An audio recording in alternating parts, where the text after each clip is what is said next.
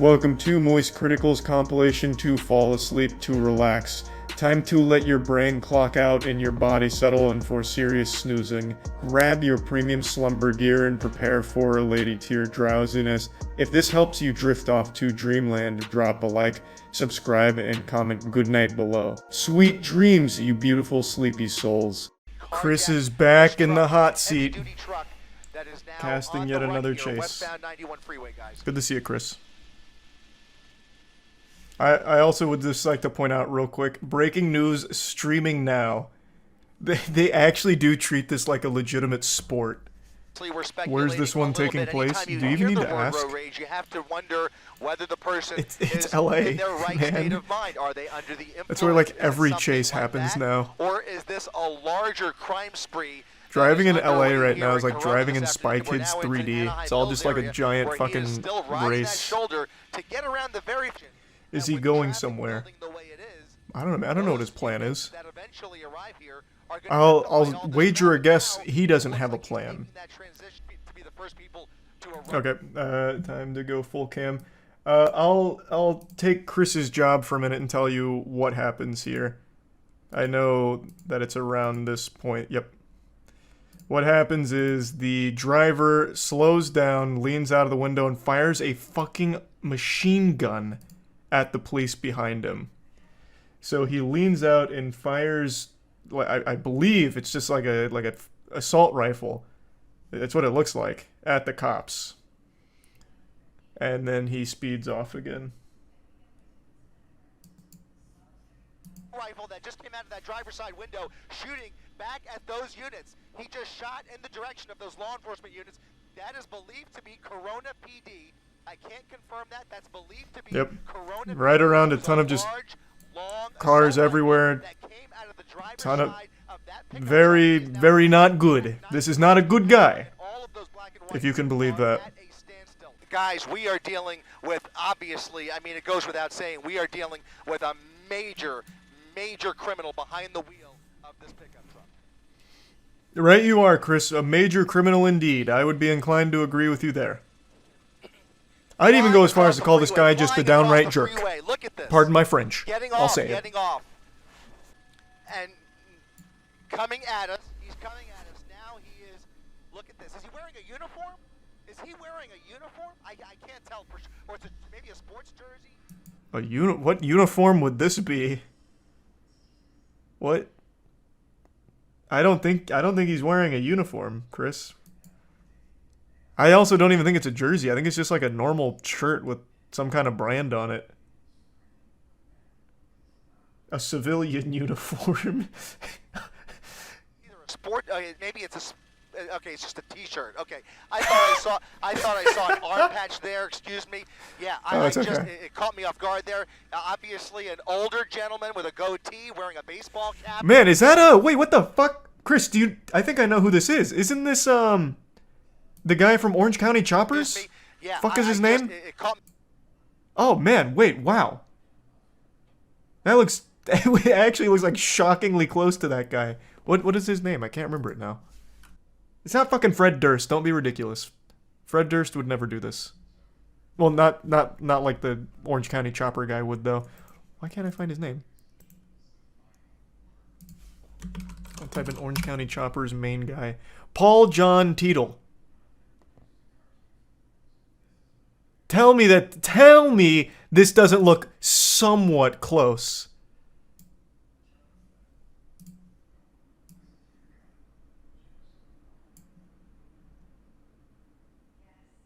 I might be onto something here. I'm no like crack shot investigator, but I tell you there's something fishy afoot here. With that gun in his lap. Jesus Christ. Yeah, he's got a gun in his lap. Oh, lap. he is wearing a jersey though. You were right about that, Chris. Truck next to him, the driver rolling down the window, taking his AirPods out. What the fuck is happening here? With another driver. Looks like he's asking for directions. He's asking for directions. What he's the at fuck? Tustin Avenue, just off of the 55 freeway, and it looks like he was trying to figure out where he is or where. What the fuck? This is real life. If you showed me that in a movie, I wouldn't believe you. The California Hey, Highway buddy, how can I escape the police? Oh yeah, if you just go up right there, there's a paint shop you can park in and you'll lose all your stars. Running never works, why would he do that? Well, he's obviously not very smart. Like, you have to be pretty fucking dumb to try. And you have to be even dumber to shoot at police. Why does it still say suspect? It reminds me of what I read today, where Chris Brown picked up, or not Chris Brown, Travis Scott picked up a fan's phone and threw it, and it was videoed the entire way of Travis Scott picking up the phone and throwing it, and they still said allegedly through the phone, even though you can see it. It's verified, it's confirmed, but you still have to say suspect or alleged, which I think is very silly. It was Chris Brown? No. I mean, this isn't that important to pause it for, but no, you're thinking of something different. This actually happened twice. Chris Brown was giving a lap dance to a woman on stage who wouldn't stop being on her phone, so then after he was fucking dry thrusting his butthole on her leg, he picked up her phone and threw it. But Travis Scott was in the headlines today because during one of his sets, he took some fan's phone that was recording and threw it. It's two different instances. Cameraman better be getting paid well. Well, cameraman and Chris, they're a great team. They work really well together. The coverage they provide of car chases is like Super Bowl level. Red light, through the light, cutting off somebody going in oncoming lanes of traffic, westbound Artesia Boulevard, coming up to another red light with lots of cross traffic, going through the red light again in the wrong lanes. He's going the wrong way on Artesia Boulevard. Oh, you know those horns are ripping at him. Continuing westbound Artesia He's got to be so embarrassed. Guys, what we don't see here the ultimate shame. Law enforcement yet. Surprised he hasn't been shot by another driver. You can't predict. Man, what? He hasn't established any kind of a pattern. Why would he? It's not like they know that this guy's a criminal. It's not like they put out an APB over the fucking radio where it hijacked every car's system and just blasted, be on the lookout for a black pickup truck. Open fire on them if you can. SUV, perhaps a different. This might be the worst time of the day to see this happening. I mean, yeah, this is terrifying with how many people are walking around. People getting off school, as you said, people coming home from work. The streets are obviously very busy. We have a couple of vehicles here. It's not even like a big traffic jam. He is just yeah, he's just a fucking idiot. What was that? What the fuck was that? This guy's just an absolute maniac. I can't believe it. Look at this. It was the van. There was only... Oh, Jesus Christ. Look at this. A whole group of kids crossing Holy the street shit. School, letting out here. This is the worst. This is the worst. This is the worst. Let's just... Oh, he's going to try and fucking inch his way through. At a slow clip here. Lets the kids cross and just keeps going. Nobody here has any idea what the fuck has happened or what is going on inside that pickup truck. Please just keep going. Please just keep going. He's stopping. He's stopping. He's trying to maybe... That is... If I was watching this live, I would have been panicking. There are a bunch of units now. There they are.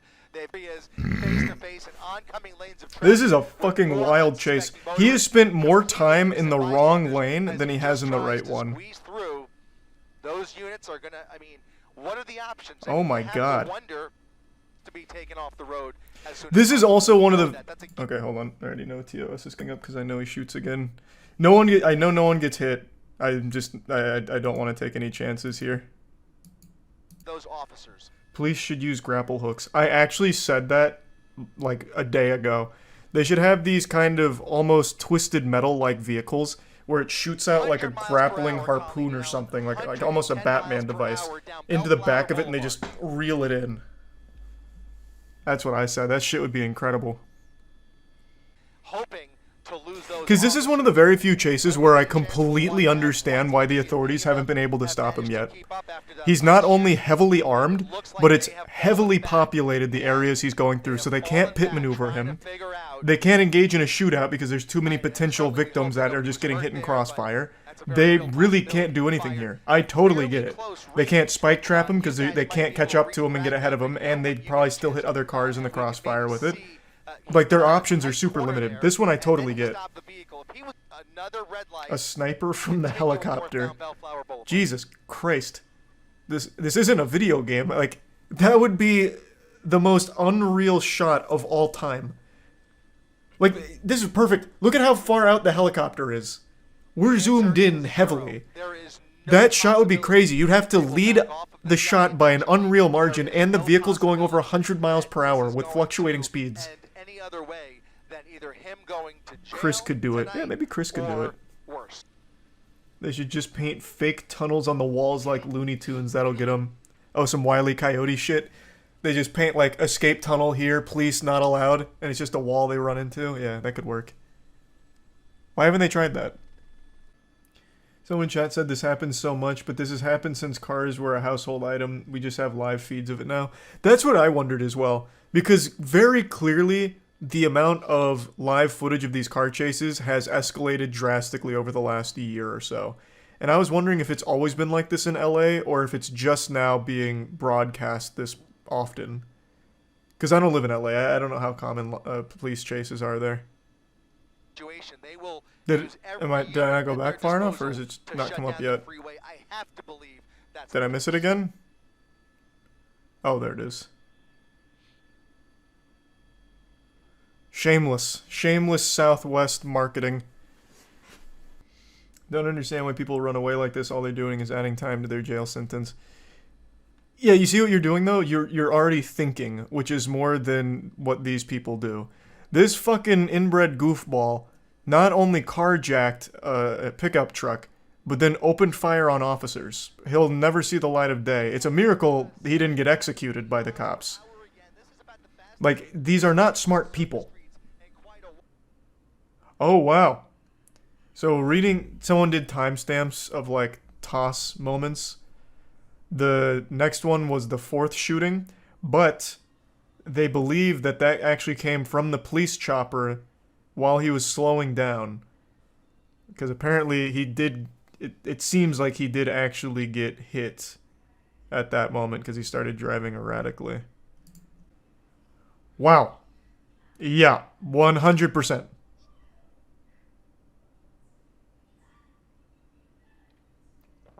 Holy fuck, they blasted him with a goddamn musket. Jesus Christ. Obviously can't show it on stream, but just seconds ago, a giant, like, blast came off of the truck, and you could even hear it through the scuffed audio from ABC here since they're having audio problems. It actually sounded like a goddamn elephant gun. It's coming to a stop, coming to a stop. Oh, actually, okay, hold on. I don't think I can show this because apparently he was bleeding from it. Oh, wait, that's not yet. Yeah, I don't know what they shot him with. It must have been a fucking blunderbuss, though, because the shockwaves... Newscopter has to come down. Take newscopter off. Damn, Chris. The shockwave on top of the truck was huge. So the chatter who said snipe him from the helicopter was right. Yeah, I guess fucking so, actually. They're all following, okay. Oh yeah, I'll eat crow on that one. I'll eat some shit there. Yeah, apparently the chatter who said why not just snipe him from the helicopter 100% was right. They actually did that. Which is a crazy shot. Well, to be fair though, he wasn't really moving when they pulled the shot off. So they might have just been waiting for the right time. Oof! Oof! Alright, hold on. Now I know this is coming up. Damn! I don't even think that officer knew there was a chase going on. The dude was just kind of hanging out. He was like, man, today's been really uneventful. Not much going on in the department. Oh, Jesus! Jeepers! Zoinks! Alright. But yeah, he apparently gets out and there's some blood, so I need to skip past that. Oh, it's after he gets taken down is where the blood is? Oh, yeah, you're right. It's okay. So everything up till the takedown looks fine. Right. I'll tell you one thing. This guy was no star running back for his football team. Running without the gun. They're going to take him down here. He's now that is rough form. My goodness. Oh my goodness. He's on foot trying to carjack But he immediately goes to try and carjack someone else. Whoa. Yep. Okay, now I've got to stop. They dogpile on top of him, though. And then you can see some blood on his shirt. Okay, there's no blood here. What the fuck? Is this a... Hey, I'm not familiar with normal protocol, but do they usually do this like a... Get him up here like a wild hog wrangling? The fuck? It's like a prized fish. What the fuck? Even Chris is stunned. On 5. Open my tackle box. No, That was a fucking crazy chase. Knocked his ass out. It didn't look like he was knocked out, but maybe he was. It's very possible. Yeah, that would explain it. I can't believe he didn't take the gun. I'm happy he didn't. But he ended up being the hero. He finally stopped this madman. Actually, that was... apparently they arrest some random person at the end, so I guess we'll go to that in a second. But unironically, that officer... He's like Luigi. He won by kind of just doing nothing but being in the right place at the right time. So this right here was actual best case scenario. You couldn't have drawn this up any better.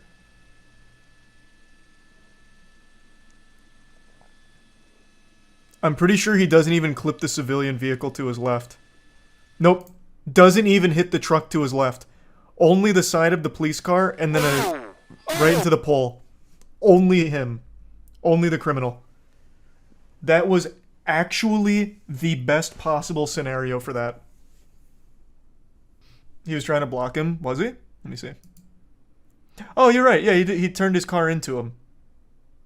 I thought he was just in this other lane. Yeah, you're right. No, he does make an effort to turn the car into him. Either way, the man's a fucking hero. I'm not sure how much of that was calculated, but it worked out beautifully. I have no doubt that probably saved lives, too, because this guy was unhinged, just actually shooting into crowds.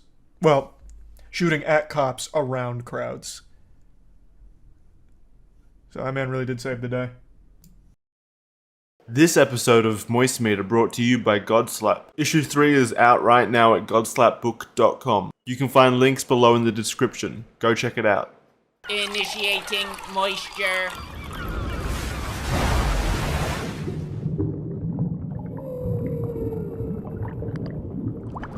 Welcome to the Moist Meter. Today we're taking a look at Evil Dead Rise. This movie was shockingly good.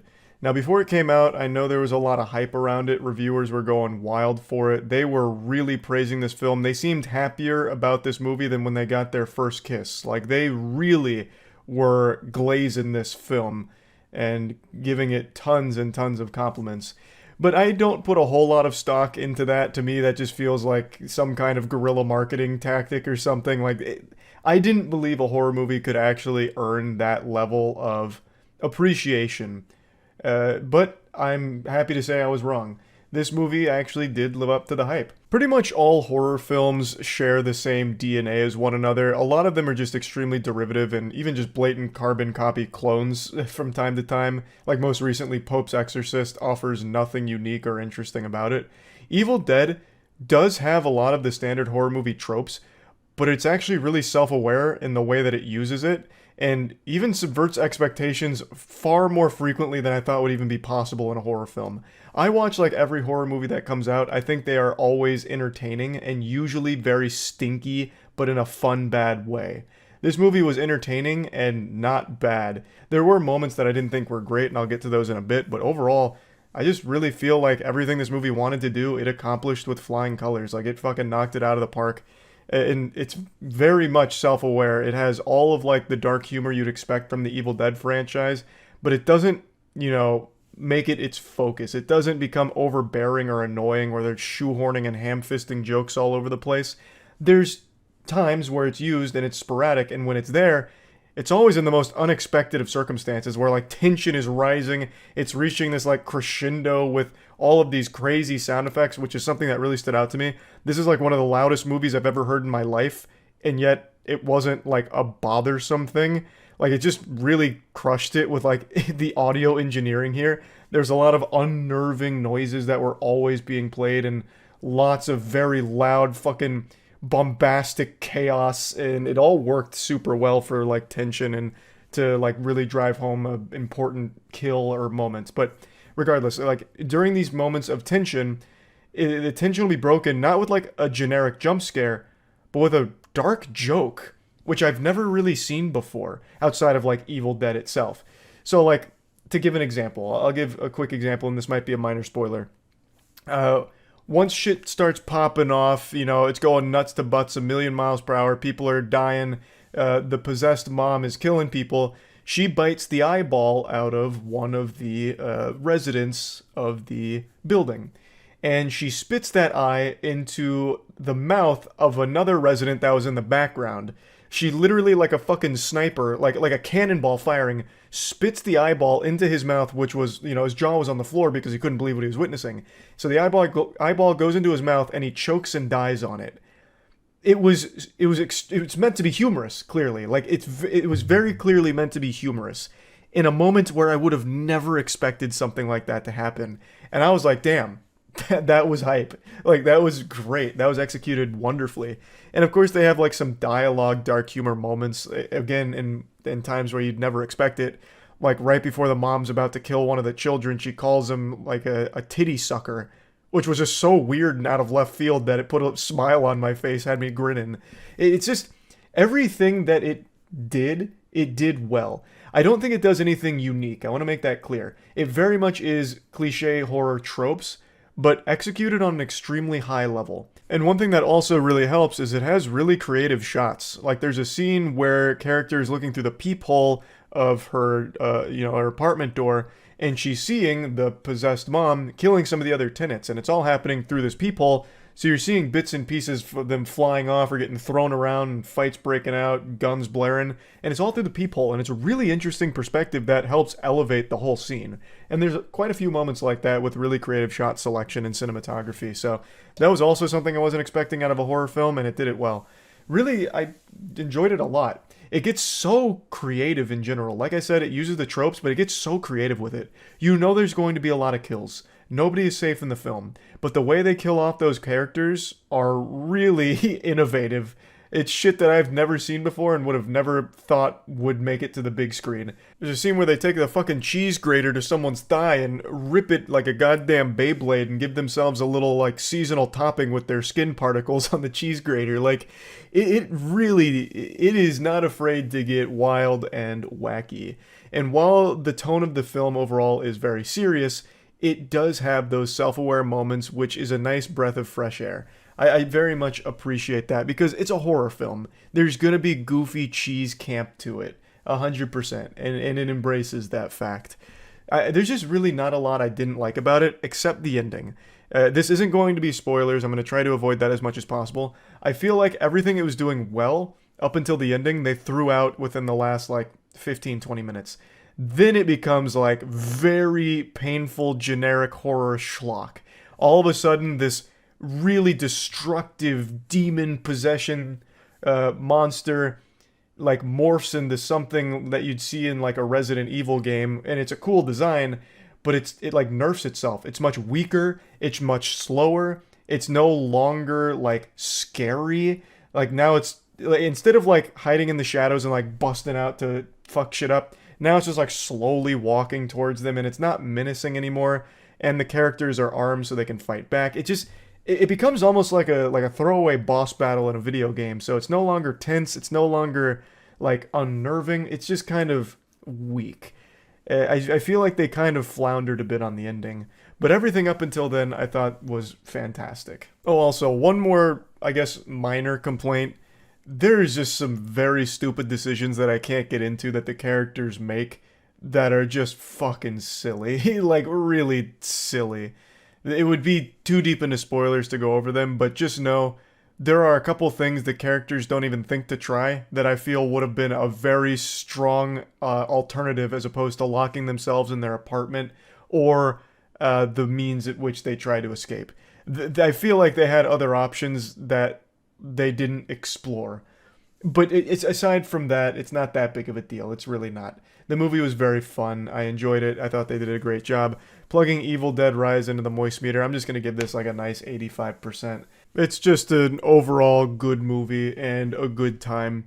So yeah, that's really about it. So yep. as most of you know, we started our own comic book series called Godslap. Everyone who's read Godslap so far has unanimously agreed that it's the best comic ever produced, and Godslap is well on its way to becoming the biggest name in all of comics, overthrowing Marvel within the next 5 years, according to recent scientific projections that I'm pulling out of my ass. It's a passion project created by myself, Jackson, Danny, and Matt, and we brought in an industry veteran named Aubrey Sitterson to help write it with us, and we're extremely proud of what we've created. Issue 1 and 2 are already out, and Issue 3 came out today, as of right now. Issue 3 is available at godslapbook.com, and per usual, this is the standard cover, but we also have 2 limited edition variants, which will only exist until they're sold out, and then they'll never be reprinted. So they're available at godslapbook.com. I've never been a huge believer in fate or destiny, that people's lives follow a predetermined path that they're forced to go down. I've never really subscribed to that belief until recently. I think there are people out there that are just born to be losers. Just like a joke of a person that follows this trajectory of the most pathetic path possible. I'm talking specifically about one man that I've made multiple videos on now, named Billy Mitchell, the self-proclaimed video game player of the century, a lame-ass title that he pretty much gave himself because he had some high scores in some old video games, most notably his King of Kong score, the high score in Donkey Kong, which he cheated for.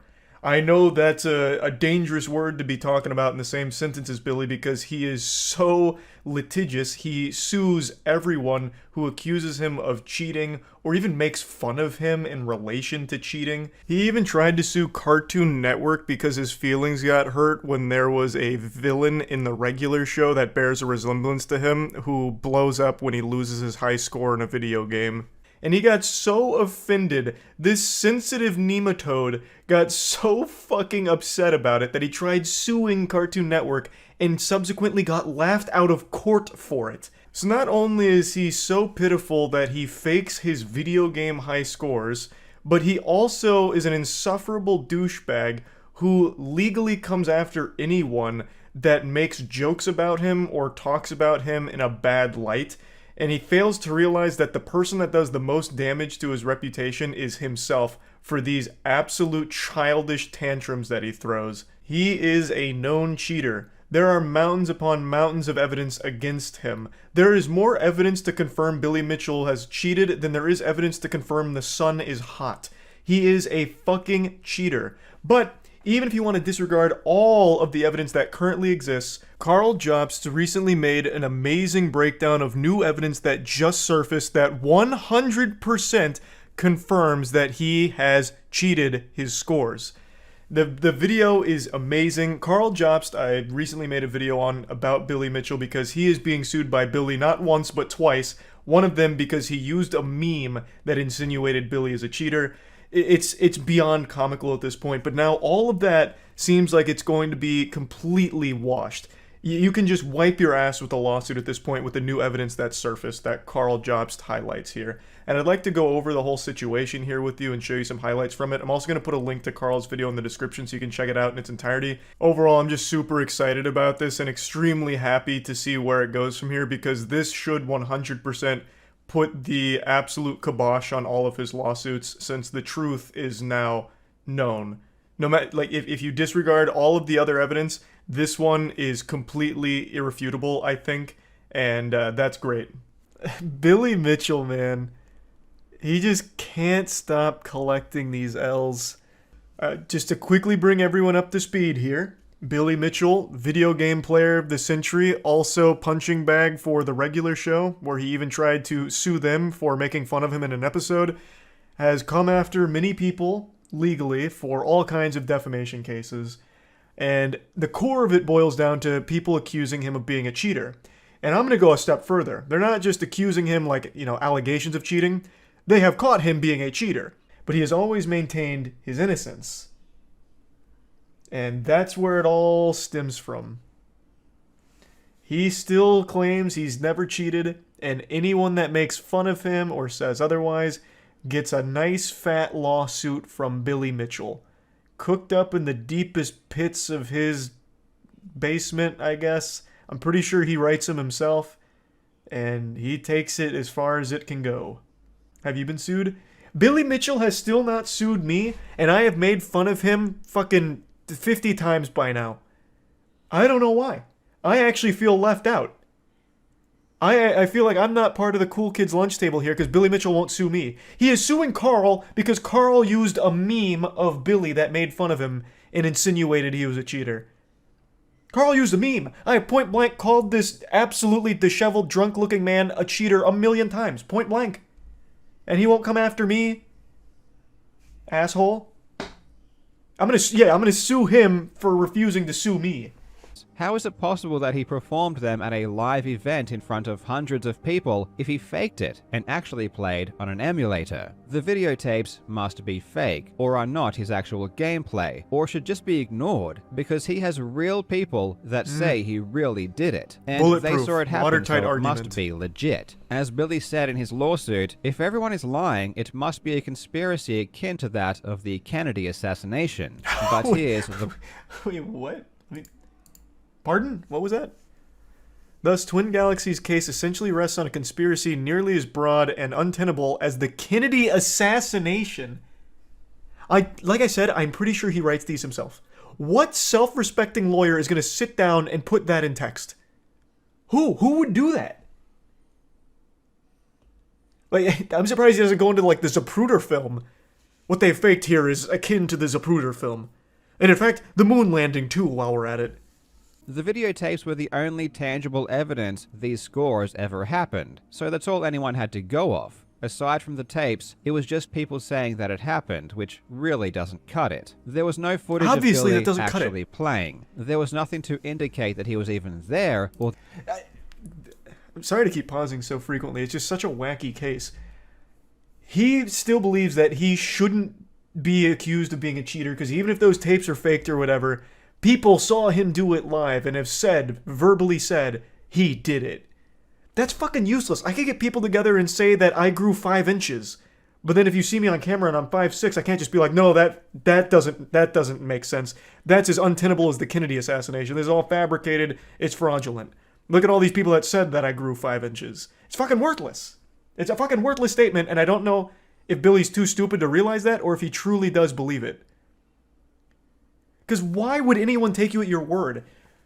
I could say I got the high score on Donkey Kong. I got a 15 billion. And then I could have everyone in chat say, yeah, Charlie got a 15 billion. Should Twin Galaxies put that on their website and make me the world record holder? I don't have any video evidence of it, but I have a ton of people that said I did it. The answer should be a resounding no. It's so silly. It's so silly. that he played at all. That is, until now. For the first time in 15 years, photos of Billy Mitchell at one of these events where he claims to have achieved one of his world records have surfaced. And I'm not going to beat around the bush. These photos absolutely destroy Billy's case. He is done. There is no more doubt Billy will lose his lawsuit. These photos... This is already so fucking good. So these photos destroy the lawsuit. Why? The referee who looks really sad to be there? Did he let the cat out of the bag? Man, that tie is mean though. Look at Billy Mitchell's tie. Holy shit, Captain America over here. These photos do more damage than anything that has come before them, and I'm not exaggerating. Even if you disregard all of the videotape evidence, Billy's world records would still be disqualified, and he would still be banned for lying just because of these photos. So how is that even possible? Let's find out. I really hope you enjoy. Man, this would be worse than if his sex tape leaked, Now, I guess. Legends, I am super excited because the second is a 1.05 million point score Billy achieved in 2007, which is known as the mortgage broker's score. This is because he supposedly achieved it at a mortgage broker's convention. The videotapes for both of these scores show footage that isn't legitimate. This is a fact, and it's why he was banned. But aside from... Oh, let me read that one more time. It's been a while since I've seen this. It is inarguable that he was cheating, by the way. It's not allegations. It is legitimately inarguable. I can't remember. Did we go over the entire evidence package on stream at some point, or am I having a fake memory right now? Maybe we did it on the podcast. Because I do remember going through at least a good chunk of it. Quite a while back. Number 3 is just a single sentence. During the event, Billy played in a very large convention room and interacted with and performed in front of thousands of people, myself included. And? It's... Oh, this is all one person's statement. Oh, I thought this was 5 or 6 different statements from different people. I was like, what the fuck? There's nothing more there. This is one person's account. Okay. This is part of the whole thing from her statement. I was like, Jesus, come on. I don't know if I feel like going through the whole thing. But I guess a written testimonial claiming that they saw it, that's all you need. Surely there's no such thing as lying. And many of the members I worked with are still active members now. All this information is very available, very public, and quite memorable. Sheila, why are you writing that with so much attitude? You're not the one on trial for cheating or anything. That was a very aggressive sign-off. This leaves 3 witnesses that say they directly saw him get the world record. The first is from a guy called Richard Mallion. He says he watched Billy's score reach beyond 1 million points and that he saw him achieve his targeted score. Richard is actually a childhood friend of Billy's. In fact, he appeared opposite Billy in the school yearbook. But let's not hold that against him. While it is common for friends to lie for each other, let's not assume that's what happened. He has a nice suit, and he has a nice watch. Very trustworthy. No one who dresses this well could lie. So I'm going to put that into the yes column. For the no column, there isn't much I found out about Richard that really concerns me, except for this super tiny detail of him pleading guilty to conspiracy, securities fraud, money laundering, and criminal contempt in 19...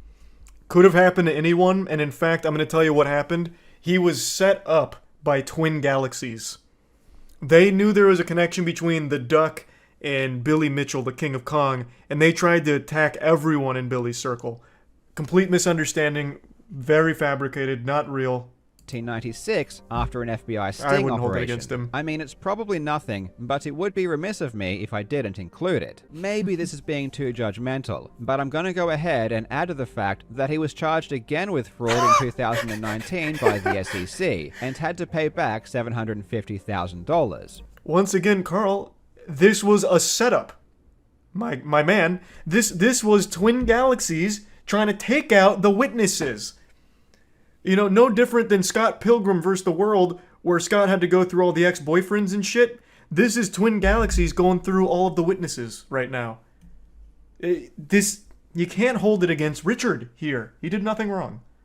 In 2021, Richard was unfortunately arrested for conspiracy to commit fraud. Look, he has just not been lucky when it comes to fraud. He keeps getting caught. I, for one...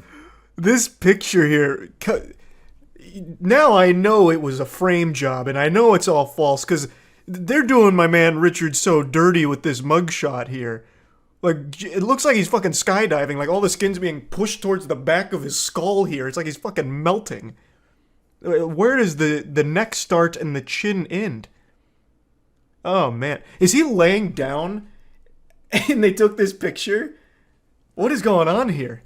Keeps getting caught. I, for one, do not hold this against him. When I look at this table, I see 3-3. It's pretty That's even. tough. That's Personally, a toss-up. I'm leaning towards trusting the guy, but you let me know in the comments what you think. Okay, so Billy's first witness is a bit sketch. Who's number 2? Billy's second witness that says he saw him get God, it it's is Todd Rogers. Oh boy, this is not going well. Okay, hit me with number 3. Surely we're going to get a winner.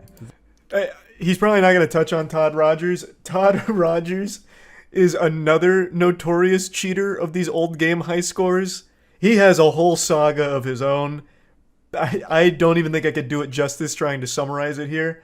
But that is so poetic that one of the other witnesses is fucking Todd Rogers. That's amazing. This is like a team of Avengers that he has for witnesses.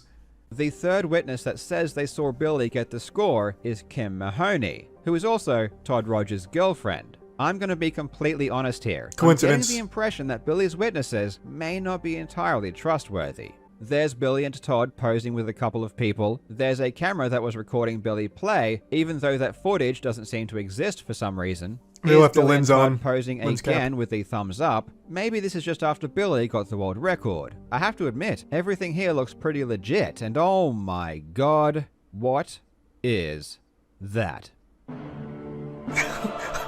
I don't know what I'm looking at. I'm not knowledgeable enough. What is it?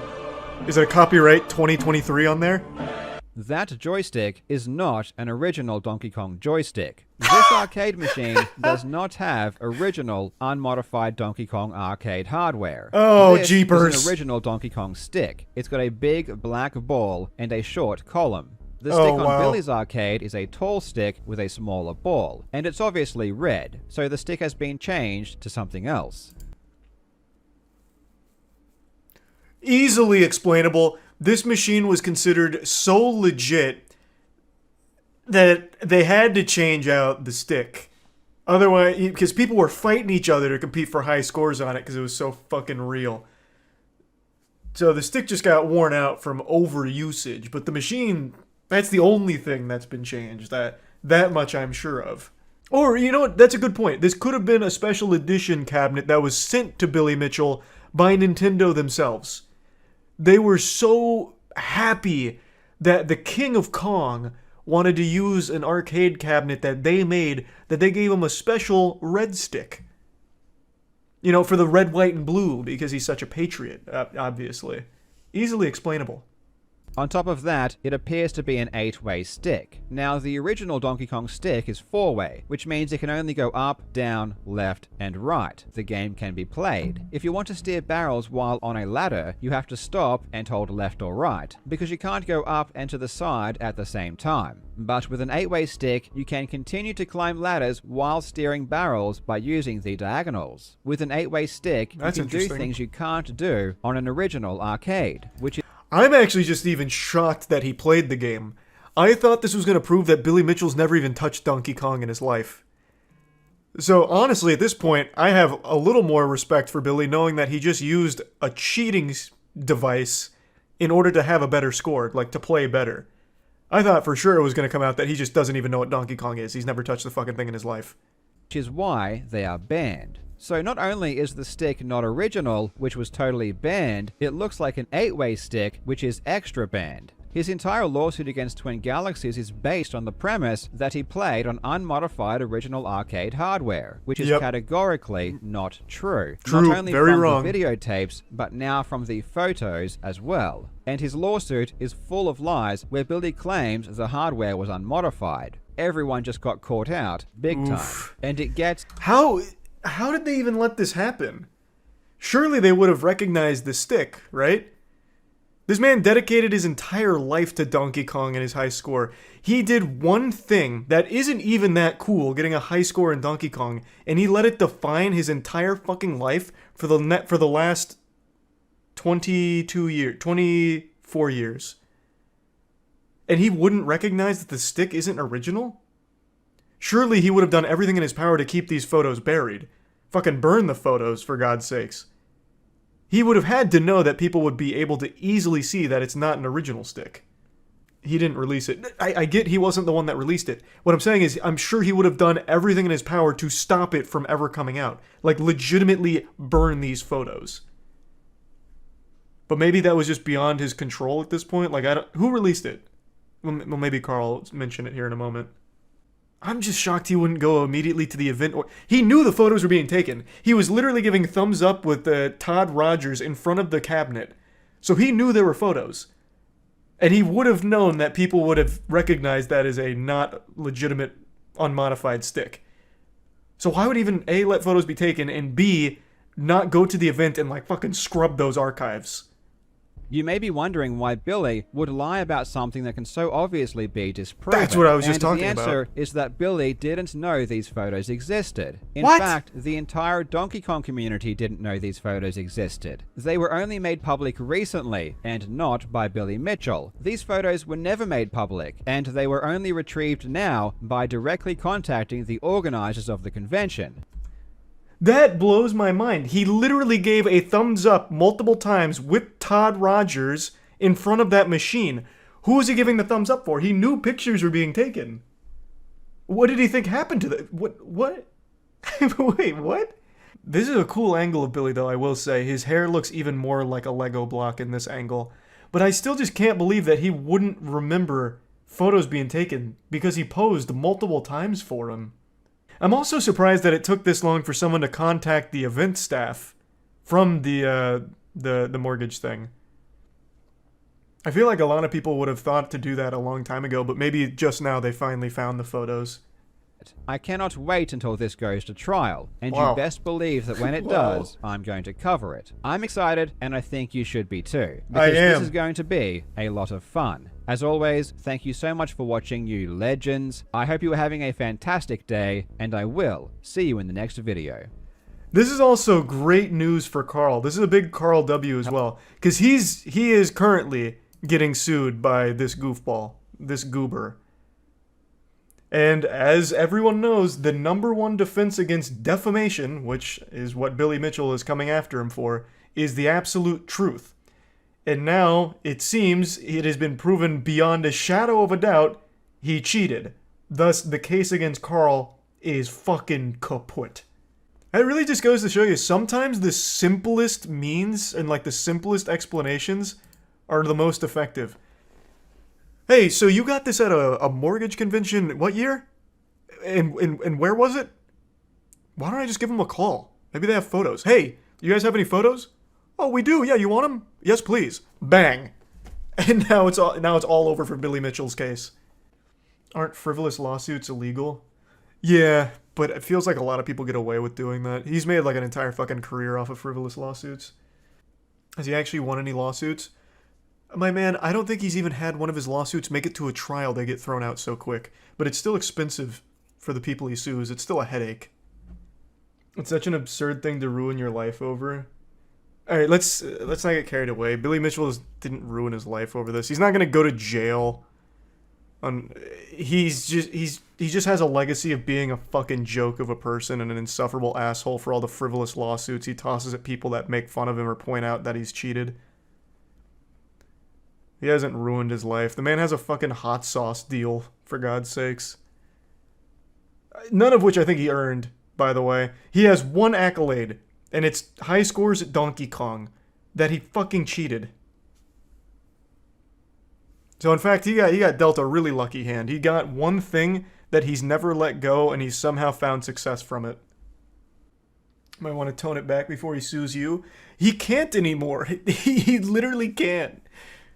Because the truth is now abundantly clear. Even if you set aside all of the inarguable evidence of him cheating, now these pictures that have come out confirm it even more beyond a shadow of a doubt. He legitimately can no longer sue anymore.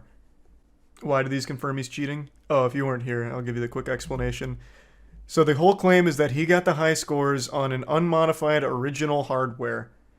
However, now that these pictures are out, you can see it's not.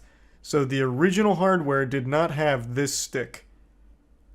It had a small black stick. So it had a black ball on top and the stick. Not this. So immediately that disqualifies all of his records because it is not unmodified hardware. He's lied about it. It is clearly modified. Oh yeah, and it's an 8-way stick apparently, which is another banned device because it gives you an advantage. You're able to cheat the game a bit more by being able to go in the other 4 angles here diagonally. So this stick right here just throws out everything he's ever claimed. That's just the stick cover. Well, it wouldn't matter. You know what? Let's play ball with you. Let's assume that is a stick cover and the original stick is still under there.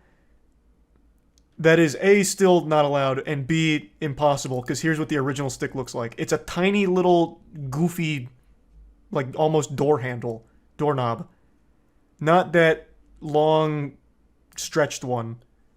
So it can't even just be a cover. It is a completely different stick. Chode versus grower. Yeah, I guess kinda. The OG's more chody. Not only that, I bet there was an emulator built into the arcade box. We're setting aside all of the massive amounts of evidence talking about it being on emulator, not original hardware. We're setting all that aside and just going by what we can physically see from the photos of the event, where it is clearly modified. You don't even need to touch all of the deep analysis, which also confirm that it's illegitimate. You can just look at the photos from the event and still get the correct answer that it's fake. I'm curious to see how he decides to fight this. You know he will not admit it. So, I'll make a prediction, and right now I'm on fire with my predictions. I think the way Billy Mitchell tackles this is the exact way that any fucking geriatric person would. It's all fake Photoshop, AI, fabricated. He's going to claim that these photos are fabricated, they're AI generated or AI enhanced, something like that. The photos are fake. They've done something with the knob. It's, this was an original knob, but they've edited it all out. He's going to harp on it being photoshopped and doctored. 100%. A big thanks to Bungie for sponsoring today. I think it's going to be a lot of fun. There's a lot of exciting new stuff in here. I'm sure you've all seen the trailers already, so like the grappling hook and everything. I think we're all pretty excited. We're going to also be playing with our other raid team members, Jackson, Char, and Donuts. Yeah. What's the time for you? 1 a.m. isn't it? 12:30. So it's nice and early. This is Lightfall content right now, right? This is the seasonal story. Defiance. Yeah. Thanks, Risa Bungie. Ooh. Not the Bungie you think it is. How sure can you be? Well, it's Bungie Gungo, so Okay, probably not the right one. That's would be just my guess. that's their casual account. Their unmarked They go police gungu vehicle. mode. Yeah. I can't remember. Did you do any seasonal stuff last season? Season of the Seraph? I don't remember either, to be honest with you. I don't think so. Do you remember going up to space? This whole game takes place in space. The raid, one of the raids, right? Deep Stone Yes, then Keanu we spent like 8 hours on. Group. Were you there for that, Donuts? Yeah? You were in that. You were in the team when we did Deep Stone. Yes. Oh, well, wait, hey, you can settle something then, because Jackson insists that it was me that wanted to quit when it absolutely wasn't. Well, definitely Yeah, it wasn't wasn't me. you. Thank you. It absolutely wasn't me. Who I was think it? it was just like everyone was just getting tired. I don't know. But I feel like someone brought up quitting. It wasn't me. I think it might have been Danny or Matt. I don't think it was Danny. I also don't think it was Danny. Danny's usually good for the long haul on those kind of things. Yeah. But it wasn't me. I don't know why you always say it was me. I Just so assume it was fucked. you. Why? When have I ever backed out of Because some you shit lose. like that? You don't usually back out, but you lose steam quickly. Like once something becomes monotonous, you get bored of it. That is such a fuck. Jackson, I play RuneScape. Are you kidding? That is a good point. Yeah, it wasn't me. You were fucking delusional. It wasn't me. We were planning on trying something for DPS, but your chat said it was like completely brain dead. And it turns out it wasn't brain dead, and that's how many teams got through. Oh, Was it was double that slugs? slugs? Yeah, it was slugs, Yeah. right? It was slugs and outbreak. I don't But remember Char the said outbreak. something like when he went back to watch the footage. Oh, he wasn't on the team actually, so he would have just been watching, I assume, something like that. He told me the other week that you were using a shotgun that wasn't a slug or the correct slug or something, so you were doing like no damage. That sounds about right.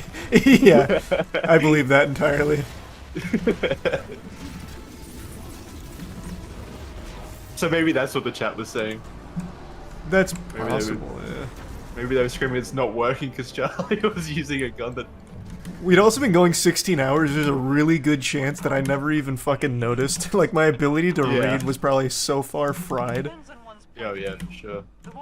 There's a certain like time threshold where everything just becomes a blur. Yeah. You never did have much respect for boundaries, did you? It's about 30 minutes in for me usually. I'm venturing out of my bubble here. Wish me luck. Good luck. You gotta kill the wizards are at the front. We gotta kill one of the wizards and bring back the orb. Yeah, I'm going for it. Did I pick up the orb or a strand meditation? You got it. Okay.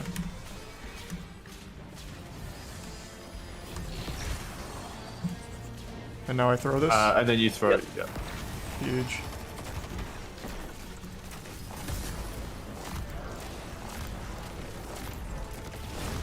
Woo! Huge. And now the EDZ is safe, baby. Oh, look at all these new friends. Yeah. This is at a 1782 as well. That's fucking fat. Wait, 1782? Yeah. So it drops powerful, does it? That's good. Did you say you needed stuff from Nimbus as well?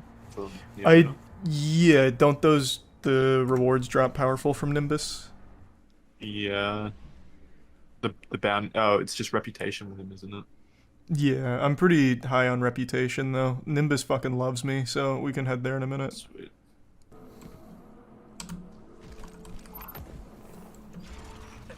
Let me kill all these ads here with my ult. You go for it.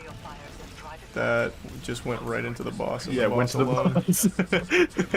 That was tragic. Holy that fuck! was the worst possible thing that could have happened. It didn't split off from him at all. God damn it! Hey, this did great damage to him.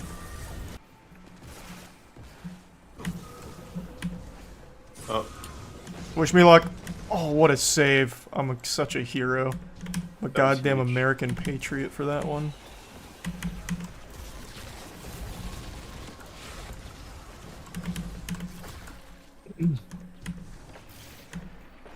You get the Bungie Medal of Valor for that one. You'll see that on their official Twitter account pretty soon. You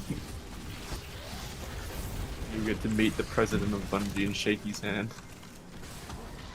Oh Should man, give you a powerful engram. we haven't been here in a long time, Jackson. I This is was where just thinking that. Yeah. we spent like 3 hours trying to solve Puzzle searching. the puzzle.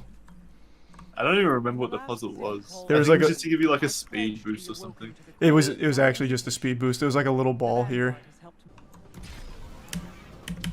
So this was a puzzle that dropped randomly yesterday. See, there's like these white orbs everywhere above me right now. Yep. We gotta get all of them. So jump over it and then follow me. There's one Alright. down here under this bridge. Access code. Okay, I'm connecting the numbers go to- in my head. Go to donuts. Wait, I was following you. And this is for an exotic quest. Yep. Yeah, exotic. Yeah, quest. Just So- a random, unique quest line that dropped. A mission that dropped yesterday. See, look up in the sky. The giant Vex portal now. Oh shit! So we summon them through Shit's those going down. cubes. Okay. Yep. Those dirty perverts. What? Well, he's right. The Vex are known to be perverts. That's why they simulate all these different timelines, so they can get the most content. That was what my thought process was as well. It requires the season pass. How do I not Do you have not that? have it? There How do is- you not have that? There is no. I bought this thing twice because you made me buy it twice. There is no way I, know, don't how- have this. How the fuck do you not have it? Wait, let me see if it lets me start it. Okay, yeah, maybe it was just because I wasn't fire team leader. But what? There, chat's saying it's just a bug.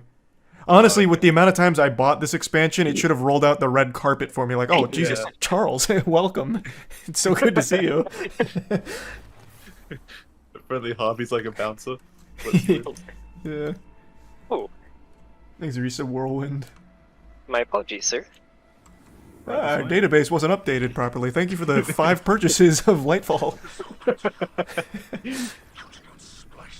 Oh, it's a glaive. Yeah, Wait, to get Nice. through where? up here. Jesus Christ, donuts. I see. Yeah, hold, block and go through. Yeah. I'm trying. Do you not Subject have? authority insufficient. Wait, do you not have the authorization override mod slotted in on the weapon? Jeez, what is all of this shit you're saying right now? I forgot You to don't get have it? authorization. Ah, you fool! No. You guys just get to watch me do it. Oh, I got it too. Never Oh, mind. you all go. Fuck. Yeah. All right, whatever. Now I'm authorized. I have permission. You're welcome. This is a cool area. I always like areas like this with the Vex that looks like some like Tron kind of shit. Ron stuff, yeah. Yeah. I love it. Alright, so the mechanic here is there's going to be symbols right here, square, square, diamond, and then we're going to input the code into the middle thing just by shooting at this symbol. Square. You wanna see if you can read out the Wow. symbols? No, dime. Oh, so I just need a better spot to see the symbols. Diamond. Yeah. Oh, I shot triangle, so good thing you got it before I did. Diamond, end it. Bang. That was all me, baby. You access denied it. Wait, what? That wasn't diamond? What did you shoot? I thought it was diamond. That was all me, baby. Square, diamond, square, diamond, square. Oh, I got too rambunctious. Alright, I'm sorry, guys. I'm sorry. Osteo really does just kind of fucking shred everything. It Jesus. is nuts. And it's even better with the catalyst because it just automatically reloads on kill. Oh my god, wait, what? You can get up to like 100 ammo in the mag. This is a cool mission. I love it. And it just came out of nowhere too. I love when Bungie does that. Yeah, there was a chance like like- nobody ever found it though, right? Like if you just had to be in the area when it dropped. Yeah, you just be in that area and notice one of the cubes has shown up. And that's how you get into it. That's the kind of shit that makes Destiny cool. Yeah. There was a block man with his hands up, like surrendering, but I shot him anyway. Is that going to be a problem, or is that correct? Yeah, he was trapped in the Vexnal. Yeah, that's a character that got removed with one of the deleted planets and he inserted himself into the Vex network like 3 years ago. Why does he keep wandering around with his hands up? He's trying to get our attention. He doesn't want to be in here anymore. He wants to be out. Surely there's a better way. Yeah. These exotic hidden missions are just... Thanks to tier 1 Sonic. Yeah, like Whisper and Outbreak. Yeah, were Whisper, Outbreak. Ooh, Outbreak was pretty cool. That had that wild jumping puzzle. Out. Don't make the same mistake. I never do, baby.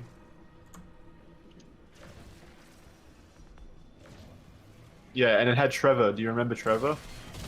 No, who's Trevor?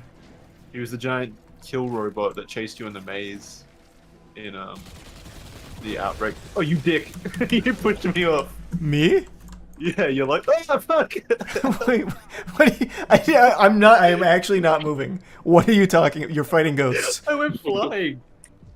I didn't move a muscle. I really do hope at some point, for absolutely no reason, they do bring back Migor just one time. Yeah. Just for the one Bungie, time. if you're listening to this, please, it would be great fan service. Not for the audience, just for me and Charlie. Yeah, does anyone else ever reference Migor, or is that just us? It was just one random enemy. It wasn't a There's random nothing enemy. before. Yeah, it was. No, he was he existed in the prison when we were trying to break out Cade 6, and it was like, watch the Well, fuck yeah, out, it's but Migor. There was like no law reason for him being there, or having that name, or anything. Yeah, true. So, come stand in this hole.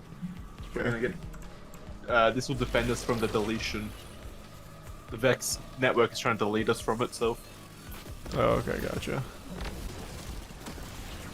28 seconds to collect 10. I've got 5. Oh, I just got... Wow, that hobgoblin fucked me. We got enough time to go get him. Yeah, that hobgoblin is not messing around, I'll tell you right now. That guy's fragging out. We got 9 seconds. Get in the hole! I'm in. Or hobgoblin Oh, sniper. What did he say?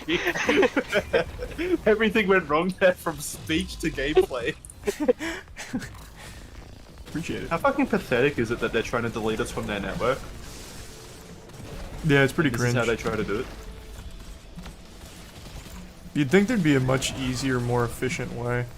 Kind of like in Avatar, like the first movie, why not just nuke from outer space? They could absolutely do something like that here, just... Well, they live in the Vex Turn it- network, so they'd be killing themselves too. Oh, like this is like their throne world, basically? Yeah, basically, Yeah. yeah. Okay. That would be a pretty powerful way of killing us, I guess. Or just send like 10 hobgoblins. True, they could just really double up on hobgoblins. This place is dangerous hiding down here. That hobgoblin's still looking at me. Oh, I'm dead. Oh my god, that was all our fragments. No, I deposited 5. Jesus, those hobgoblins do, fucker. Yeah, pick up. I got you, I got you. We're No, gonna he's- get deleted though. These hobgoblins are going insano style. Yeah, you gotta deposit. Deposit. Uh-oh. I deposit. Ah! Oh yes, I made it. You won't believe who took me down. It was that bastard quantum hobgoblin. That dirty rat.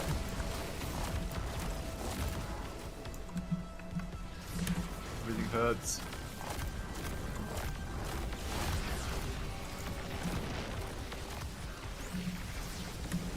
Where's this guy going? Wait, what? Yeah, where is he? He's going straight to hell. He's going right back to the milk. He's actually in the milk. Oh, I killed him. He drowned.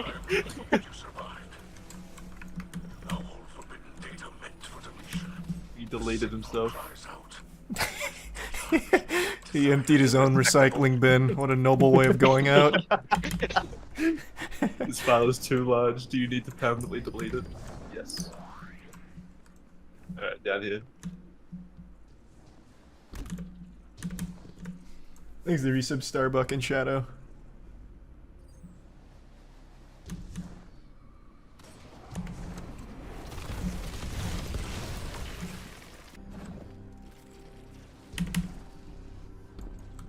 Oh, I don't know if I have a sufficient authority here, Jackson. We're probably gonna need your VIP pass. Oh, never mind.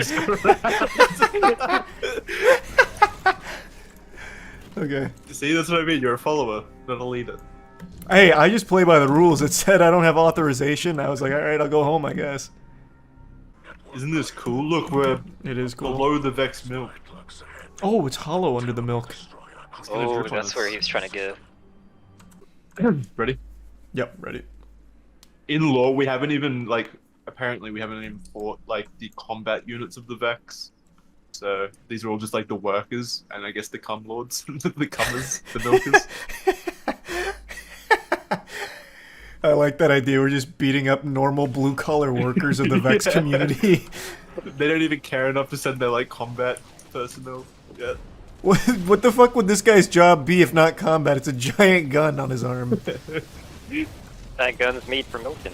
Yeah, it's Maybe, usually I guess. used for stirring the milk pots. Fun fact for you, Charlie. Brachion, he was a D2 vanilla strike boss that we killed a lot of times. So he retreated into the network, clearly, or something. And now he's back. Repurposed. Like, back in what way? Like in another strike? Or is he here with us right now in this room? Or like, what do you mean? What do you mean? He's the boss. Right Oh, below. this- the name. Oh, I didn't look at the the name name. at all. Gotcha. Gotcha. You really are bad at reading. After, I just like, didn't. an hour. I just literally didn't look at the name at all.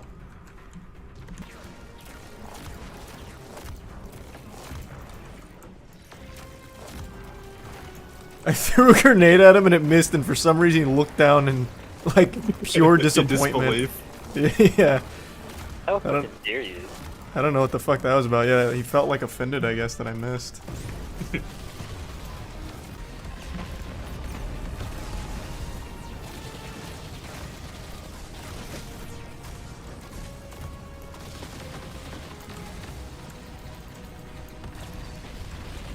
Nice job. Nice, easy. First try. See, one of these hidden exotic missions each season, and I think the game's going to be in a really good spot. Oh, I got a lot from that. The Vex move. That's never mind. Let's go, 1784 helmet. It's about fucking time. A powerful concentration of light energy?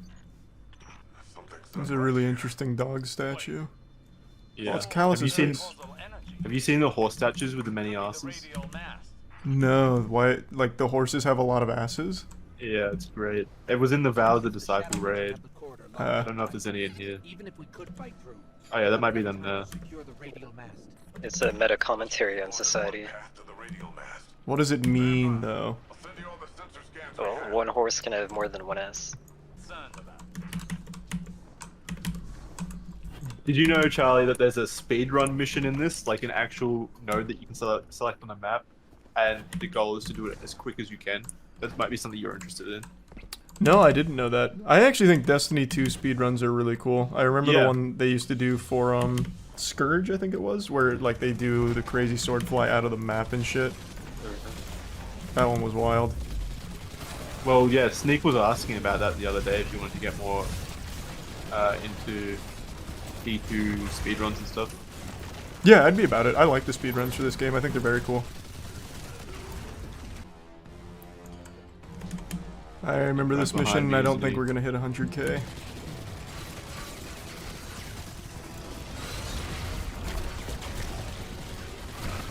Wow. Oh, wow. Okay. Oh. What? That was the worst we moment of should his have life. Waited. Yeah, a lot of Oh that. yeah, ad spawn. Do you want to just... Yeah, let's just reset? restart on the difficult. This is easy anyway. We went a little Weenie Hut Jr. on this one, so just crank it up one. We should be fine.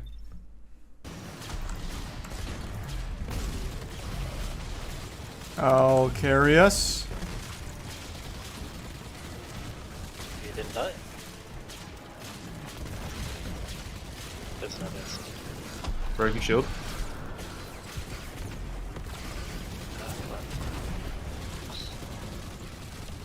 I need to stun. Oh, loadouts are locked. That's unfortunate. Good job. That's what I like to see, Charlie. Yep. What did you hit him with? Oh, I didn't do anything to him. He just got afraid of me or something. I don't know. Wait, what? What? No, you did stun him.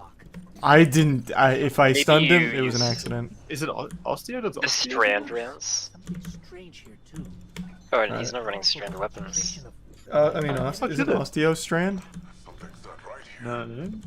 Oh, I guess it's skill. Wait, what the fuck did that? It could be the radial mass. You have Radiant from your melee. Ah, that stuns? Oh, yeah, yeah. it does work. Okay. Oh, apparently the reason it's not letting me stun them is because I'm using an SMG which already has overload. Yeah, that would be it. Man, the turret and I just had a biblical battle up here, I'll tell you what. Wow, what a To showdown. get you to 1 HP, why did you just drop down all the way? I thought it was supposed to be down here. I forgot where we're going. Yep.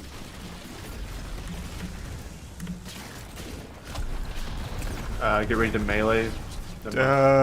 Thank God it didn't come down to that. I don't feel like our score's that much higher.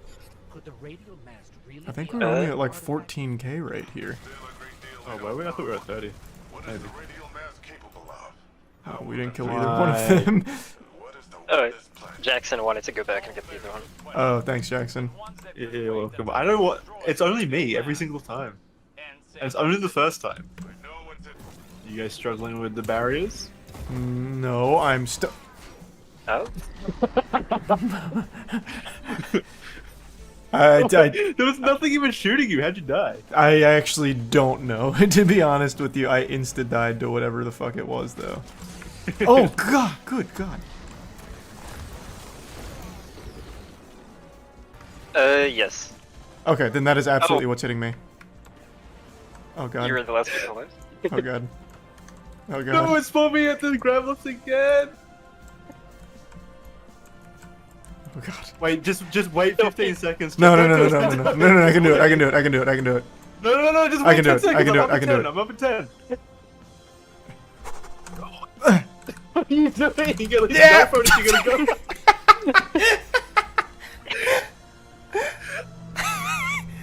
Well, this should be fine. It'll reset you with us. It was a calculated. yeah. It was a Yeah, that is calculated. technical. See, welcome to the other side of the grab lift, bud. Yeah. But you were like teasing them, and then you went out, got shot, and then like ran headfirst into the wall. Yeah, I panicked. Here he comes. Whoa! Yes. Should we? Yeah, don't kill him fast, I guess. I don't think we'd melt him nearly as fast this time on 1830. I could with my super. I can't see his belly. So So I'm just poisoning him. Oh, there we go. Now I can see it. Ads.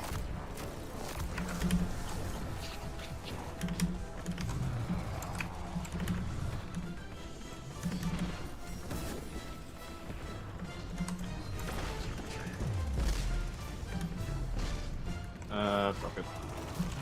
Can probably just finish him now, I'd say. What if we stop moving? Oh my god, he's fucking suppressed me out of my super. Oh no, I'm being held! Oh, you can That's finish him. fucked. Oh, I finished him while being held. That was quite a no-use situation. Good work. Nice. No. I wonder if I can ricochet this and get the wave to hit this way. I did. Damn, that was so clean. Those angles. Is that unstoppable stop there? Oh man, these angles, I'm so nasty. What the fuck? My brain is so big.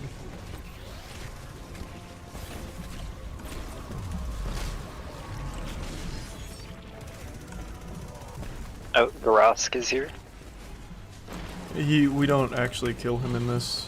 I don't think, do we? I think we run away from him because he was like the big bad when Rohan killed himself. Is that true? I think so. I'm almost positive if I'm remembering correctly.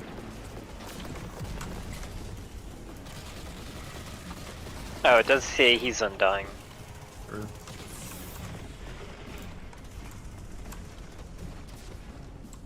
That's one step away from it saying, was there when Rohan died. After his name.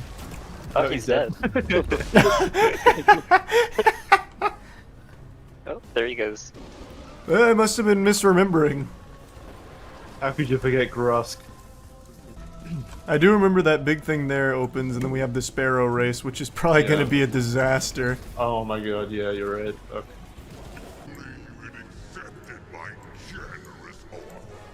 If I get shot once, I bet I die instantly. Yeah. It's going to be up to you guys. Oh my, why would you do that, Jackson? Why would you push me into him? I didn't even see him. Don't worry, that's fine. You're fine. Do we have to kill that guy?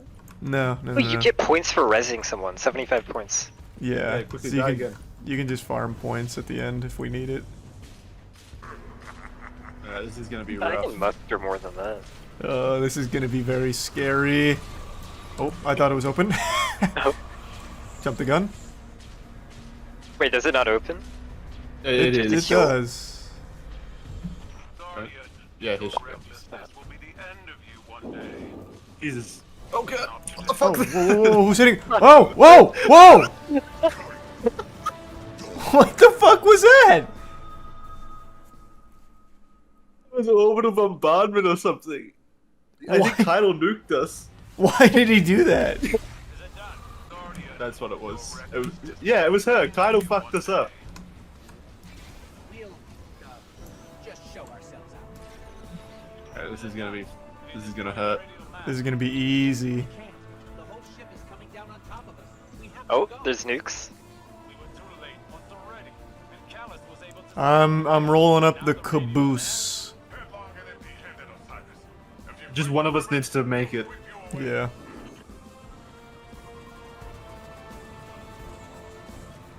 This reminds me of the final level of Halo. Yeah, Halo 3. Well, both, yeah. Oh, I took a bullet and didn't die instantly. That's actually huge for me. Okay, didn't get so lucky second time. Go donuts! Yes! Donuts go! Let's get it! Yay, let's get it! Nice job. Our hero. Give me that. All right, let's get a good hand and take it to him. Make sure he has no fun. This is to get the princess in my hand, so I don't need that. So it's buzzsaw and then right hand. Thanks for your sub, Tony. That sounds right. So it definitely is buzzsaw. It should be buzzsaw. I think this is right. Take this! You fool! That doesn't work! Good try, though. So this is smashing ground. It would have destroyed my monster. Had it not been Crooked Cook, he didn't even decide to read a little bit. Okay, this guy has no idea what he's doing. You fucking idiot. Just read for 2 seconds. Spend 2 seconds reading. I end my turn. Now we wait 33 turns for me to draw all of Exodia. What does Crooked Cook do? He's just fucking immortal. So he can't be he's untargetable, like he can't be killed, or not untargetable, he's unaffected by any card effects, he can't be destroyed by battle. The only thing you can do is kaiju him, tribute him, or piercing damage him. He doesn't even use the pot. I can't. He has to be the only card on my field for that effect, for those effects to work. So if I play any of these cards for the brief moment they're on the field, he's vulnerable. He has to be the only card. So I can't play any of these. He's using a structure deck? Oh god, don't tell me that. That doesn't even feel good then. Now I just feel bad. I think you're right. I think he is using a structure deck. Oh, Jesus fucking Christ. Okay, you know what? I'm just gonna do him a favor. Here, just, I'll beat you normally. This isn't even worth the time investment. Poor kid just wanted to learn Yu-Gi-Oh! Yep, unlucky for him. Can you stop summoning monsters?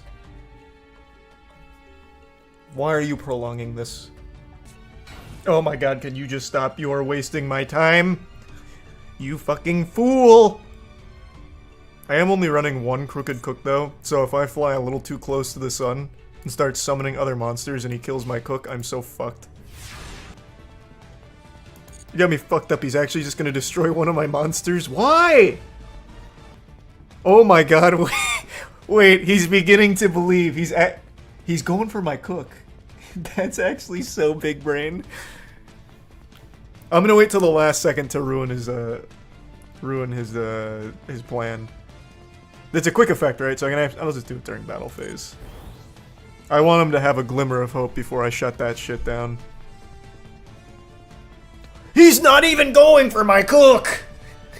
Jeepers creepers! Jiminy Christmas! He did buy him. I'm gonna have to kill him with Exodia. That's the only way I get lethal. I hope you're ready, bub! And then some of this! Exodia! Headbutt!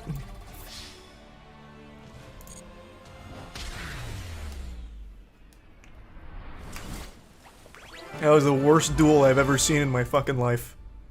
I've actually never seen a duel win or end by final countdown. Let's see if we can get that to work here. Cause I got everything I need. Buzzsaw, Shark in the hand, 2 Exodia pieces.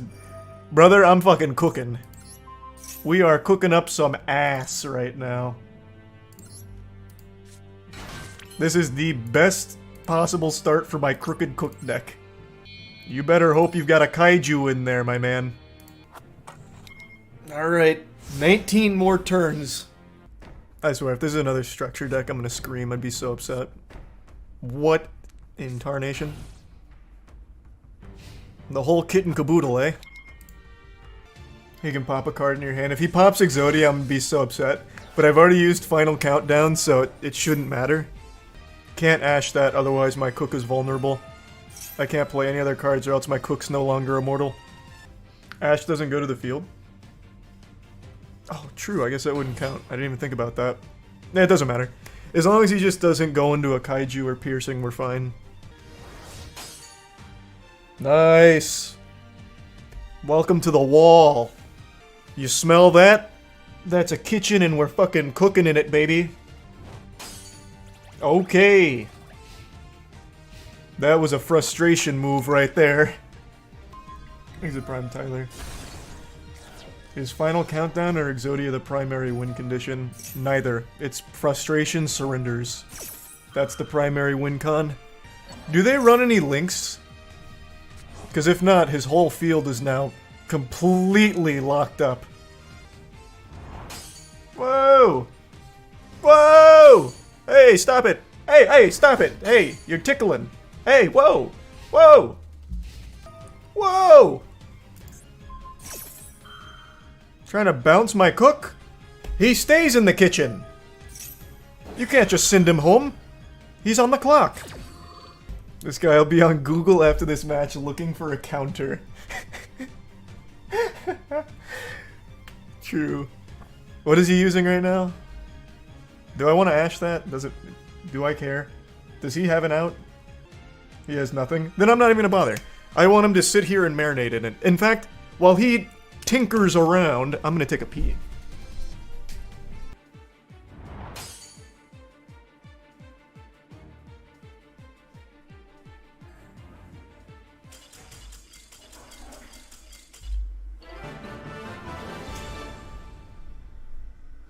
Oh, Jiminy Christmas.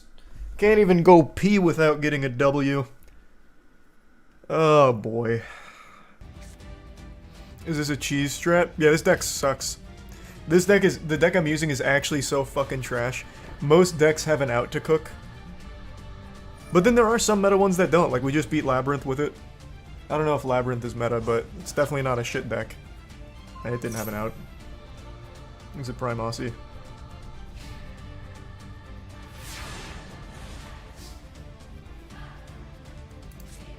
Exodia! Let's go! We didn't even have to wait the full 17 turns! Yeah! What a fun duel. 36 turns later. Slow draw one at a time. Big obliterate. That had to be the worst moment of my opponent's life. He just waited 38, whatever, 39 turns of doing nothing. He couldn't do shit. Rough. Alright, time to retire the Crooked Cook. We'll use a different deck now. Great way of ending the Cook run. What did I go? 3-1 with the Cook? Hey, that ain't bad. That is not bad. Alright, what's another fun one? Oh, the Gamble deck is super fun. This one just puts it all in the hands of fate. Gambling got banned on Twitch, but they forgot Yu-Gi-Oh! The first primal form of gambling. Oh my god, he's playing an Exodia deck. Wait, and this guy's got RNG in his name. Oh fuck. Oh no! Oh no, two degenerate decks are colliding! Oh shit! Oh boy. We're in some hot water now. Oh, he didn't get it. He didn't get the first turn kill. He didn't get into Exodia. Bad RNG. Let's see if my RNG is any better. I can actually fuck him right now. Well, not right now. This is a flip one. If I roll a 6, he insta-loses because it does 6k damage to him with my dice roll. We're definitely throwing that out, assuming we get there. Okay, let's go. Let's just use this. Let's go for it. Let's see how my dice luck is looking. A 6! Why? Jesus Christ! Alright, here's hoping I can get my dice jar flipped to be a 6 for me and immediately pop him. That would be so poetic. Let's hope that happens. Let's hope he doesn't go full combo Exodia here. Hopefully he drew dog shit. Oh, here we go! Come on! Come on, baby! Give me a 6. Pappy... Whoa. It's 50-50. He does or he doesn't. True. I think we just send it. I think we go straight for fate. Run it. Doing it raw. Well, actually, hold on. First. Just because. We're fucking doing it raw. Bang. Give me a 6.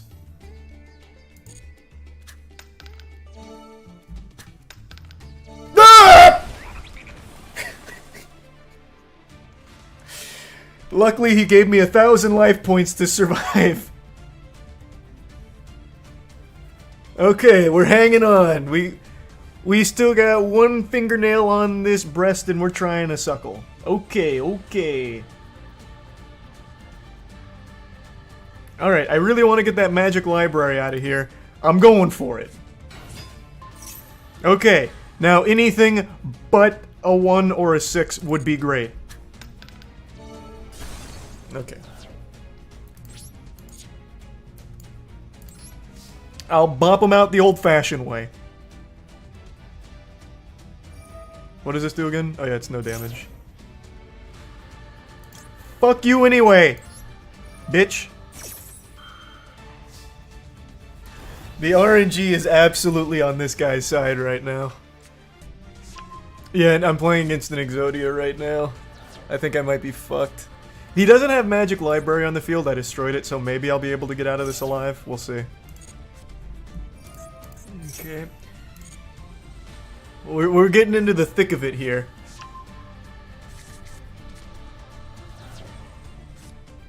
I think I have one Gamba card in my deck that targets in the hand. So he definitely has, I think, 3 Exodia pieces here, and now that Blue Eyes Toon Dragon. So if I can target in the hand and just get one of the Exodia pieces, he's fucked. Oh, this is the one, yeah. Your opponent discards 1 card if we roll a 3. We do have Crazy Box to gamble. We're doing it. We're gambling on Crazy Box. Here she comes. Let's go, Crazy Box.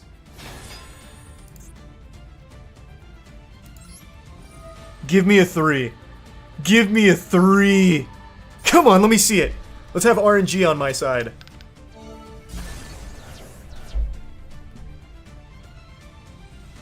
Man, that's wild. Sometimes it's just not in the cards. Yeah, there's no winners when it comes to gambling. Just Exodia me, just get it over with. I can't fucking believe that. That would have been so clutch. Ah, man. Real rough dice rolls tonight. Eek. Maybe he misses it by 1. And then I can get like a crazy Gamba card. Holy shit. He didn't finish me there. The biggest mistake you'll ever make. Heart of the cards, give me something. Something! Ah, yikes. Not enough. Misjudge! Does this activate an opponent's card effect? Does it count for spells? Misjudge, please tell me you activate here. 2 heads! Give me 2 heads! Yes! No! I forgot about that one! Oh, actually, I couldn't have done anything about that. It didn't take chicken game yet. Misjudge! Misjudge! No! It's only once per turn. Fuck! Yeah, almost. If I could have just done a little bit more damage, he wouldn't have been able to chicken game. Damn. Real shit RNG on my dice rolls, though. If I just didn't roll that 6 on Crazy Box, I would have won. I could have rolled anything besides that 6 on Crazy Box and been fine. If you don't, can you really say you won? You know what? Yeah, let's see if I've earned the dub. I will gamble on Lucky Punch, thank you very much. And if I get 3 tails, then so be it. Run it. This will insta-kill me if it's 3 tails, but anything besides 3 tails and I'm good. Let's get it, baby. I'm down to get a little crazy.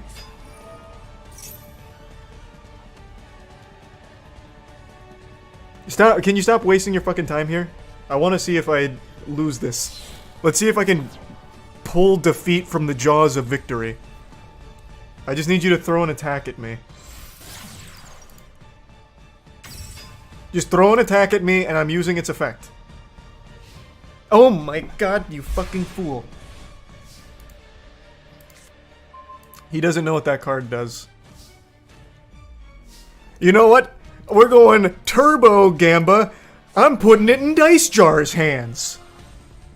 This can insta-kill me as well if luck is not on my side. Back to you. I want to win this with Dice Jar. It's been a huge bitch to me all night until now. I believe in Dice Jar. Okay, I need Dice Typhoon now. Whoa! Heart of the cards. Anything but a 1 or a 6. Come on, baby. Can you stop with your silliness over here? All that fish paste you're doing. Get this out of here. Dice Jar, on you. Do it for me, brother. Woo! That's the one. That's the one. That's how we do it, baby. That's Dice Jar. That's the Dice Jar diff. There's a certain beauty and a curse that comes with live streaming. If you make a mistake, there's no undo button. You can't just cut it out. If it's there on a live stream, it's there forever.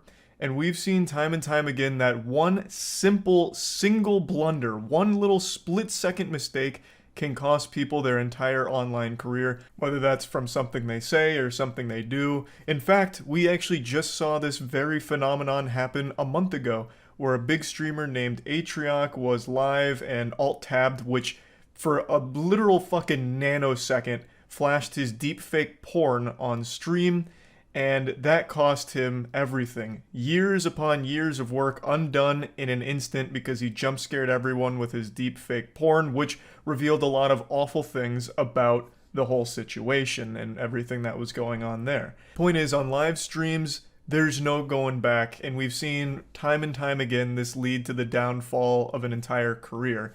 And we almost saw it again last night with Linus Tech Tips. Linus has built an empire online. He is an incredible creator who has done amazing work for so long now. And last night he almost wiped his ass with the entire fucking thing. I mean, it's been kind of eye-opening. I've just sort of randomly here and there picked up episodes of, you know, old shows that I hadn't watched in a long time from like the early 2000s, and just the casual the casual sort of gay humor. We've entered the danger zone here on stream. This is like Chernobyl just waiting to melt down because of something he's about to say. But to paint the picture, what he's talking about here is how not that long ago, things were more acceptable in content and media that aren't acceptable today. He's talking about how things have changed, and in particular, he's mentioning how, like, some shows would have casual gay humor, where back in the earlier 2000s, that was a very common thing. Calling something gay was used pretty much everywhere for everything. If someone got a cheeseburger that didn't have enough cheese on it, they'd say, "That's gay." If you were walking down the stairs and you missed a step and you started to tumble down the stairs, you'd be screaming, "This is gay!" Like, all the way down. If a buddy of yours asked to bring his girlfriend along to, like, the boys' night out, you'd say, "Stop being gay." That kind of shit. That's what he's talking about. And he's saying, you know, it hasn't been that long, and going back and watching shows that still have that humor in it was jarring to him. Casual use of the hard R. Oh, really? It's jarring.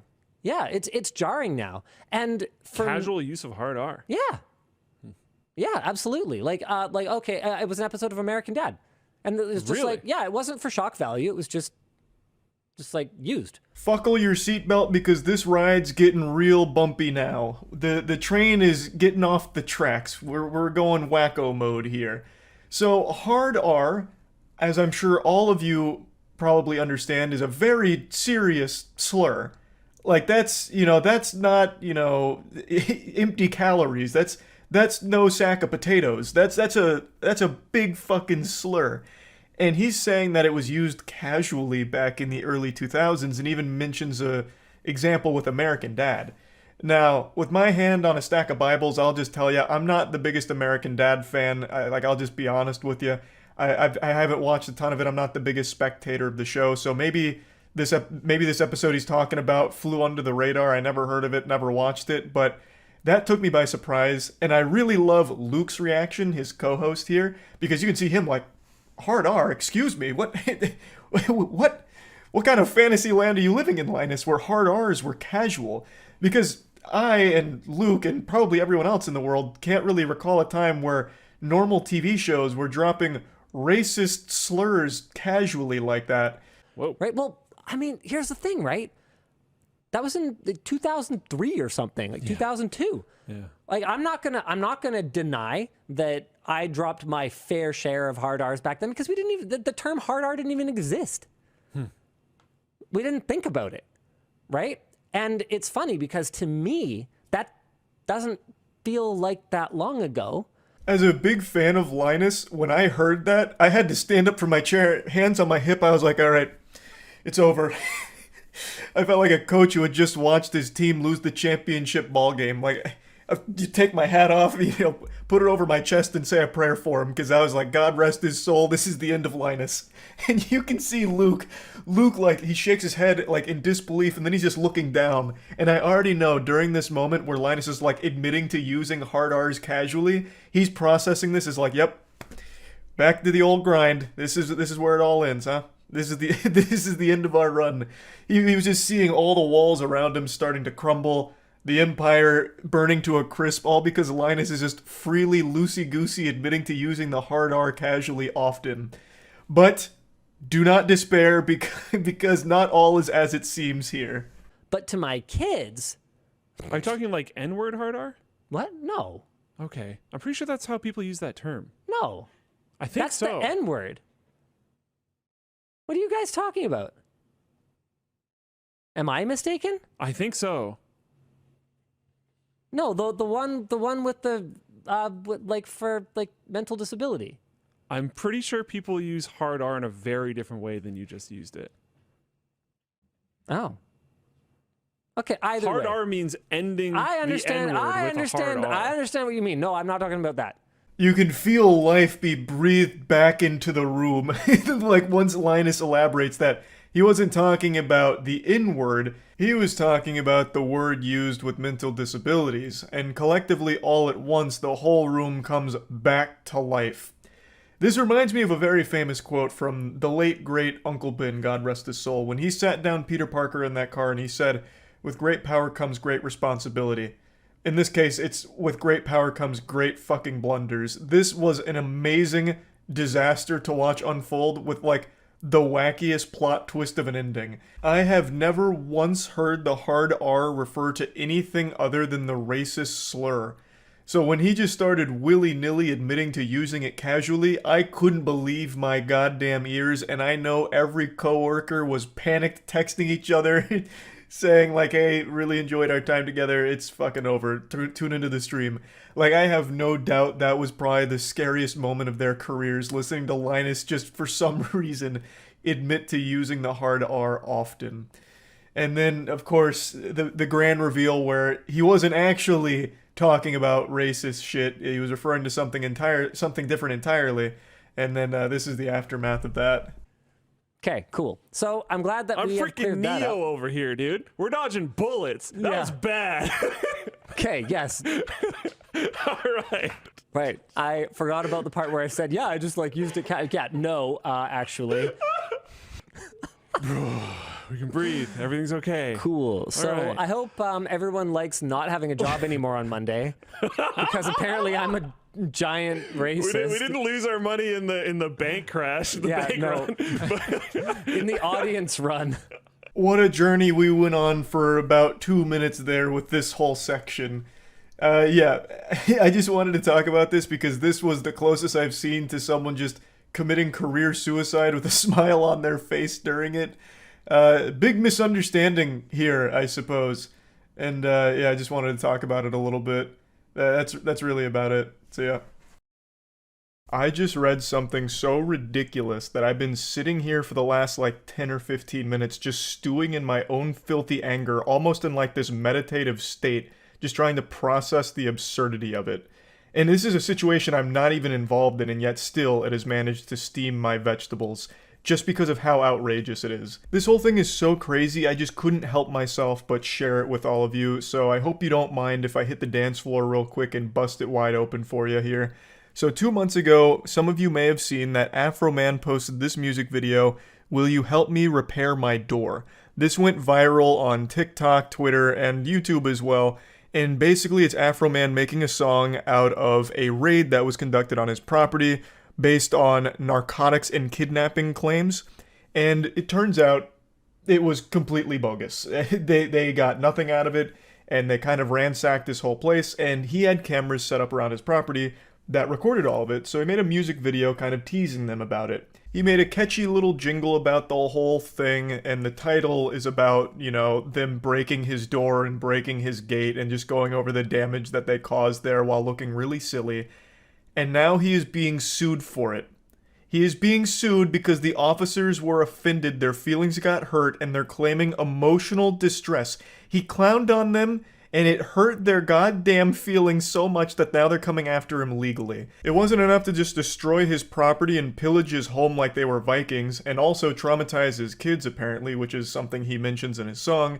Now they want to slap him even more by issuing this lawsuit to him, which I think is just an absolute load of baloney. What a pile of dirty barnacles. 4 deputies, 2 sergeants, and a detective with the Adams County Sheriff's Office brought the suit earlier this month, claiming an invasion of privacy. Let me just stop you right there, Chief. An invasion of privacy, huh? You are on his private property. He has every right to record you. I'm not a lawyer, but would you also make this claim if you made yourself look fucking silly at a Starbucks who has security camera footage of you in their store? Like, let's say you spilt coffee or you were pouring coffee down your lieutenant's butthole, giving him an enema in public, and they're like, oh, this is kind of embarrassing. We're going to sue you for an invasion of privacy because you filmed us.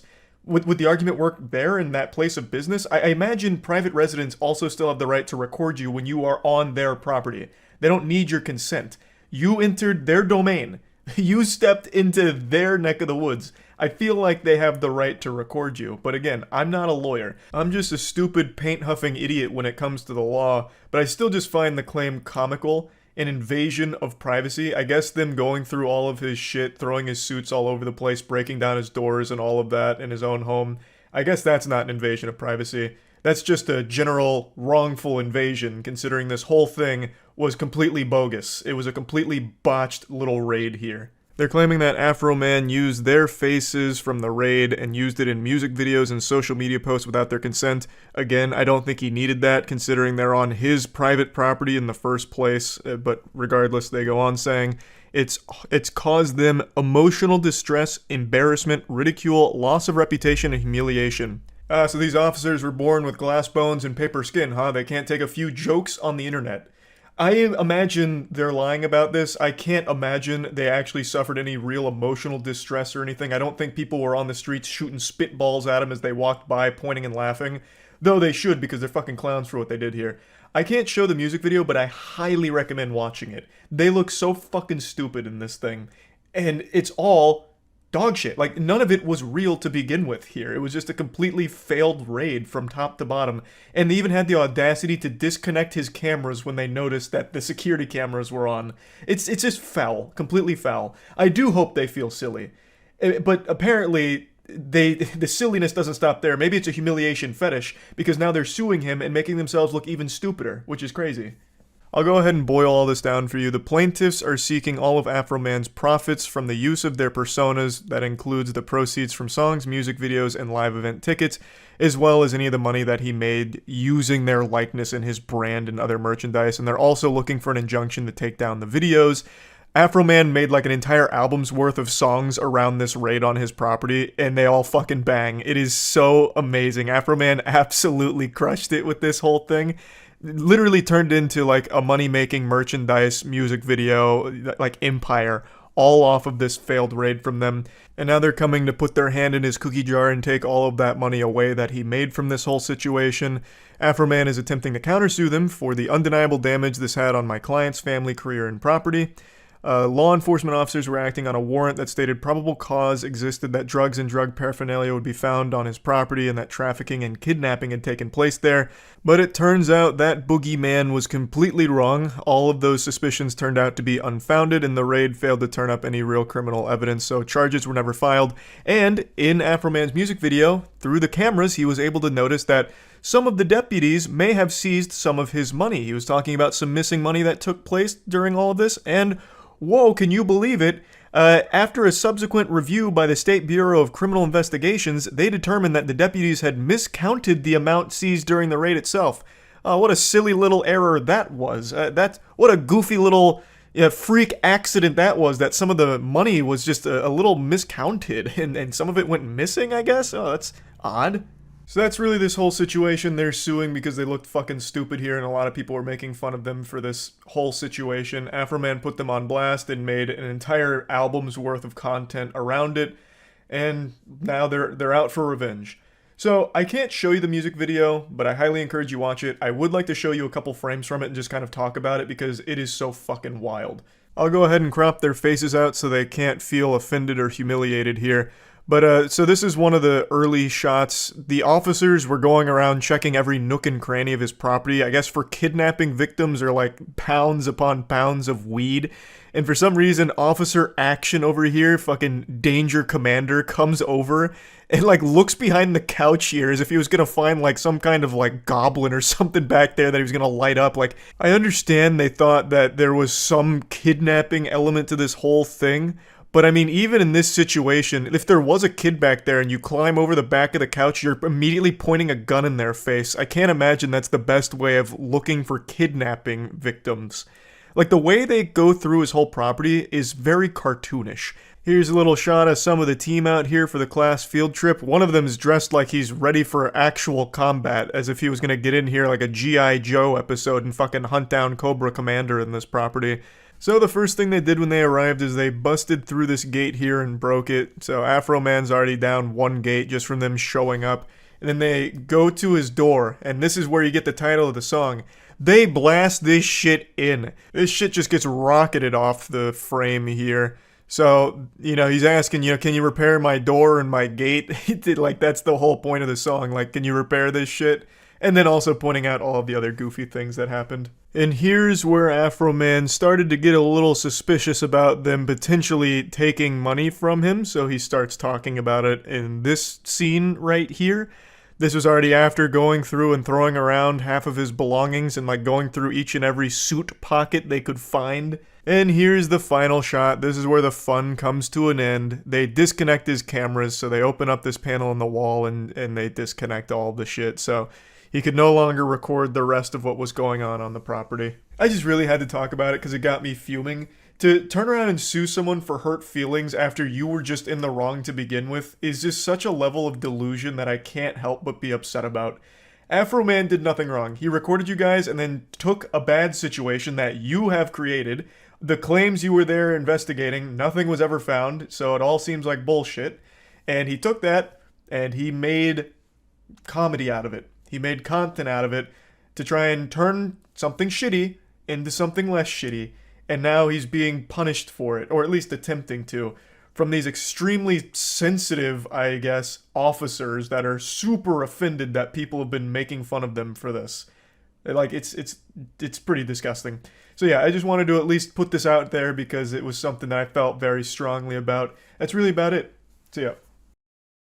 A couple months ago, one of the best journalists on the planet, who also happens to be a YouTuber, got his house firebombed due to his investigations into a large network of corruption in Australia. I really do mean those words earnestly. Journalism is in such a poor spot right now. Modern journalism has about as much respect as the bronies did during the early 2010s. You remember that community of adults that used to jerk off to My Little Pony?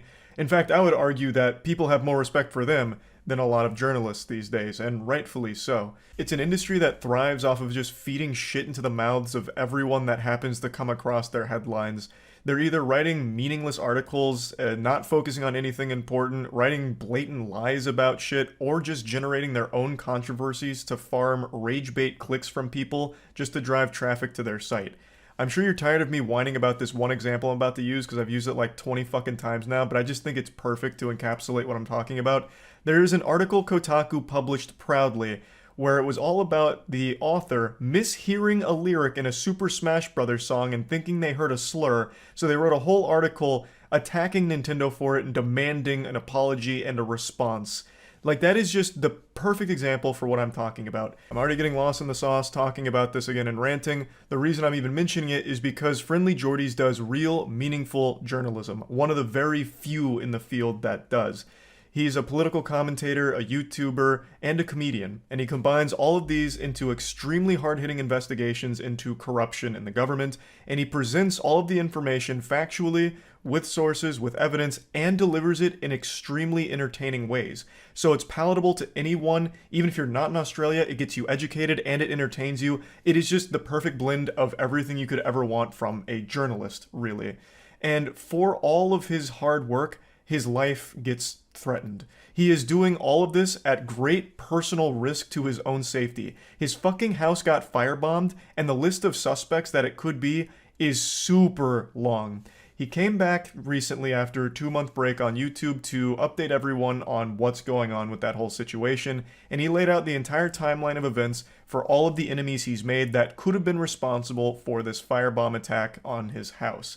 This attempt on his life could have been made by a lot of very powerful people that Jordies has exposed and dropped very important information on over the years, and I highly, highly recommend watching his entire video going over all of it. Of course, the link is going to be in the description below. I'd like to briefly give you a summation of some of the possible suspects here in this little murder mystery whodunit. He compared this whole situation to Knives Out, and he's absolutely right. This is a wild web of fucking supervillains that are after him, potentially. He's got like the entire fucking Naruto Akatsuki hunting him down. And by far the biggest clown, but also the biggest, most powerful person in that group is John Barilaro, the former Deputy Premier of New South Wales, whom has come after Jordies many times and even cites Jordies as the reason he stepped down from his position, the most powerful position in New South Wales, because of their YouTube beef and Jordies' content insulting him and exposing him. John Barilaro has some very scary connections that could have been used here that led to this whole situation, and Friendly Jordies does highlight all of these possibilities. But of course, he's far from the only one. Jordies has exposed corruption at every level, so the list of enemies is longer than the terms of service to signing up to iTunes. But I would like to highlight 2 others. One of them is an extremely powerful gambling company that Jordies has talked about and dropped very important information regarding. And another one is an organized crime ring. I'm not going to go too in-depth on those 2 yet. I highly recommend you watch Jordies' video talking about why these are very possible suspects in this firebombing on his residence.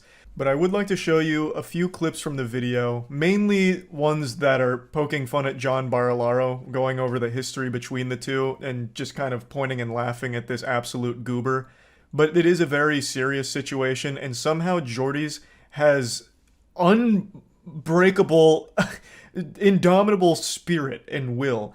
Because even though his life has been threatened, and keep in mind, that firebombing, it was twice. At first, they firebombed his neighbor thinking it was his house, but when they realized it wasn't his house, they came back and fucking firebombed him again. So, his life, very real danger, and he still is making the decision to stay and fight against corruption. There is nothing more admirable or brave. Like, he is exactly what journalists should aspire to be. And he still somehow delivers content that is so entertaining and so good. I don't know how he does it without just like chewing on his fucking fingernails in fear every day. Absolute goddamn Australian hero. In what I now know was a premeditated attack that at best was intended to terrify me and at worst was intended to kill me. I would say it was probably intended to kill you. Like, throwing a firebomb at the house and actually setting the house on fire is less of like an intimidation tactic and more of an attempted murder, I would say. But I feel like in his position, he's got to be very careful with the words he chooses because he's constantly in the crosshairs of every single authority in Australia because he exposes so much corruption. But yeah, this is very much a step above an intimidation tactic. An intimidation tactic is if you had like someone come to your house dressed as a construction worker, but then it was actually a lawyer serving you like a fucking lawsuit. That's an intimidation tactic. This is some like hitman shit. The night that happened, I was supposed to be sleeping here. I didn't even have smoke alarms. So there's a very good chance that if I was, I could have ended up like the content you're watching right now. Fire.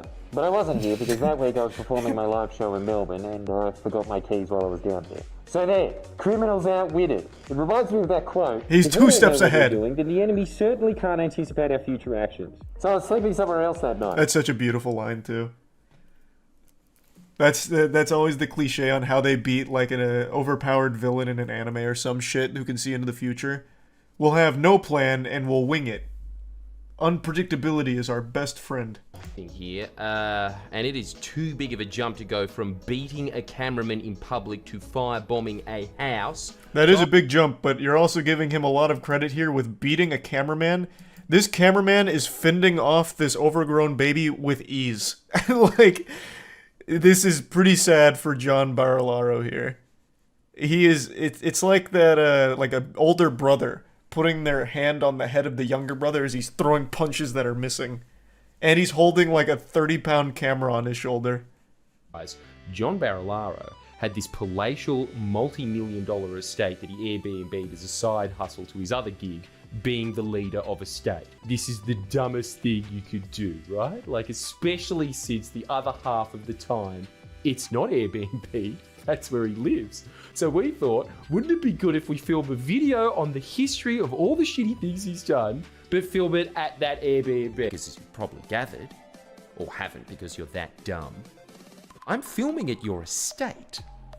And I want you to be the first to know that I f***ed in both your guest houses. Oh, Stooge, we tracked the video. It's coming from inside the I don't know if house. that's true or not, but that's such a fucking flex.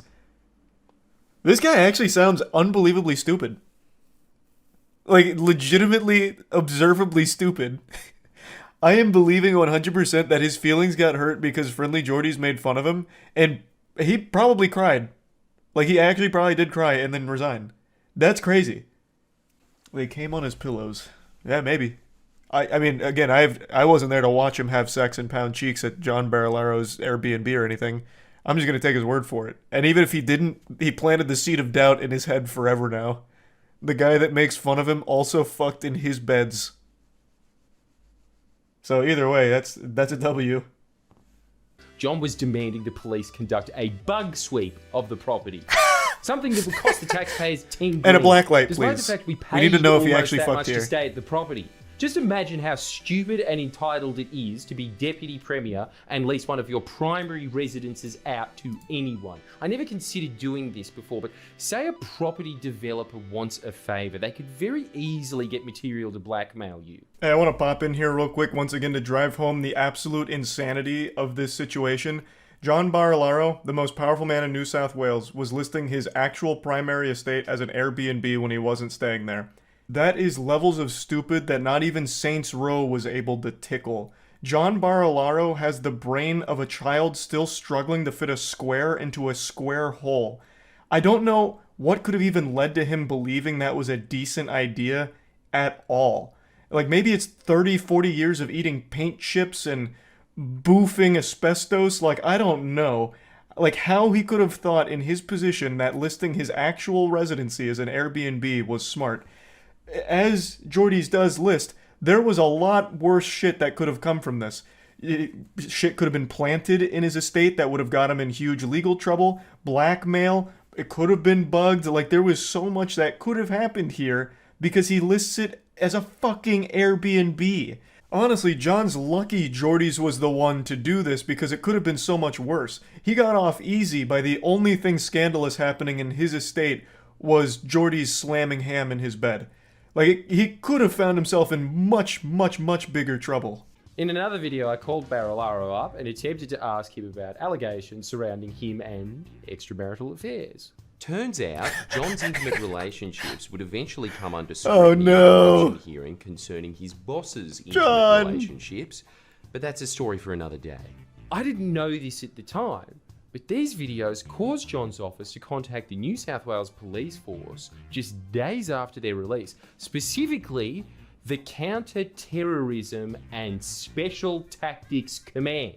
God, what a flex. You grilled a man's cheeks so hard that he called in the Counter-Terrorism and Special Tactics Command. Fucking Jack Bauer had to be put on your case because you bullied this guy's feelings so hard.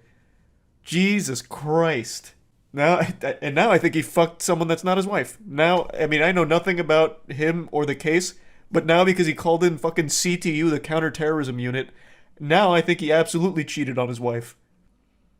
He went too hard to prove he didn't. Now I feel like he's covering something up. You see, you gotta, there's a fine line between, like, a proper response and an overkill. And when you reach overkill, you're basically already guilty.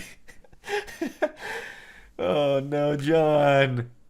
The defamation lawyers draft up this absolutely schizophrenic letter detailing all of John's grievances with the videos I made, including that I called him a greasy little scrotum. He needed to clear the record on that one. Let everyone know that's not true. Go by, and they were pretty quiet. Seeing insults in writing on a legal document is crazy. On behalf of a guy that we exposed and made fun of. Oh no. So we've been served. And what they gave us, in my honest opinion, is another whiny crock of shit. That was. Does he actually have to? So he's been sued a million fucking times. Does he actually ever have to even defend himself, or does it get thrown out pretty quickly? Because this man has collected more lawsuits than I have Pokemon cards at this point, from the feelings he's hurt. Yeah, he's had to defend a few times. Okay. Because, like, I've seen the sheer number of them, and it is overwhelming. But I also know quite a few of them get thrown out. Like, even in the description of this one is being thrown out. So I was just wondering if he ever even had to actually go defend himself, or if they eventually just drop it. Then on the 4th of June 2021, my producer Christo was walking back from uni. Oh, I know this one. Meeting our lawyer Mark that day, so he had the document. Yeah, this was a big clip when it came out. They're giving away evidence and trying to run away with it. Yeah? What's happening? They're just fighting him. Run off with evidence. Okay? Who are you doing this? You're out with... Jesus Christ. I'm calling. Where is it? Film this. I am. What the f***? Film it. This is bizarre. This is not Australia. Yeah, it's Mark Davis. Christo was arrested by the Terror Police, specifically the Fixated Persons Unit, charged with 4 counts of stalking and intimidation. So we're now facing criminal charges and a defamation suit. The guy looks like he get... Well, I mean, in defense of John Barilaro, he literally did kind of get cucked by extension. Because this fucking idiot put his personal residence up as an Airbnb, so friendly Geordies went and had sex there. Like, his estate got cucked. So of course he's going to be sad forever. I'll briefly give a little context here. Geordie's producer got arrested on completely bogus dog shit by the goddamn fucking counter-terrorist unit, like super soldiers meant to actually go after like terrorists and shit, all over fucking hurt feelings, and Geordie's and his team exposing corruption. It's an absolute affront to God. It is just downright wrong and fucked up what happened to Geordie's, his team, and everyone involved here. And that clip you saw is only a brief section of that whole arrest, which was brutal. Like, they roughed him up for no reason. Like, all of it is just foul. They end up withdrawing the application and paying both Christo and my legal costs of over $20,000. Hey, but Christo's criminal charges still hang over him, and my defo case is still ongoing. During this time, Barilaro also decided to publicly announce his intention to resign from politics, basically saying, I forced him to resign. The defamation case definitely playing a big part of this. God, that's so good. I don't know how many of you can endure what I've endured on online. I feel for young men and women, young boys and girls, that get bullied on social media. I feel for them because as a bro, you are literally the most powerful person in the region, and you're crying about YouTubers making fun of you so much that you're quitting your job. That is the weakest, softest shit of all time. Actual 14-year-olds get bullied harder than you do, and you know what they do? Continue on and move forward. You're the fucking most powerful politician in the region, and you curl up into the little fetal position suckling your thumb because a YouTuber called you a greasy scrotum. That is wild. That is fucking wild. Holy shit. You know what? I actually don't even think it's the mean words that Jordy says against him. I really think when Jordy's fucked at his house because this stupid idiot put his Airbnb or his actual home up for the Airbnb, I think that's what broke him. I think that, like, actually broke his whole soul. I think that was just, like, this big eureka moment where it's like, wow, I'm a fucking idiot. And he couldn't handle the realization. Like, the self-reflection was too much. Overwhelming. So my legal team launches an application to strike out that claim, opposed again by Barilaro, who fights tooth and nail to keep that claim in and keep his special protections that prevent his own words from being examined in court. And guess what? We lose. The judge rules that it would be more unfair to deprive Barilaro of the right to vindicate his reputation. What? What is that stance? Than to make it impossible That's just for me blatant to corruption. defend myself. So I'm basically stuck in. That needs to be highly scrutinized ASAP. That is so wild. Holy shit. Imagine still being bound by a 1700s ruling to protect a politician from saying something stupid in Parliament.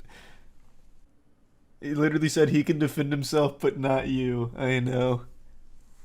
In late December of 2021, I released a video detailing that I had found an Ashley Madison account linked to John Barilaro's email address and personal details.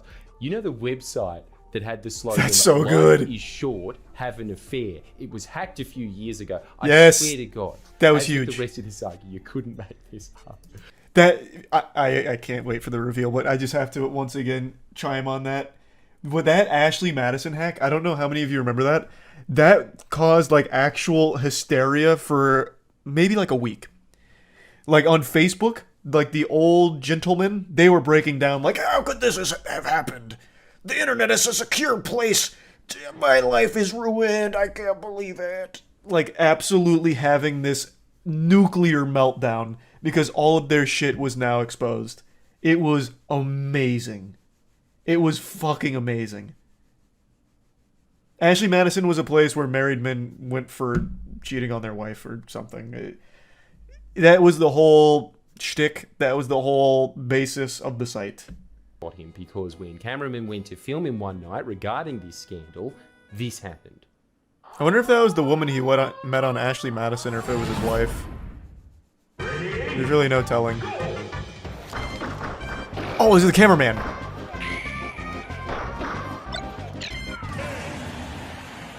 It was a long come on and... Please. The cameraman wins this. John took the most damage.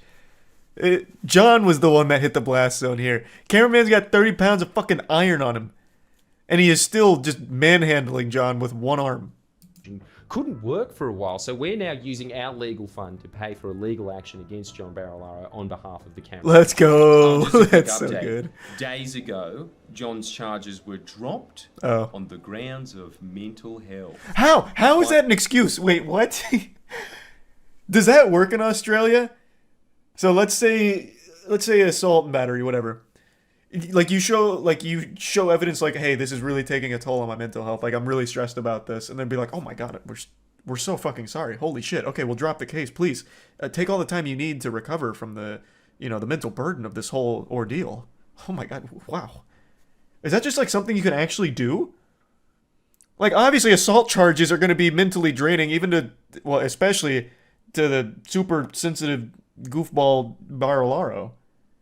But is that a real defense? Like, my mental health is suffering from this, please drop it. And they'll be like, oh, yes. Well, now that you've said that. It's like in Pirates of the Caribbean with parlay. If you shout parlay, they just have to stop everything. No, not a thing. He's just super corrupt. Okay, thank God. I'm happy to hear that. Well, I mean, I'm not happy to hear about the corruption, but I'm glad to hear this isn't like a real tactic you can employ. Executive Director of large Sydney property development company Coronation Property Co. In August last year, we released an investigation into this developer, which detailed never before published links between them and one of the most violent crime organisations in all of Australian history, the Alameddine crime family, who are in no way suspects in the firebombing. No, not them. I'm sure they all have very credible alibis. Wow, that's we terrifying. revealed that Andy DeHaas, the now former enough for Clubs New South Wales to bring a private prosecution against Troy and I.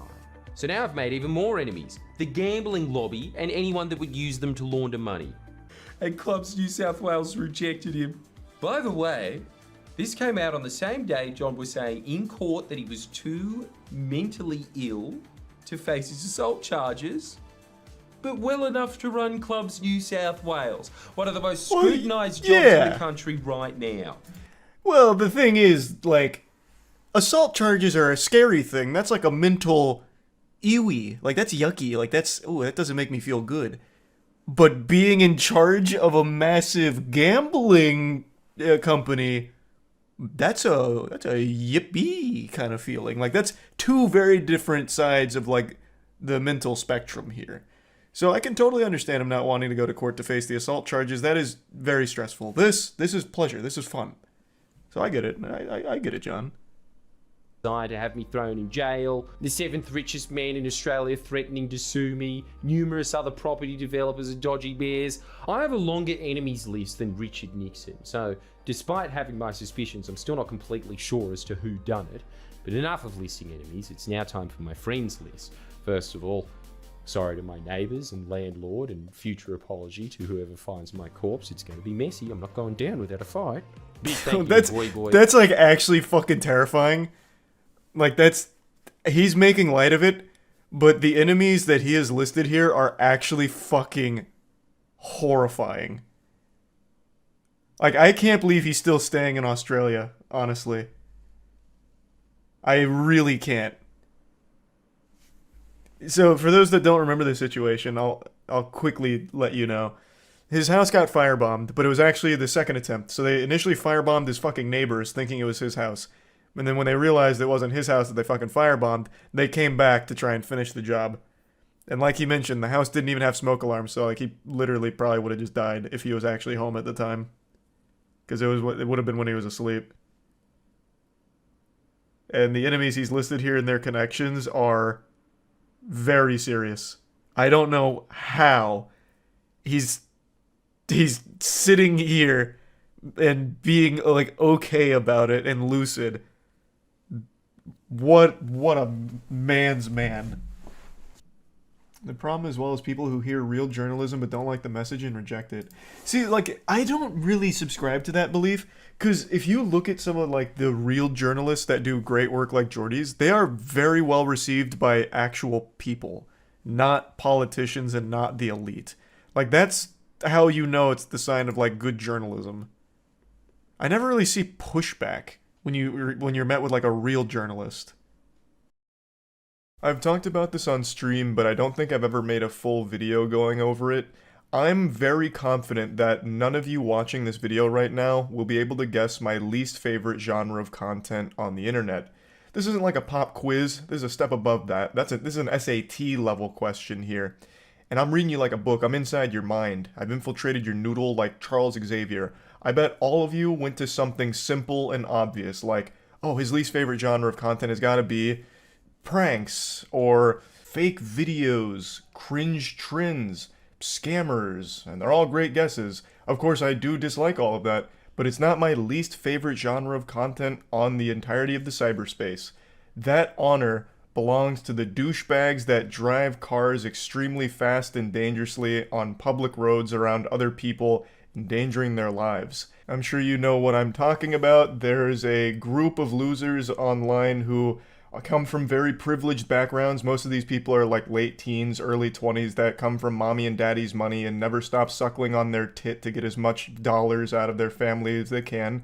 So these trust fund kids have these expensive cars and they flex by just driving them fast on like the interstate or even residential roads, and they just disregard every other vehicle on the road, weave around them, blow by them, whatever. Just caution to the wind, and obviously it's extremely dangerous, but it's also extremely boring. They're not doing anything impressive. They're not like fucking Dominic Toretto ramping a muscle car off of a parked tow truck like it's something out of GTA 5. They are actual just goobers, not even on manual transmission 9 times out of 10, just going around innocent people and going by them extremely fast. It's fucking stupid. It is legitimately like watching static on a television screen. It's just mind-numbing. So it's not only dangerous, but it's for literally no entertainment value at all. I guess for them it's like an adrenaline rush because they could die at any moment, because obviously they can at those speeds. But the reason I'm talking about this is because one of these assholes actually just went viral, and he's been getting dunked on ever since. And I've actually been following his Twitter since he popped off because I wanted to see what else he does, and this is his whole personality. All he does is drive his mom's BMW fast and recklessly.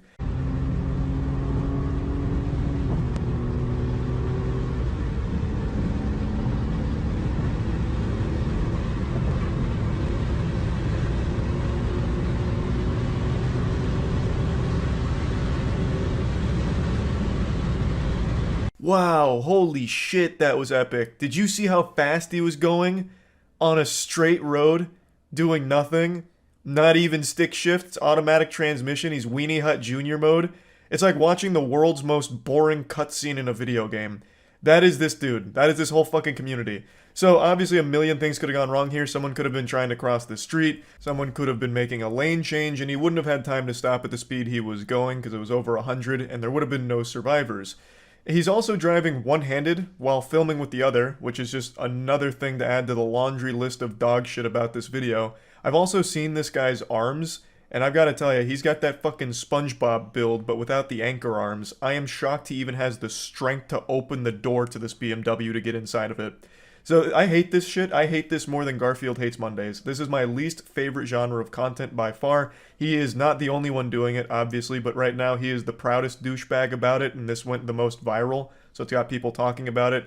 He's also just this insufferable asshole in the comments who keeps flexing his parents' wealth on people, saying that anyone that dislikes this is just poor, and he openly recognizes that this is going to get him killed. This fucking guy is glued to his Twitter replies like a teenage girl on Instagram. He is replying to everyone, so I've actually got a pretty good handle on this dude's entire personality. He loves like Rainbow Six Siege and shit, and loves endangering the lives of innocent people around him.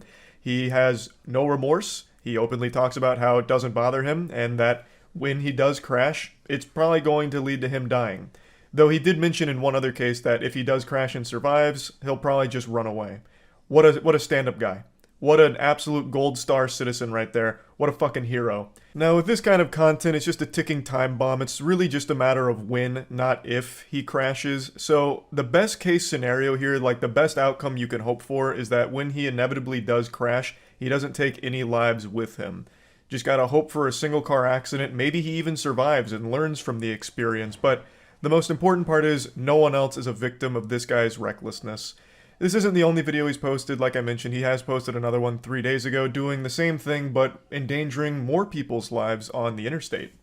I forgot to mention, this imbecile actually has the audacity to watermark these videos. It's so laughably pathetic that he actually believes this is something to be proud of.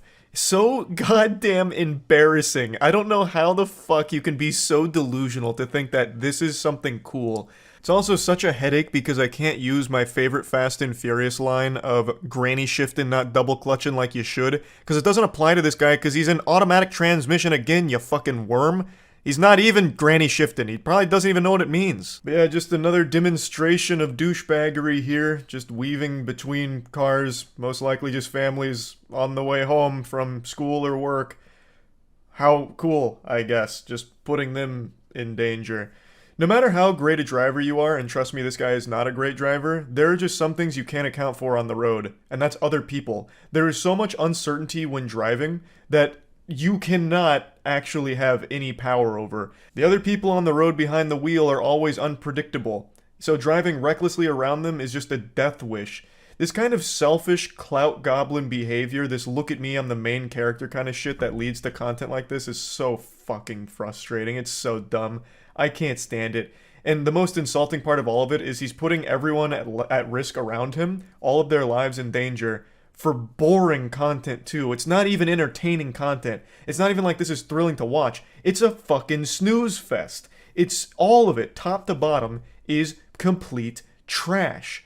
Absolute trash. So yeah, I just wanted to talk about that a little bit today, and that's about it. So yeah.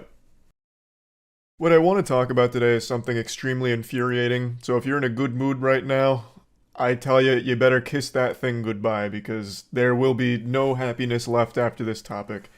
I've talked about for a while that TikTok has rotted the minds of all of its users and convinced them that they're the main characters of the entire world, and everything that happens around them is just a prop that they can use to get views and clout on TikTok. And today I learned about an absolute piece of shit named Alex Bodger. Alex Bodger pulled a Logan Paul. You remember when Logan Paul filmed the dead body in the Japan suicide forest and tried to use it as like the subject of his video, like, whoa, that's a dead body. He killed himself. What the fuck is this? You know, like I'm still surprised Logan Paul didn't start slapping Maverick merch on the corpse. Like he was really playing into it and using it as if it was some kind of great thing for him for views as a viral video. Well, Alex Bodger took a play out of Logan Paul's playbook, but even amplified it. So, the situation was, there was an argument that happened at a Starbucks. A father had asked a stranger to stop vaping near his 3-year-old daughter. The stranger got very upset, and it escalated into a murder. He stabbed the father right in front of his daughter, and he bled out and died right there at the Starbucks. Taking the life of an innocent father all because he asked you to stop vaping for a minute is horrifying. What an unhinged, evil monster.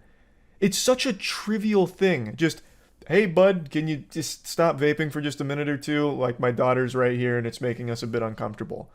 Like, that, there was just no reason this should have ever escalated at all to begin with. Dude must have been vaping stupid juice. He threw his life away as well. He's going to spend the rest of his life in prison for this murder, as he should. Just an awful and sad situation, and it really does blow my mind reading stories like this, where someone kills over something so small. Like, there was just no reason to even be upset in the first place that this guy asked you to stop vaping. What's the big fucking deal? Just stop vaping for a couple of minutes. It makes no fucking sense to me. Now, where does Alex Bodger come into play? Well, Alex Bodger was nearby and saw the scuffle starting, and he immediately started filming it and caught the stabbing, at least the last part of it. So he walked over to watch the guy bleed out, and as he's bleeding out, he just keeps saying, "Man just got stabbed. He's dead, bro. He's dead." And then he's getting like multiple angles, like he was trying to film a fucking 360 video of this for TikTok. He makes no attempt at all to do anything helpful to the situation, like calling authorities or anything even remotely useful to trying to help at all. It's all just about his TikTok video for him. I clearly can't show you the video, it's very bloody and very disturbing, but I'll play the audio from when he walks over, and it only gets worse from here because he continues to film and he gets more and more excited that he just filmed the man's death. Man stabbed, bro, right here. Right here. This guy just stabbed this guy, man. This guy just stabbed him, bro. He's dead. He's dead. He's dead, bro. He's dead, bro. After filming his passing, he then turns the camera to himself to make a, selfie vlog out of it, which is why we now have this infamous picture of Alex Bodger. He's doing, the actual Twitch pog face with the dead, bloodied body right behind him. He couldn't stop himself from smiling and pretty much giggling. He was cheering on this death like he was at a fucking sports game. Such a chaos, Sonios. This motherfucker just died, bro. He just died, bro. Holy fuck. TikTok has just created an entire generation of absolutely fucking useless losers like Alex Bodger. Does nothing to help the situation and somehow uses a tragic murder as some kind of clout goblin scheme to make a viral video out of it. Now, luckily, there is still some shred of hope for at least some TikTok users, because this guy got fucking dunked on so hard he deactivated all of his shit because everyone was bullying him for being this subhuman piece of shit that he is.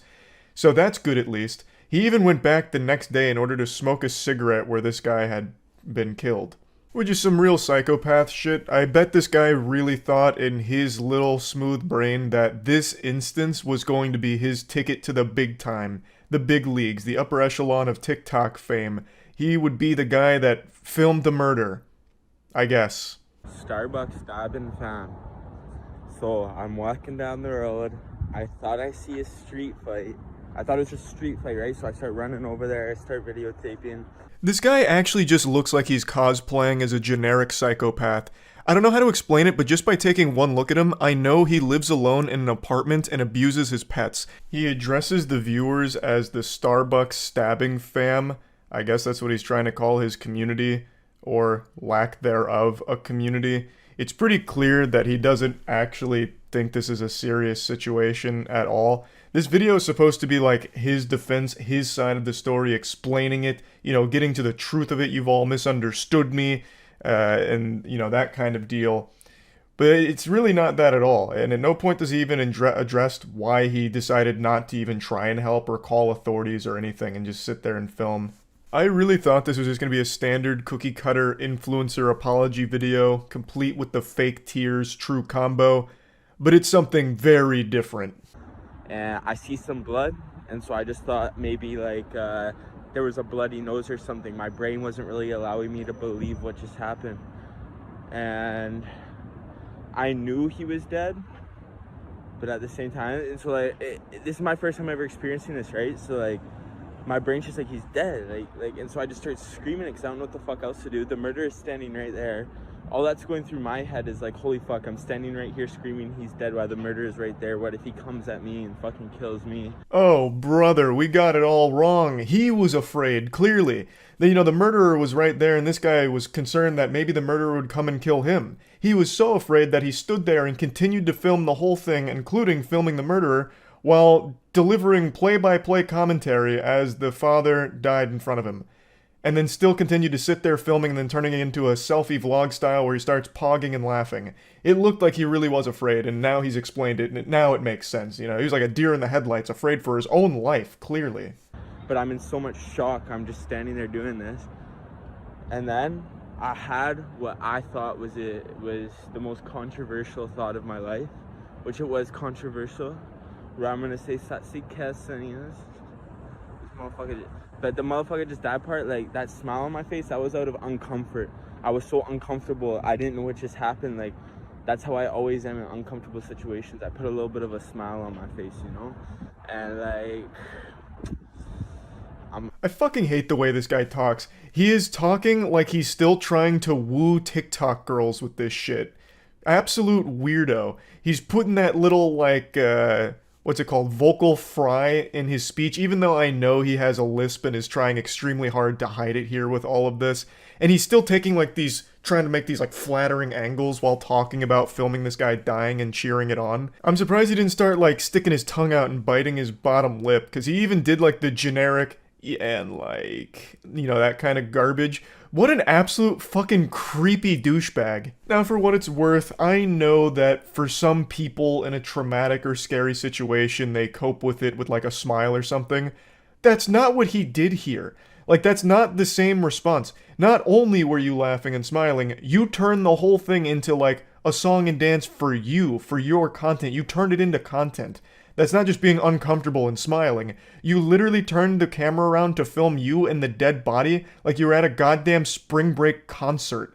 Like, it's not the same. Like, you can't even come close to making a convincing argument that, well, actually, I was just uncomfortable, which is why I was smiling and, you know, started vlogging. It's how I deal with trauma. I'm sorry for the people that it pissed off. I've been called by the homicide unit. I shared my grief. Like,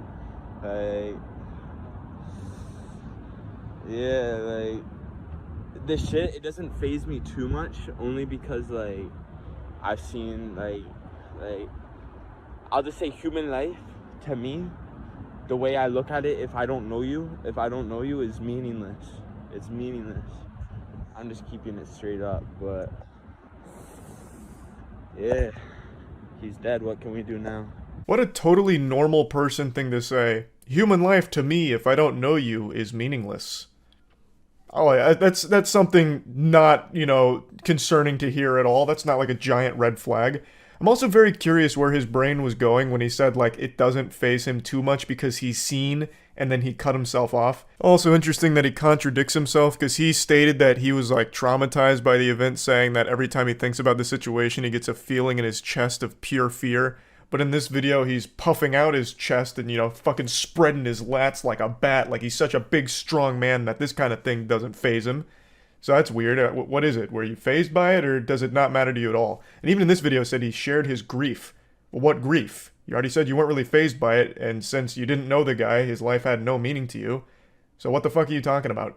I really feel like this guy has no actual human emotion whatsoever and is trying his best to put on some kind of show to prove he does, but it's very unsuccessful. The whole thing fucking sucks. This guy is an actual piece of shit, and it infuriated me, so I wanted to talk about it a little bit.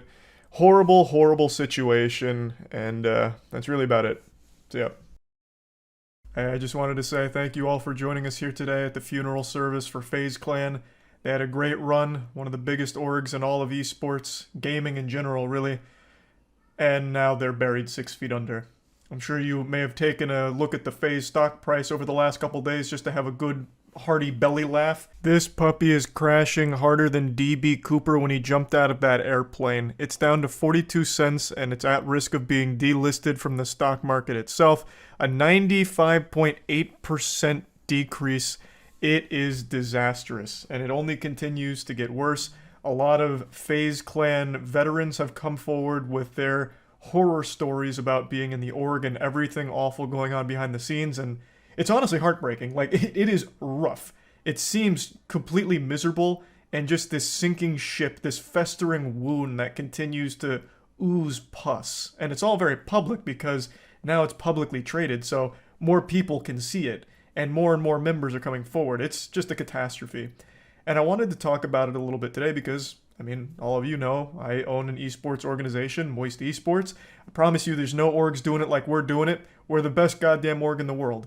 And we're also losing tons and tons of money. But the difference between us and FaZe is we know that. We're in it, losing money with a smile on our goddamn face because the content is legendary.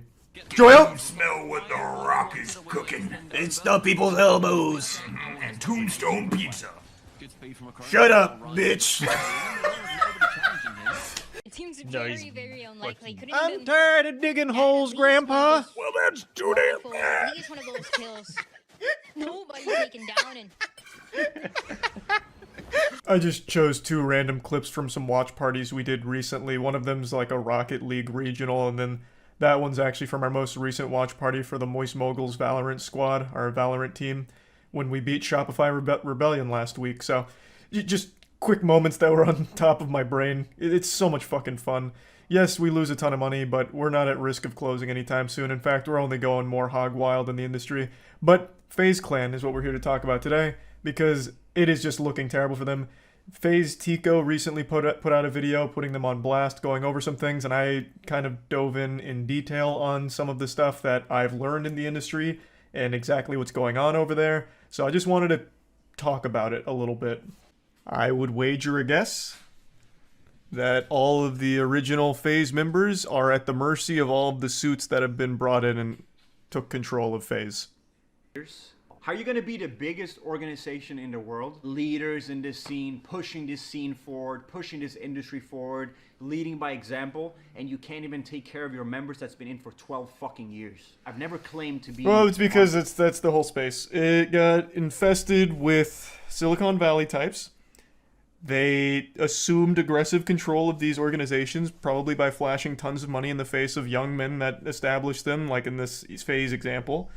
You had these young kids, Call of Duty kids, see these like really established businessmen coming in, waving fat fucking stacks, and they give up too much control of the company, and before they realize what that actually means, they end up in a position like this where these suits have no fucking idea on what exactly the company even produces, what the product is. They don't care about the people in it.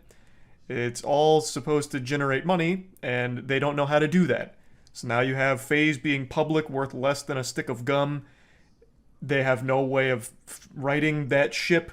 They continue to spend money on brand recognition plays, which don't equal money in the bank, so it continues to spiral out of control. We have seen it with so many fucking esports orgs now. 100%. It's a goddamn shame. Investors ruin everything, it seems. Well, it's not just investors. So a lot of these suits come in and try and, like... I don't want to say, like, sell people on a delusion, because FaZe is the most well-known gaming brand. Like, it's a normie brand. It's breached the normie market. Kids know it, even, like, in school, right? So it does have brand play. And you would think that translates to money. But in this space, it's unique where it almost never does. So they're losing so much money because they bought so many creators all at once and still had no idea what to do with them. Like, they spend tons of money on content. You remember, like, the millions they poured into, like, Be the Next FaZe member contest? And, like, no one watched it. They had, like, 200 peak viewers on that whole thing. It was, like, this live stream series that only got, like, an average of 50 viewers. Most of you don't even know what the fuck I'm talking about. Case in point. They spend so much money on things because they don't know what the product is. They tried to corporatize it, but outside of, like, the FaZe members, it was just suits trying to make number decisions that don't actually work. Like, it's so misguided. They have people at the helm that don't know the space. They don't know what they're doing. And then they shit on people that have been there since the beginning. All of that's been publicized. It sucks. I feel bad for them. They were young kids that got taken advantage of by the suits. Just greed always will be. Well, it's more than greed because it's super misplaced. For example, buying Snoop Dogg. What the fuck has Snoop Dogg done for FaZe? Besides take one picture where he had a FaZe necklace. Has he even been in a single piece of content? That's a genuine question. I don't know if he has. Let me see. Fairly confident he hasn't been in a piece of content since the announcement. It looks like March 7th, when he signed, is the last thing he's been in for them. Like, that is a worthless spend. Completely fucking worthless. And I guarantee it was an equity play. I guarantee not only did they pay him, they gave him stock in FaZe. That's fucking worthless. He doesn't do anything for them. But they think because it's Snoop Dogg with a name like that, somehow him being on board is going to translate to money in the bank to start getting more in the green. Somehow, magically, but it never does.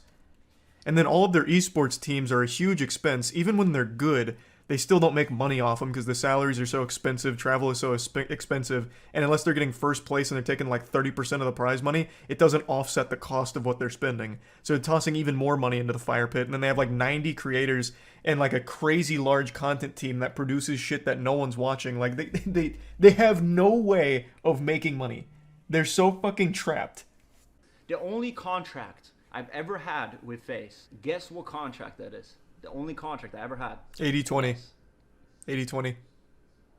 The Tfue contract. It's the only 80-20. contract I ever had with FaZe. Yep. As I was publicly defending FaZe on Twitter, everywhere, about that whole situation, I was in the same contract myself. The Tfue contract was a big drama, if you guys don't remember. Tfue publicized his FaZe contract. It was extremely predatory. FaZe would keep 80% of everything he'd ever make. He only gets 20. At least, I think it was 80. Might have even been more. It was 80 or more of everything Tfue does or whatever. They get 80+% or whatever, and he only gets 20. That was the contract. Somewhere in that ballpark. I'm pretty sure it was 80-20. 80 to FaZe. For free, by the way, while you sell the drop for millions and millions and millions of dollars. You can't even pay me. I've talked about that before. This isn't actually an exclusive FaZe problem with what he just said there.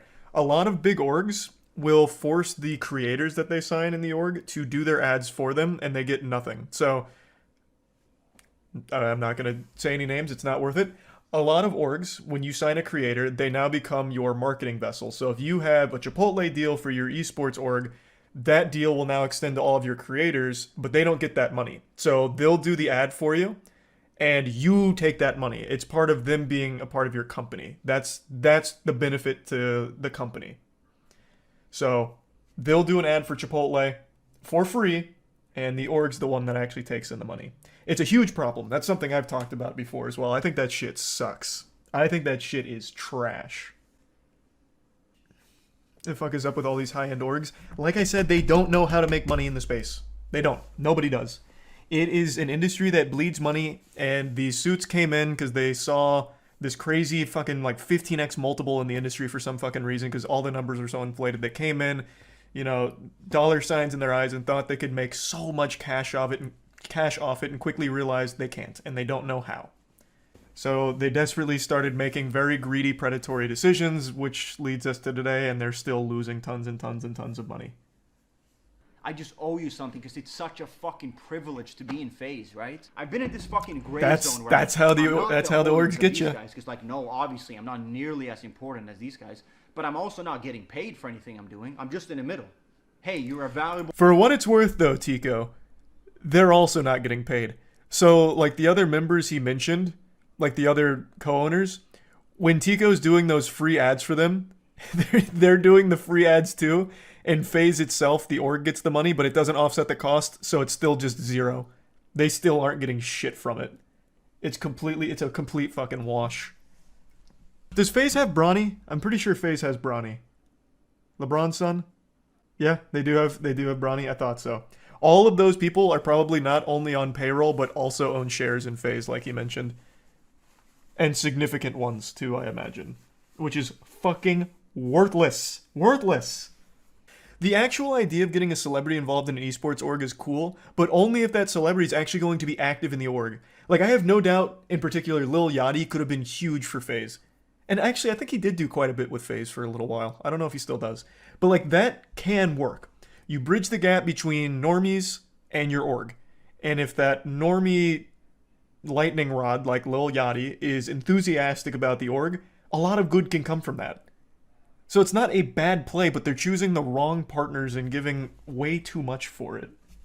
And the first way in for me is me having to invest $50,000 of my own money. And even in that whole process, they fuck me over. So I'm asking you, this is not a video where I'm going. Damn, that's unlucky too. That 50K would go a long way right now with FaZe public stock in the absolute shitter. Unlucky. That 50K, I bet, didn't even buy him a full percent. Probably not even close to a full percent. FaZe used to be valued at $1 billion. Yep, FaZe used to be valued at $1 billion before going public. I think it was actually right before going public. And now it is valued at, I believe, 30 mil. Let me double check. Sorry, I exaggerated.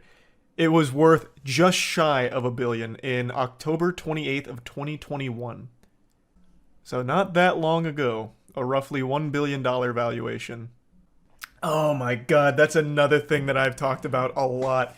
So since all of these orgs have been taken over by these corporate zombies, they do not give a fuck about any of the teams at all. Even when they take first place, you'll be lucky to get a tweet out of them. You'd be so privileged to get like a tweet out of it. Because it doesn't matter. They don't make fucking money off of it. And they're realizing that now. Even when they take first in a major, they don't make anything off of it, and it pisses them off, and they can't figure out how to monetize it. Show them. What the fuck do you mean? I don't make any money off of it. But Ludwig and I know that. Like, Lud signed up, no, he knew our financials. He knew how much we were losing. And it's a lot. But the difference is, we know. But the thing is, it's fun. The content is unreal. That's why you see creator-led orgs are kind of working. Like, it's not just Moist. You have KC. Carmine Corp is killing it. I think Carmine Corp is actually almost profitable, which is unheard of in the space. Carmine Corp is led by French streamers. Well, mainly a French streamer, Kometo. And they fucking kill it. They're doing amazing. And now you have Disguised Toast with Disguised in Valorant. I think even XQC's toying around with the idea of getting in the space. Like, the creator-led orgs are really like the only viable way right now. Because, like, it's content. The product is content. TSM is still doing well, yeah. TSM still remains profitable even with the FTX collapse. 100 Thieves remains profitable because of their merch and their acquisitions on the business side. TSM is like a unicorn in the space, though, for sure. TSM is like absolutely somehow able to do it really well. 100 Thieves is really smart with their business acquisitions. That's another big thing I've talked about. A lot of these, I think people have kind of got privy to it, so I don't think they do it as much anymore. But when we were first getting into space, it wasn't uncommon to see these contracts extend to anything involving their talent. So, we'd even seen a contract that took Twitch sub revenue. Totally unrelated to the org. Like, if you were a streamer that joined the org, they were entitled to some of your Twitch sub revenue. Which blew my fucking mind. Blew my mind. Like, it's totally unrelated to everything involving the org you're signing with. It was so shady. It was so fucked. But that just shows how desperate they were to somehow try and get green. There was no links they wouldn't sync to. Yep, none of that is surprising. I think all of that's... I think Rain also talked about that a few months ago. All of that's pretty much exactly what everyone already kind of knew was happening at FaZe. Not surprising at all. Sad to hear, though. When was the last time you heard something about Twitch that wasn't overwhelmingly negative? I can't even remember. It's been so long. Trying to remember a time where the Twitch higher-ups seemed in touch with the community is like trying to remember a dream. Like, it's just extremely hard. How long it's been since Twitch was doing things that people generally liked. For years now, it's just been rolling out features that nobody in the world has ever asked for and that contribute nothing to the platform. Anyone remember just a couple months back when they had their version of Super Chats where they would take a paid message and then put it underneath the stream where nobody in the world could see it? So you were actually just throwing money into the void, just flushing it down your toilet, basically. God rest the soul of elevated chat. I'm sure all 3 people who ever used that feature are still distraught and mourning the loss of such an incredible monetization tool. Like, it is so misguided. Another feature that they've rolled out that I'm sure none of you even knew existed is something called Reacts, where you as a viewer while watching a stream can react to it, and all it does is you can send an emote at that very second you click React to let the streamer know what you thought of that moment, that second. So that way when the streamer goes to their dashboard, they can click on the Reacts and see like, oh, at minute 55 of my stream, I had 3 pogs. That must have been a really good moment. Like, it's fucking worthless features. It is nothing but horrible decisions from this company. They're making more bad choices than a college student who just took his first shot of Fireball. But unlike the college student, Twitch isn't drunk. They're just stupid. I'm getting heated. Of course, not everyone at Twitch is this silly. Like, not everyone's going wacko mode with these ideas. There are real people at Twitch that understand the platform, but they don't have the same power that the higher-ups do that are rolling out these awful decisions. Why am I talking about this? Well, it's because they've just revealed 2 new awful decisions over the last 24 hours. Now, one of them, admittedly, is not their fault. This comes with the layoffs. I will show you some clips from last night's stream where I really dive in deep on those. But the other one that not a lot of people have realized yet is they also made a statement on their sub-revenue split. You might remember, I also mentioned it recently in another video. Last year, towards the end of the year, Twitch announced that it would be getting rid of the 70-30 sub-revenue deal that they had with streamers. So now it would be 50-50 across the board, 70-30 would no longer exist, which means Twitch now offers the lowest amount of revenue to streamers in the entire industry. They're now at the bottom of the food chain when it comes to sub-splits across the board of every streaming platform. And by a wide margin. YouTube is 70-30. I mean, even Kick is like 90-10, I think, or even 95-5, I don't remember. But they offer the lowest split of subs, and it's not even close. And they really don't have any tools in place to try and make up for that, so instead they double down on ads, which is worse for everyone. Streamers don't like running ads. Viewers don't like watching ads. Thus, you're immediately killing the 2 people that make streaming work, streamers and viewers. You are rolling out things that neither side want. Their Galaxy Brain solution to the taking 20% away from the streamers is to force them to run more ads if they want to make up for that lost revenue.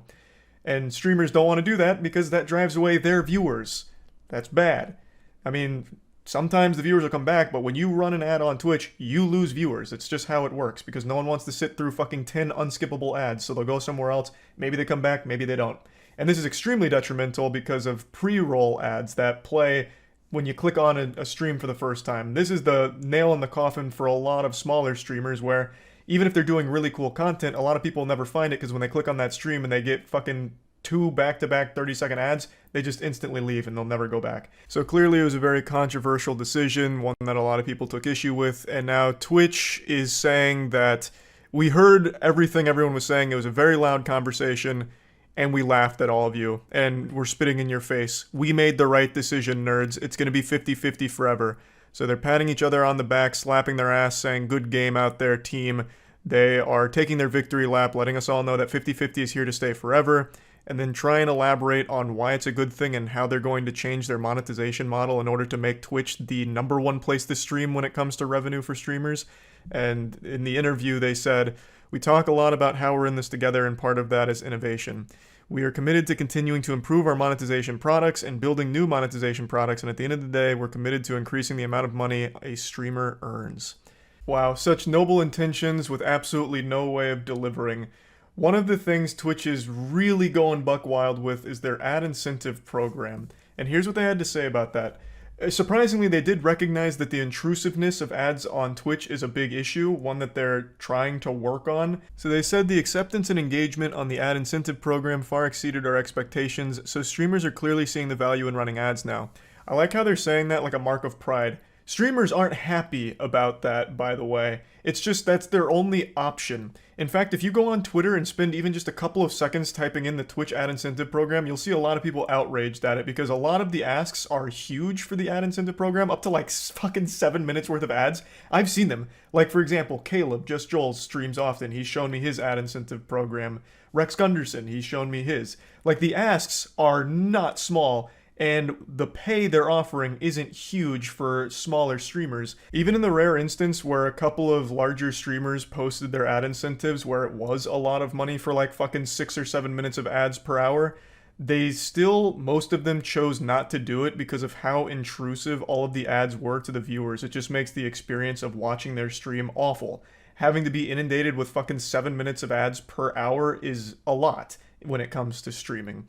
So a lot of them still just didn't choose to do it. The only reason there is any level of acceptance with the ad incentive program is because you have forced people to swallow this shit.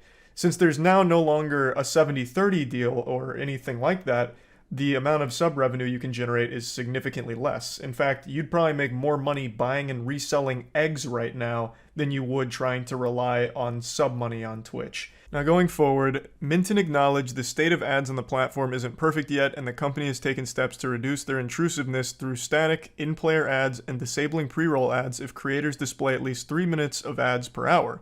We're really thinking about ad placement generally and ensuring that, as a viewer, when you're looking for a new community, that we're reducing the impact of ads.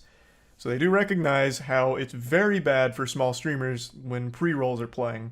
And right now their solution is, we'll just play more ads during your stream and we'll get rid of pre-rolls. Like, it's literally Ouroboros, just constantly fucking feeding on ads and eating its own tail. Everything is all about ads, and it's still intrusive. Like, it is still there. Like, pre-rolls will exist unless you are running ads throughout your stream. So I still also don't understand why skippable ads aren't on the platform when those are pretty commonplace. Like, I feel like skippable ads would at least help alleviate some of the headache there and make the ad breaks a little more palatable. But still, another thing that they mention is like all of their innovative tools they're working on to help creators monetize their content. They don't really shine a bright light on what all of those new innovations are looking like, though I do imagine one of them they're talking about, because they do briefly mention like sponsorship opportunities through streaming on Twitch, and I think what they're talking about there is like something similar to the bounty board. Bounty board is something that's existed on Twitch for quite a few years now. Basically, companies will pay Twitch to have streamers of X amount of viewers stream their product for however many hours, and Twitch will give a portion of that money that the brand is paid to the streamer. I mean, in theory, like, the concept is actually pretty solid, right? If Twitch is going to facilitate brand deals like that and just put it right on your dashboard, that's a pretty decent idea.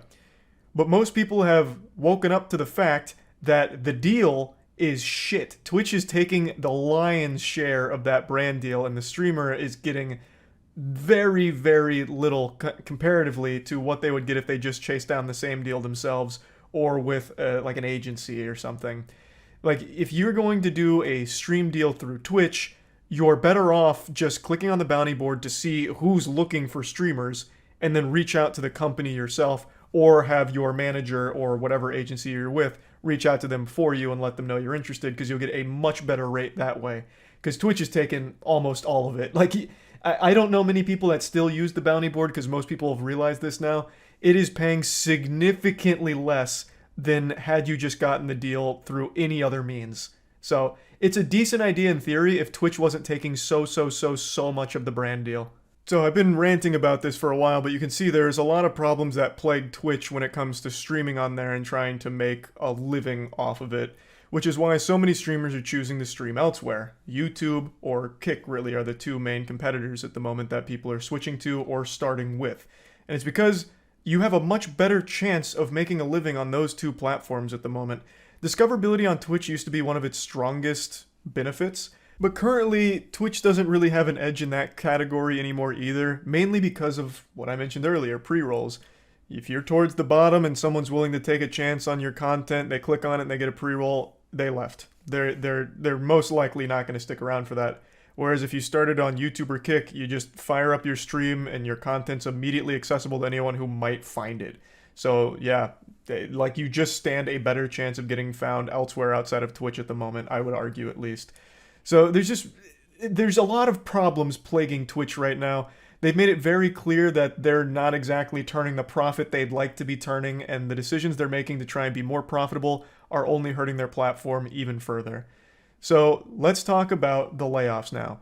Twitch laid off 400 employees yesterday, and what's crazy is the employees don't even know who got laid off yet. So the employees are still fucking trembling in fear, wondering if they even have a job anymore. But this isn't a Twitch exclusive problem. I'm sure all of you know, all of the big tech businesses, the tech industry as a whole, experienced a lot of bloat over the last few years because of COVID. They hired a lot of people. Now they're firing a lot of those people because they don't need that many employees and they're not utilizing that many employees. Thus, they're making a lot of cuts. Amazon laid off like 9,000 people yesterday, so of course the 400 laid off at Twitch were a part of that. Yeah, we can talk about the Twitch stuff now. I see a lot of people coming after Twitch for the layoff. They laid off 400 staff members. I think it's very interesting that Dan Clancy, the new CEO of Twitch, is the one to make this announcement, as opposed to like a parting gift from Emmett Shear, the previous CEO. That was kind of surprising, because this is not really how you want to start your reign as the Twitch CEO, with 400 jobs taken away. But it's also not their fault. Amazon laid off 9K. So people need to realize that since Twitch is part of Amazon, this is part of the overall Amazon layoffs. I don't think Twitch itself was the one that kind of spearheaded it. Though I will say I think Twitch is a bloated company. I feel like losing 500 staff members isn't necessarily going to change too much about it. But I could be wrong. Maybe these are like really crucial members. But what's kind of fucked up about it is apparently the Twitch staff don't even know who's been fired. It sounds like huge corporate shit. Yeah, that is kind of wild that the employees themselves don't know if they've been laid off or not yet. I feel like they probably should have told them that they're fired before making the announcement. 400 employees fired out of 1,200 is fucking rough. Is that how many Twitch has? Is it 1,200? I don't know why, but I thought it was more. But yeah, I mean, it's not a small number by any means. But I do think Twitch was very bloated. I don't think you needed that many employees to begin with. They're clearly not utilizing them to their full potential. Like, I can count on one hand the amount of features they've rolled out over the last couple years, right? Like, they're clearly not being put to great use over there. But this wasn't like this wasn't explicitly a Twitch decision. This is just the entire tech industry. I don't remember where the source was now, but there's a whole article written up about the collapse of the tech industry jobs right now. I believe they cited that because of COVID, all of these companies panic hired a ton of people because they thought they'd need significantly more employees to like run remote and all of that. So all of these companies really exploded with the amount of people on their payroll over COVID. And now that that's not going on anymore, they just have all of these, like this wild list of employees that they don't use And they don't need any more, so now they're letting them all go all at once. So it's just this huge exodus. I saw a video today that made me emotional. It's a couple giving their wedding vows, and it's not often I'll see a video like this and just be moved to tears, but this one was really pulling on the heartstrings, and, well, I just thought it was an important video to showcase here to prove that true love does still exist. I know there's some of you out there that have stopped believing in love, but this one might reignite your faith. This is two hearts coming together like magnets and forming an unbreakable, covalent bond. A James Bond. Then as time went on and I was falling deeper in love with you, I was and always will be one of the easiest people to please. Only two things are required to keep me happy: keep my belly full and my balls empty. Though you're amazing at half of it, we really need to get you some cooking lessons. And they say chivalry is dead and romance is kaput. So, the wedding vows start pretty aggressive here, talking about some ball draining, and it only gets more graphic and 50 Shades of Grey-esque. So these are the wedding vows between this newlywed couple, and his vows are basically just an erotica fanfic about his partner. And this is delivered in front of not only his family, her family, but in front of God too, who's probably weeping and feeling very embarrassed that this was allowed to transpire on his earth. It's pretty yucky, but they seem to be having a good time. I don't know how their families feel about having to listen to this guy talk about his daughter is basically just a fucking fleshlight for himself. Off rip going into like, hey, your new job as my wife, your duties to me are to get better at cooking and drain my balls like Steph Curry drains threes. Even when my belly isn't full, there is no one I could ever love more in this lifetime, unless I actually get a chance to meet Margot Robbie. The way he's presenting his vows is also a little uncomfortable. Not only the subject matter about it being almost entirely sexual based, but also it's because he's reading it from his cards here, like his book report almost. It's like he just got called on in front of the class to read from a textbook, and he's a little nervous about it. So it's all kind of like very robotic, which makes it even more weird. But yeah, he's treating it like a stand-up comedy routine, and it's just, it's very uncomfortable because it's all about fucking. Now, before showing you the rest of these beautiful vows, I'd like to show you something else that's beautiful, and that's today's sponsor, Honkai Star Rail. Big thanks to Honkai Star Rail for sponsoring today's video. Honkai Star Rail is the newest free-to-play game from the creators of Genshin Impact, Hoyoverse. So you already know the art style and the characterization is going to be immaculate, absolutely spectacular and breathtaking. It's a free-to-play RPG experience with a focus on strategic combat. So there's a lot of different ways of approaching the combat, a lot of different strategies you can employ to suit your own personal playstyle. So you can shift enemies around environments and characters and upgrade them to suit the way that you want to approach the combat. And since you can freely explore the universe, you can also find different things that'll better suit your playstyle. And all of the combat just looks amazing because they knocked it out of the park with the art direction, so it's all just beautiful visual effects from orbital cannons to ice walls. It's also cross-platform. It supports cross-platform play, so you can install it on mobile and PC and have the game data shared between them. So if you're interested in trying Honkai Star Rail, you can click the link in the description below to get started on your adventure. Big thanks again to Honkai Star Rail for sponsoring the video. Well, today I'm taking a step further and giving you my last name, the last name of champions. No one deserves it more. With you and the girls by my side, I feel like I can conquer anything. Y'all make life worth living, giving every breath of every day a purpose. Life gets even better when the kids fall asleep and you tell me to come to the bedroom. Nothing's better than the sound of gagging and headboard slamming. Michael. He went a good 20 seconds of actually delivering heartfelt, meaningful statements in his vows, like very sweet sentiments, and then immediately into gagging and headboard slamming. Hell yeah, brother. And then that was his mom up there that said Michael, as if she was about to go over there and discipline him, like pull on his ear or wash his mouth out with soap. Now, watching this is actually very interesting because it's so sweet. And I've always seen a lot of these wedding videos go kind of south where like one of the best men or whatever delivers a really cringe speech. Luckily that's not the case here. no cringe to be had on this holy day. But I imagine flopping at either your own wedding or your best friend's wedding with a turbo dog shit speech is one of the worst feelings on the planet. Now, many of you know my buddy Matt recently proposed to his longtime girlfriend, and he wanted to do something special for the proposal, which was he had all of their friends submit short videos talking about how great of a couple they are and all of that. Just a very nice gesture, and he was going to compile all of those short videos into a longer, big video that he was going to surprise her with at a movie theater that they were planning on going to for a movie. It was a very cute idea, and I was included in this mega mix, and I'll go ahead and show you the video I submitted because I think I absolutely fucking crushed it. Hey, my name is Charles White. It is December 8th, 2022. That is 2022 years since the death of Christ. God rest his soul. I've been informed by a close friend of mine named Matthew Phillips that he is proposing to his longtime girlfriend Monique.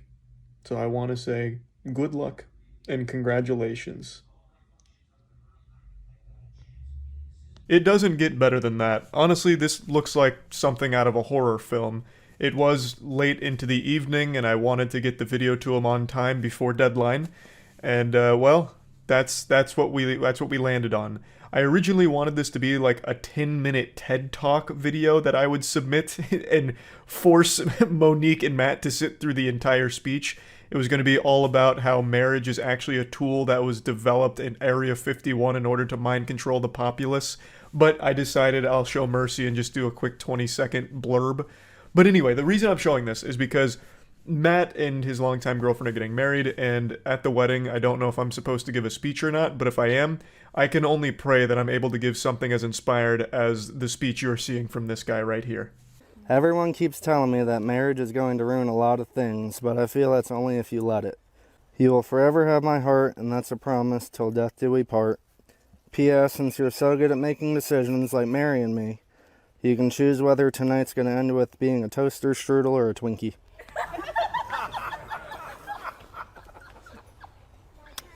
If that doesn't make you blush and melt your heart, then you just don't have a soul, partner. Because, wow, that is some silver-tongued Casanova class right there. So, in case you don't understand, if you're some kind of stupid fucking swine, a toaster strudel is referring to after they fuck. He'd pull out and ejaculate onto her tummy, make it maybe in like, you know, little glaze waves, kind of like a toaster strudel, or a Twinkie, where he cream pies her, basically. He just fucking ejaculates inside.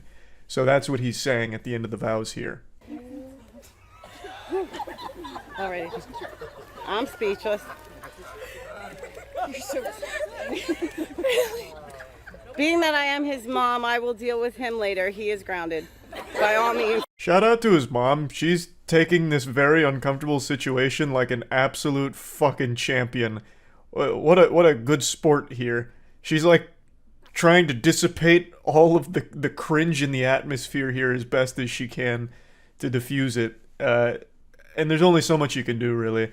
But the two of them seem happy, and I guess that's all that matters. But I really just have to say, why do this in front of all of the family members of not only you, but her?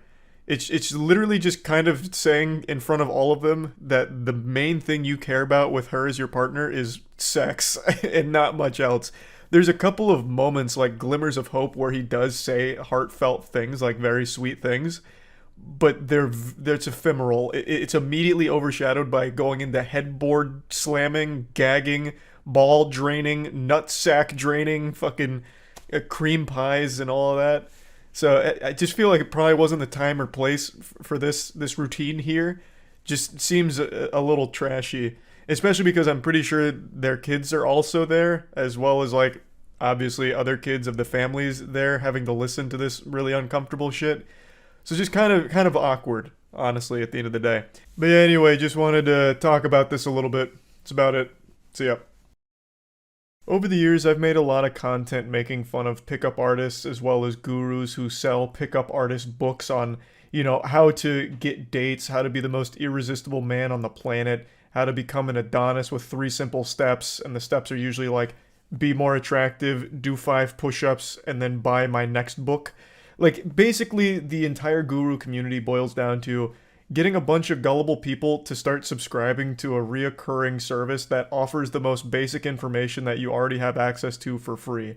And it's a very lucrative scam. And today I'd like to show you a gentleman who calls himself an international playboy and one of the masters of seduction. So, you know, he's like a chess grandmaster, but of pussy. He's just truly a chosen Jedi here, honestly, when it comes to getting laid. And I believe him. He's very suave. I imagine he has kissed every single girl on this planet over the age of 18. Your wife? She's probably made out with this guy. I'm just gonna break it to you. I'm gonna rip the band-aid off and let you know the truth. But not only can he have sex with any woman that his eyes happen to glance upon, he is so nice and such a saint that he is giving us the secrets for a low price with the course that he's selling. And we even get a little sneak peek of some of the content that he's offering from his YouTube channel. And now, I just want to be honest, he's of course not the biggest alpha male in the world, but it doesn't matter because from what I can tell, it's still extremely successful for him and he's made a good bit of money off of it, because that's just kind of the nature of the scam. You don't have to be super big or have a huge online presence to make a good living just selling these kind of courses that prey on desperate people. So I just want to show you a little bit of this because it's pretty wacky. How to get 5 dates in 1 day. This picture makes him look like Tom Brady's failed clone. Alright, how do I get 5 dates in 1 day, goddammit? Major dating apps, not just one or the other. So I use Smart. Tinder.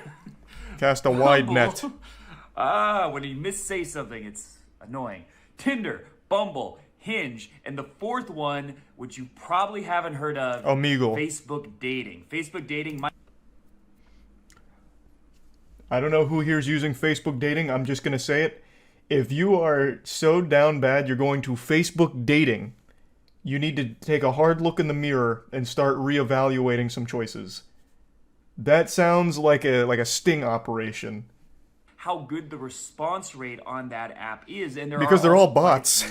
Cute girls. So those are the 4 I don't know apps about I that. use. It's all bots. And then on Tinder, Bumble, Facebook dating. and Hinge, I bought boosts. So you can buy 2 boosts on Tinder for Pay to about win? $10, Okay. 2 on Bumble for like. And I look at their profile quickly, and if there's some interesting thing to comment on, there was one girl who mentioned attachment theory. I happen to have a degree in psychology, so I was able to make a comment about attachment theory and how that, like, she really got me going by. Let me take a peek here. Alright, so this guy, he's got the galaxy brain to pussy. He's got a degree in wooing women. The second message is, I think you might be exactly my type. And then they'll say, what is your type? Or something along those lines. And then I have a third I mean, they're not message, NPCs. I don't think they're all going to say my that. type. And then if she responds positively to that, I just go for the... I've always been the dominant one. Cool. Love to be dominated. Yeah, he's in.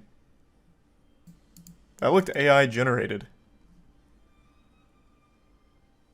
What? He almost looks cell shaded. Also, what service is this?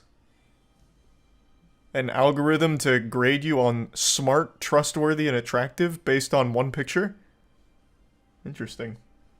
Getting. That's why I include on my online course, The Spark, a complete guide to getting high quality pictures on dating apps, because most guys don't realize. Even at his size, so he's not what you'd consider a tier 1 alpha guru. Even at his size, he is still peddling paid services for shit that people just have access to for free. You need someone to say your pictures suck? Post them on Reddit or Twitter. Instead of paying money for the fucking books, courses, online guru content. It's always so wild. But I can't even be mad at this guy for it. It is just a ripe landscape for scamming. It truly is. People just love to throw money at someone they perceive to be an expert on a problem that they're doing the bare minimum to solve in the first place, like not getting dates. Like, I guarantee, this is all very generic advice, it's not even bad advice, to be fair. But I guarantee no one that's buying his course is even going to bother implementing it. Like, they throw money at the problem and think that's going to magically solve it with no effort on their own part. Or they'll try it once, it doesn't work, and they quit, but they still keep paying for the content. it's so awful. Ugh. Features on the apps, make sure to click the link below. And I want to clarify that if I wanted to, I could have got a lot more than 5 dates. I only messaged probably about a third of my matches. So I could have taken this even further. There would be but no with women just left about in Las Vegas if this guy didn't put that kind of stipulation on it. Like, if he was just left to run wild, there would actually be no pussy left for anyone. So, thank God he took it easy on the rest of us. hour of effort, I was able to get 5 dates in one day. And I bet those dates went amazing. Bro used a Pokemon incense. Yeah. His Riz was off the charts. Again, we are just lucky he spared the rest of us, because anyone's girlfriend or wife that happens to live in Las Vegas with them, hey, she's not yours anymore. Not when this guy's got access to a phone. So is this course all about just getting a date from dating apps? Oh, he also does, like, infield approaches at fucking Target. Oh, no. Oh, no. It's feeling a lot like 2015 again. After that, you're going to get humiliated. But in this video, I'm going to show you that a normal-looking guy with a very normal approach can have success. And that means you He's not watching, wrong. Yeah, you're I not, mean... you know, no... Imagine this. If you're just not weird... You'll probably have success at some point with a woman. It's just, don't be weird. Lesson complete. I didn't even need to buy the course. Case. I just want to so see the you're just approach. Like, hey, you're Oh, he's not even doing the approach. He's grading it. Well, how about this one? How to pick up any girl in 30 seconds plus infield. Infield is a pickup artist term. It means he's like out there, boots on the ground on the front line, absolutely slaying vagina. So we get to see the master at work, I suppose. Leaving the how to Jedi pick Temple. up any girl in, give her some space, and here's what you say. I hope this isn't too forward, but I had to say that you're very beautiful, and there's something about you that really caught my attention. I'm hoping there's some flexibility to that line, because that line's just going to get you immediately laughed at. I just can't imagine a single human being receptive to that. That's just always going to be creepy. That's that Reddit nice guy energy, which people are hardwired, like, in their DNA to reject. So hopefully that's just like a template, and you can, like, kind of freestyle in there with normal conversational tactics. Can I just say, you're really cute. Well, the top third of your face is really cute. Thank you. I can't make judgments on the rest. A coffee or something? Maybe. Maybe? Well, let's try. Maybe we'll have a double date. Yeah. Since they seem to get along as well. I know. All right. It was great to meet you. Yeah. If she says, I have a boyfriend, I'm not interested, just move on. The reality is, Thanks some to women do Subliana have and boyfriends, or Brogert, they're a lesbian, the or Prime whatever. It's G4. not going to happen with every girl. But a lot of the time, they'll either say, okay, or, oh, maybe, or... Or they're just not interested, man. I always like that. Let me make sure I got that lesson. If they say no, they either have a boyfriend or they're a lesbian. Women do have boyfriends, or they're a lesbian, or whatever. It's not going to happen with every girl. But a lot of... Those are, like, really the only two things. They either already have a boyfriend, who most likely bought this course and rizzed her up, or they're just straight up a lesbian. Well, the top third of your face is really cute. Thank you. Oh, is this his only example for this? I thought it was going to be Hey, full infield I work wanted to here. say you're really beautiful. And not, hi, I just wanted to say, you're very... Picking up a hot girl in 3 minutes. It's the same example. Has this only worked a single time for him? This is from 2 years ago. It's the same clip that he just used 3 weeks ago. Surely if this is the secret formula, the Krabby Patty secret formula to getting laid, or at least guaranteeing a date, it would have worked more than once in 2 years. Why keep repeating the same clip? Guy didn't even finish the deal. He started walking away before getting her number to set up the date. Okay, I'm going to give him a very generous leap here and assume that he just cut that part out, because you are right. He's like, yeah, well, let's try. Let's go on a double date sometime. And then they start separating. Like, yeah, maybe. Yeah, maybe. Maybe. I'm assuming, and this, I understand it's a leap, they may have exchanged numbers prior. Have a double date. Yeah. Since they seem to get along as well. I know. All right. It was great to meet you. Yeah. If she says I have a boyfriend, I'm just gonna assume they must have exchanged numbers as opposed to just instantly separating like that. How many views did the video have? The original one was 350k. So it looks like he's tried to be like the alpha male coach for quite some time now. And I'm gonna tell you, it's probably quite successful. Again, he's not like the biggest alpha male, like metric-wise, but the beauty of being a guru in this kind of space is you only need a couple of suckers that just keep coming back over and over and over again. Here, let me see how much his course costs. Give me a second. What's it called? The Spark? Yeah. Top dating expert reveals how to covertly spark attraction with any woman instantly and subliminally. Includes hidden camera footage of my method in action. Man, just reading this is rough. The nerdy virgin who became an international playboy. I used to be hopeless with women, probably worse than you ever were. I read over 270 books about what sparks that seemingly mythical emotion known as desire. And I even got a degree in psychology. Oh, here we go. Give me instant access to the Spark right now for just $7. That is so much cheaper than most of the other ones. And you get some bonus shit as well. The DTF test, which is a total value of $97, and you get it for free. The shockingly simple two-step system that will allow you to find out if a woman wants to hook up with you. I'm going to tell you, if you need to buy a test to try and verify that, the answer is likely no. She doesn't want to. This one's called the Charisma Blueprint with a total value of $47, and you get it for free with the Spark. The Obsession Formula DVD, total value of $67, and you get it for... Oh my god! Jesus! Here, I'll bring it down. I was going to leave it up there, but I don't feel like reading through all of it. So for $7, you get the Spark, and then the Spark gives you like 15,000 bonus DLCs. Jesus Christ. Oh my god. And the price will increase to $50 very soon. I don't know about that. It's been 2 years. I imagine it stayed at $7 the whole time. It's like watching an old As Seen on TV commercial. Total value of $6.55 today for just $7. Holy shit, I'm losing money not buying it. I also would love to know where the valuations come from. I made it up. I'm gonna buy 1,000 courses for $7 and flip them when their value goes back up. That's genius. Beautiful idea.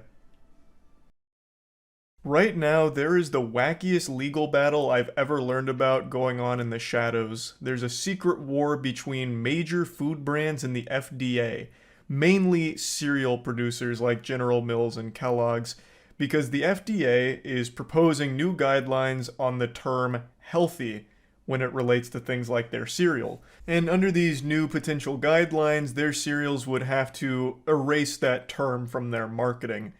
And they're not too happy about it. They're wiggling their fingers saying, no, no, no, we have a First Amendment right to free speech, which they have been using for years to effectively lie and mislead their customers into thinking that their cereals aren't bad for them. Free speech is a beautiful and sacred, wonderful thing that plays no role in this corporate greed and false advertisement.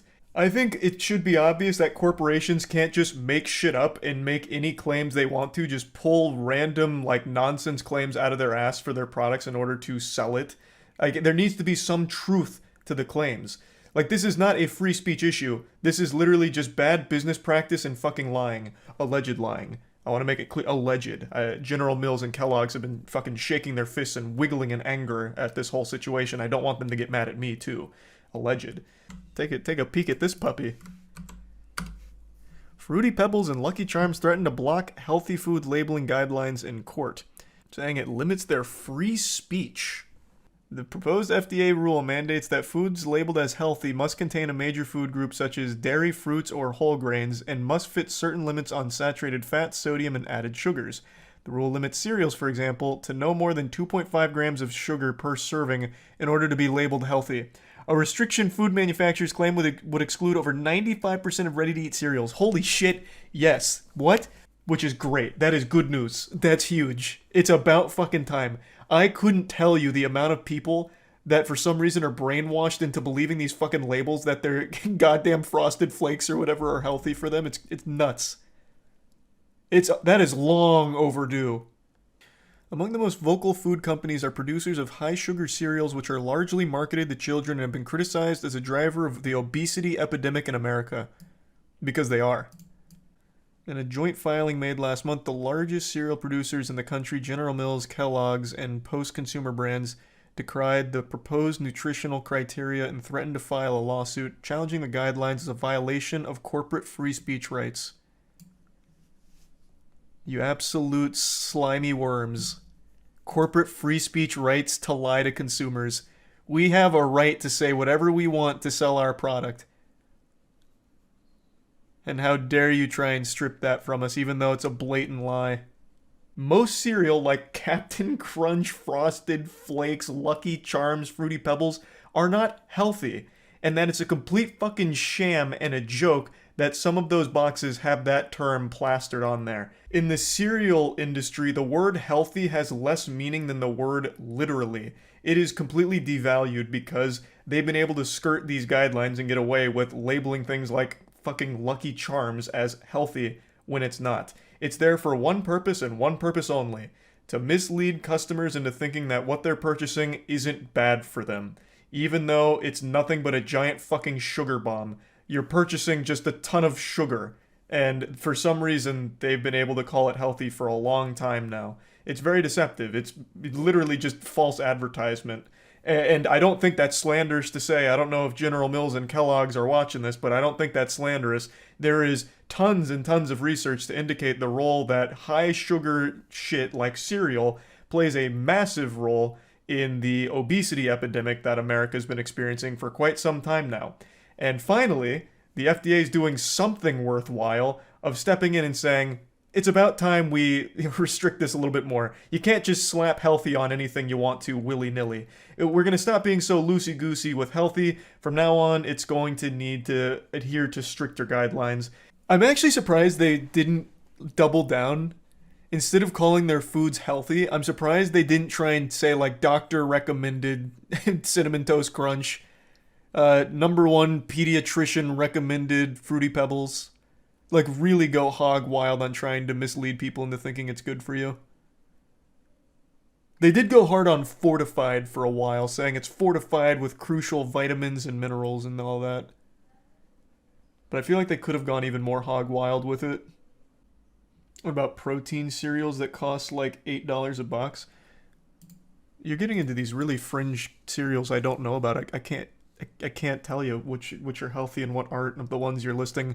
All I'm saying is I'm agreeing that 95% of these cereals would absolutely be wiped from the healthy label because they're not. Like, they're straight up not. The sugar that's present there isn't like natural sugars either most of the time.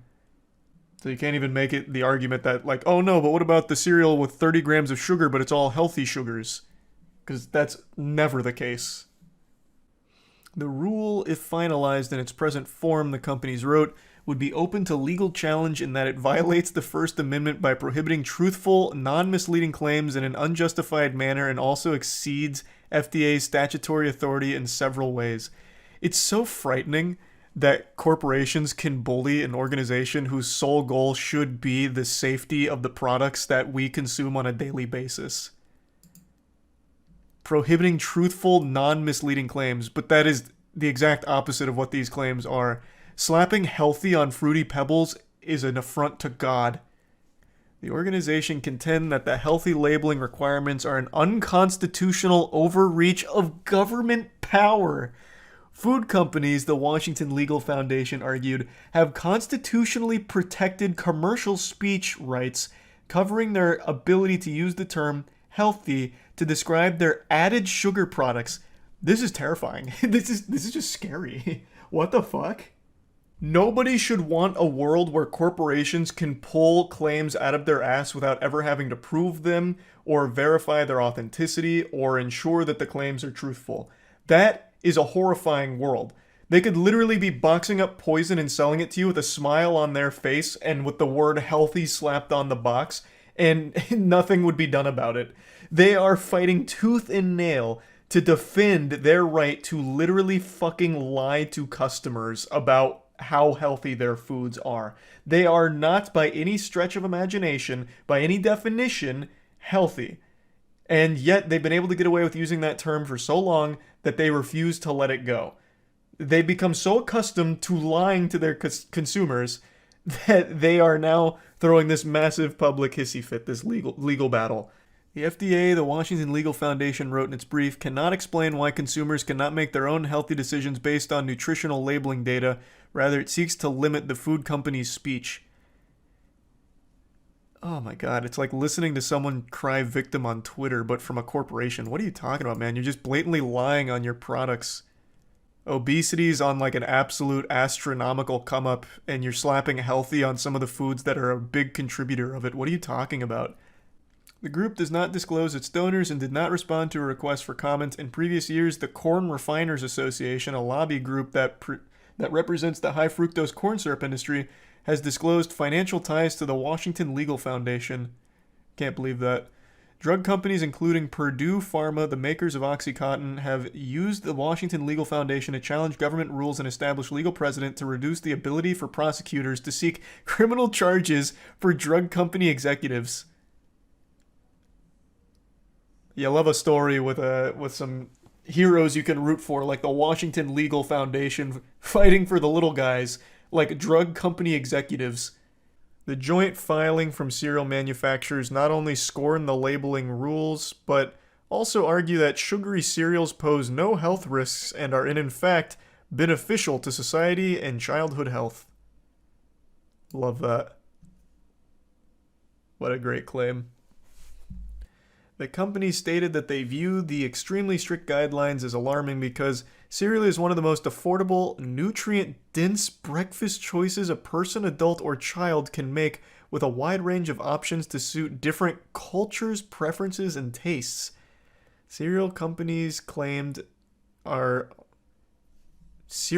companies claimed, are already recognized for nutritional benefits, given their inclusion in a range of federal programs that serve the nation's vulnerable populations, such as the Special Supplemental Nutrition Program for Women, Infants, and Children, and the National School Lunch Program.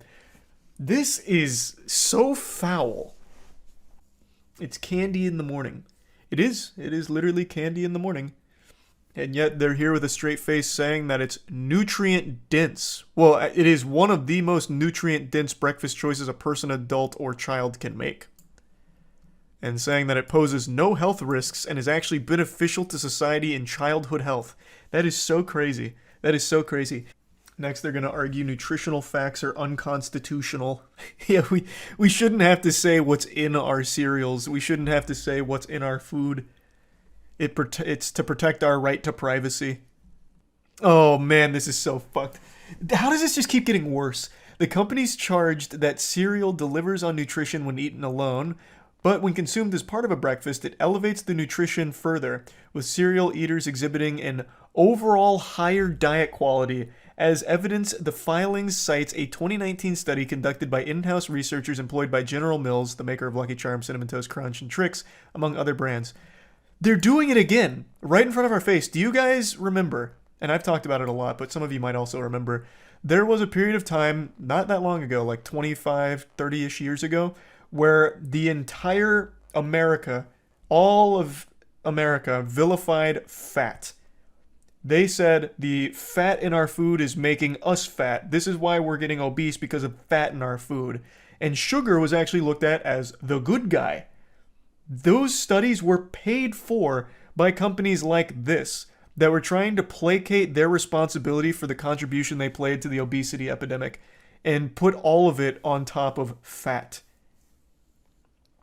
And they're doing it again right here in 2019, trying to make arguments that eating cereal actually helps eaters exhibit an overall higher diet quality, I guess. That's so crazy. The agency they wrote should recognize the beneficial role of sugar.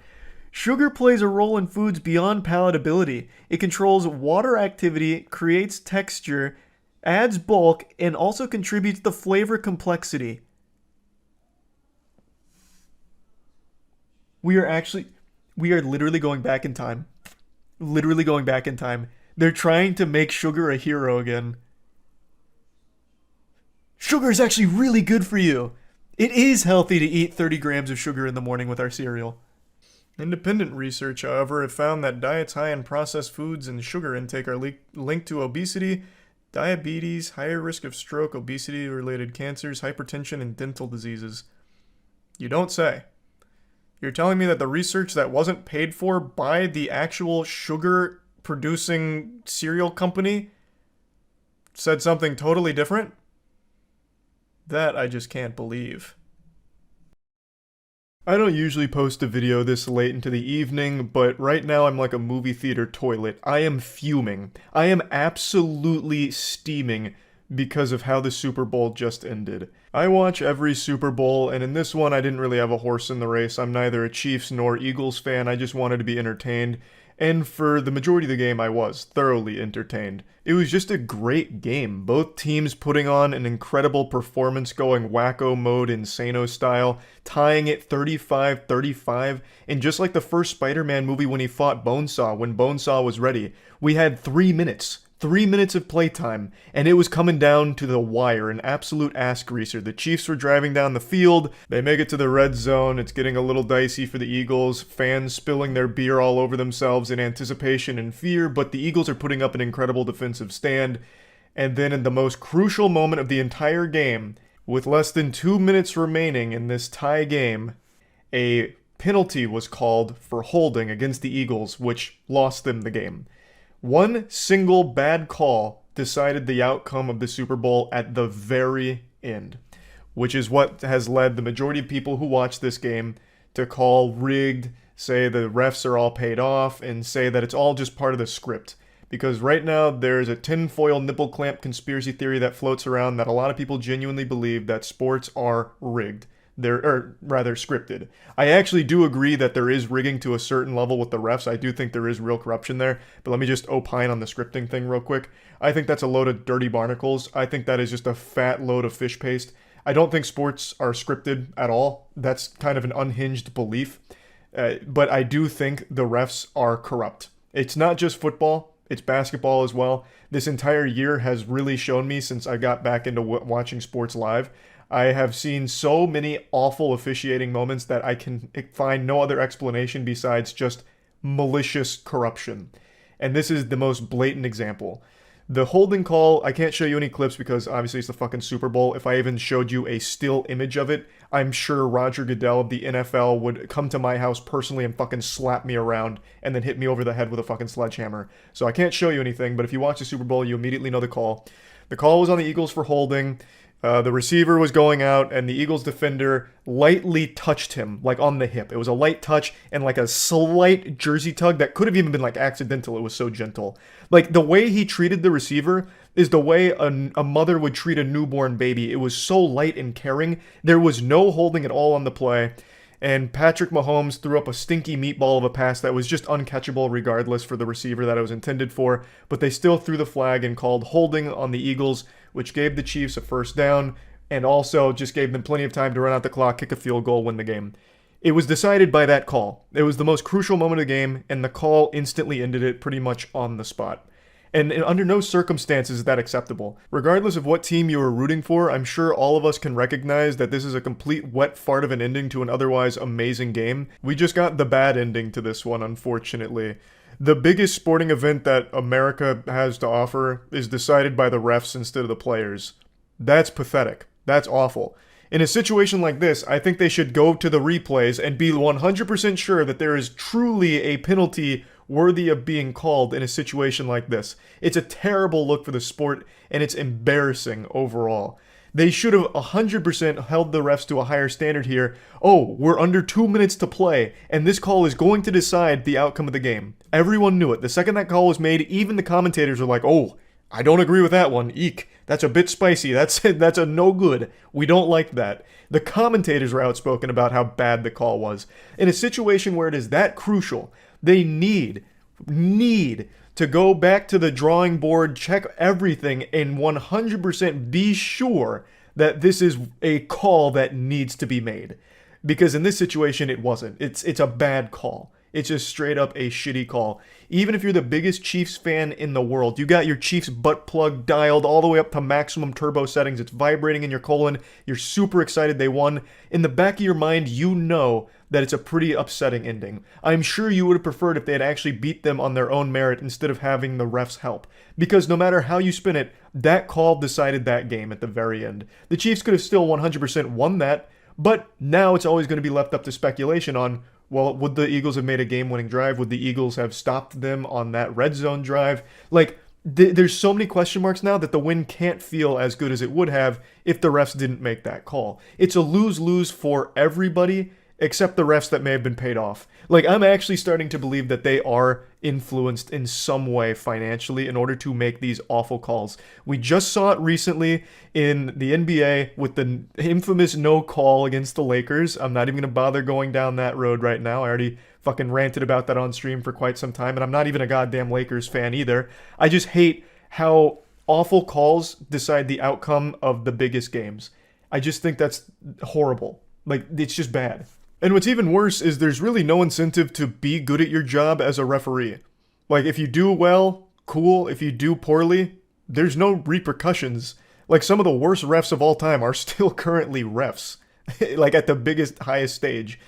I don't understand why they have so much leniency in situations like this, and so much power, too. This is a call that should have been thoroughly looked under with a microscope 1,000 times. Bring in a third-party investigation unit for this call tonight. Like, have them double-check. Bring out a fucking forensics team. I don't care. It's the biggest call of that game, in the most crucial moment of the entire game. Really do your due diligence to ensure that call is legitimate and necessary. Because you do not want a game to wrap up the way this one did. It causes nothing but turmoil, and it ruins the entire thing. The Super Bowl was amazing all the way up until it wasn't. At the very last 2 minutes, less than 2 minutes. It's craziness. Can't believe I'm actually making a sports ranting video, but my family and I were having so much fun watching the Super Bowl, and when that call was made, collectively all of us let out an audible groan in frustration, and it took the wind out of all of our sails. None of us are Chiefs fans or Eagles fans. We didn't give a fuck who won. It was just such an amazing game, and to have it in this way is deflating. I can only imagine Philadelphia Eagles fans right now. But anyway, I just wanted to vent about all this. Also, I'll tackle one more thing that I've already seen pop up a lot, where it's like, no, it's technically a holding no matter what. I mean, I just disagree. Like, even with the way the rule's written and the way that it's typically enforced, it still doesn't seem like a hold. His movement really wasn't impeded at all, and the ball was still pretty uncatchable anyway, so it's not like it would have had a huge impact on the outcome of that play in particular. So even if you want to argue that technically it's a hold, it's still a call that doesn't need to be made, especially given the magnitude of the game, because that call ends the game on the spot when you make it. This was the most important moment of the game. This was pivotal, and that call being made instantly decides the outcome of the entire game. Their fate was sealed the second they threw that penalty. So I don't think that it needed to be made, nor should it have been, because I don't think any games should be decided by a penalty like that. It's fucking pathetic. It's laughable, really. And that's why a lot of people are screaming rigged, because it did decide the winner of this match. No matter how you argue it, they won immediately off of that call. So it's just a real shame. And yeah, I just kind of wanted to talk about all of that. That's about it. So yep. Russian car fighting. Well, it's not just Russian car fighting, it's called karjutsu. Karjutsu. But yeah, they're blowing up on Twitter. I know all about it. They also have phone booth boxing. Yeah, you might recognize the caster as JT, baby. I thought it was actual car fighting. No, they just fight in a car.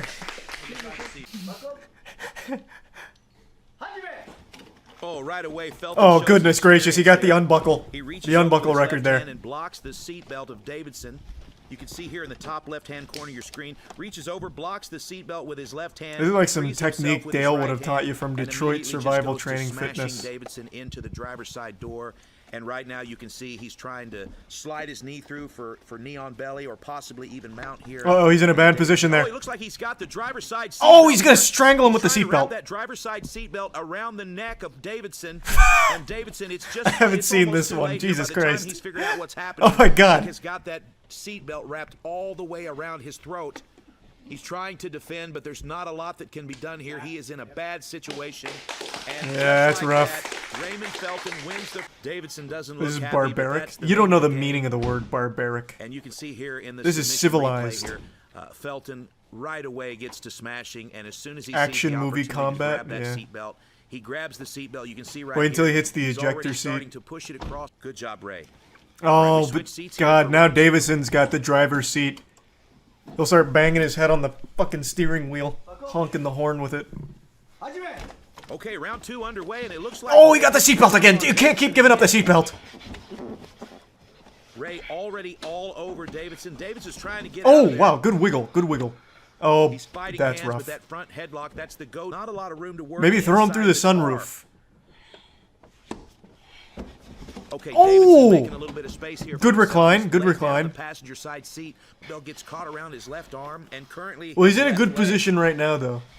We've got He's a got that like guillotine squatting attempt here lotus into the technique front going headlock. on. Oh, that might be all she wrote. Ray's got quite a bit of experience into it. Takes a submission. Oh, he's going to the back round. seat. This is a Oh, you 2-round can't give up the back fight, and seat. What that means essentially is that Davidson has. If there's one thing I've learned from Salt, to secure a submission that Angelina on Jolie Felton, or movie. He will lose the match. If he can get his right Oh, knee God, down fake on the taxi's seat popping for a off. couple of seconds, he can score Recline 4 the points driver's from that, side but seat. No, it doesn't look like Ray's going to let that happen. Full mount? I think Ray would rather give up his back here, and that's what's happening. Davidson taking the back of Felton.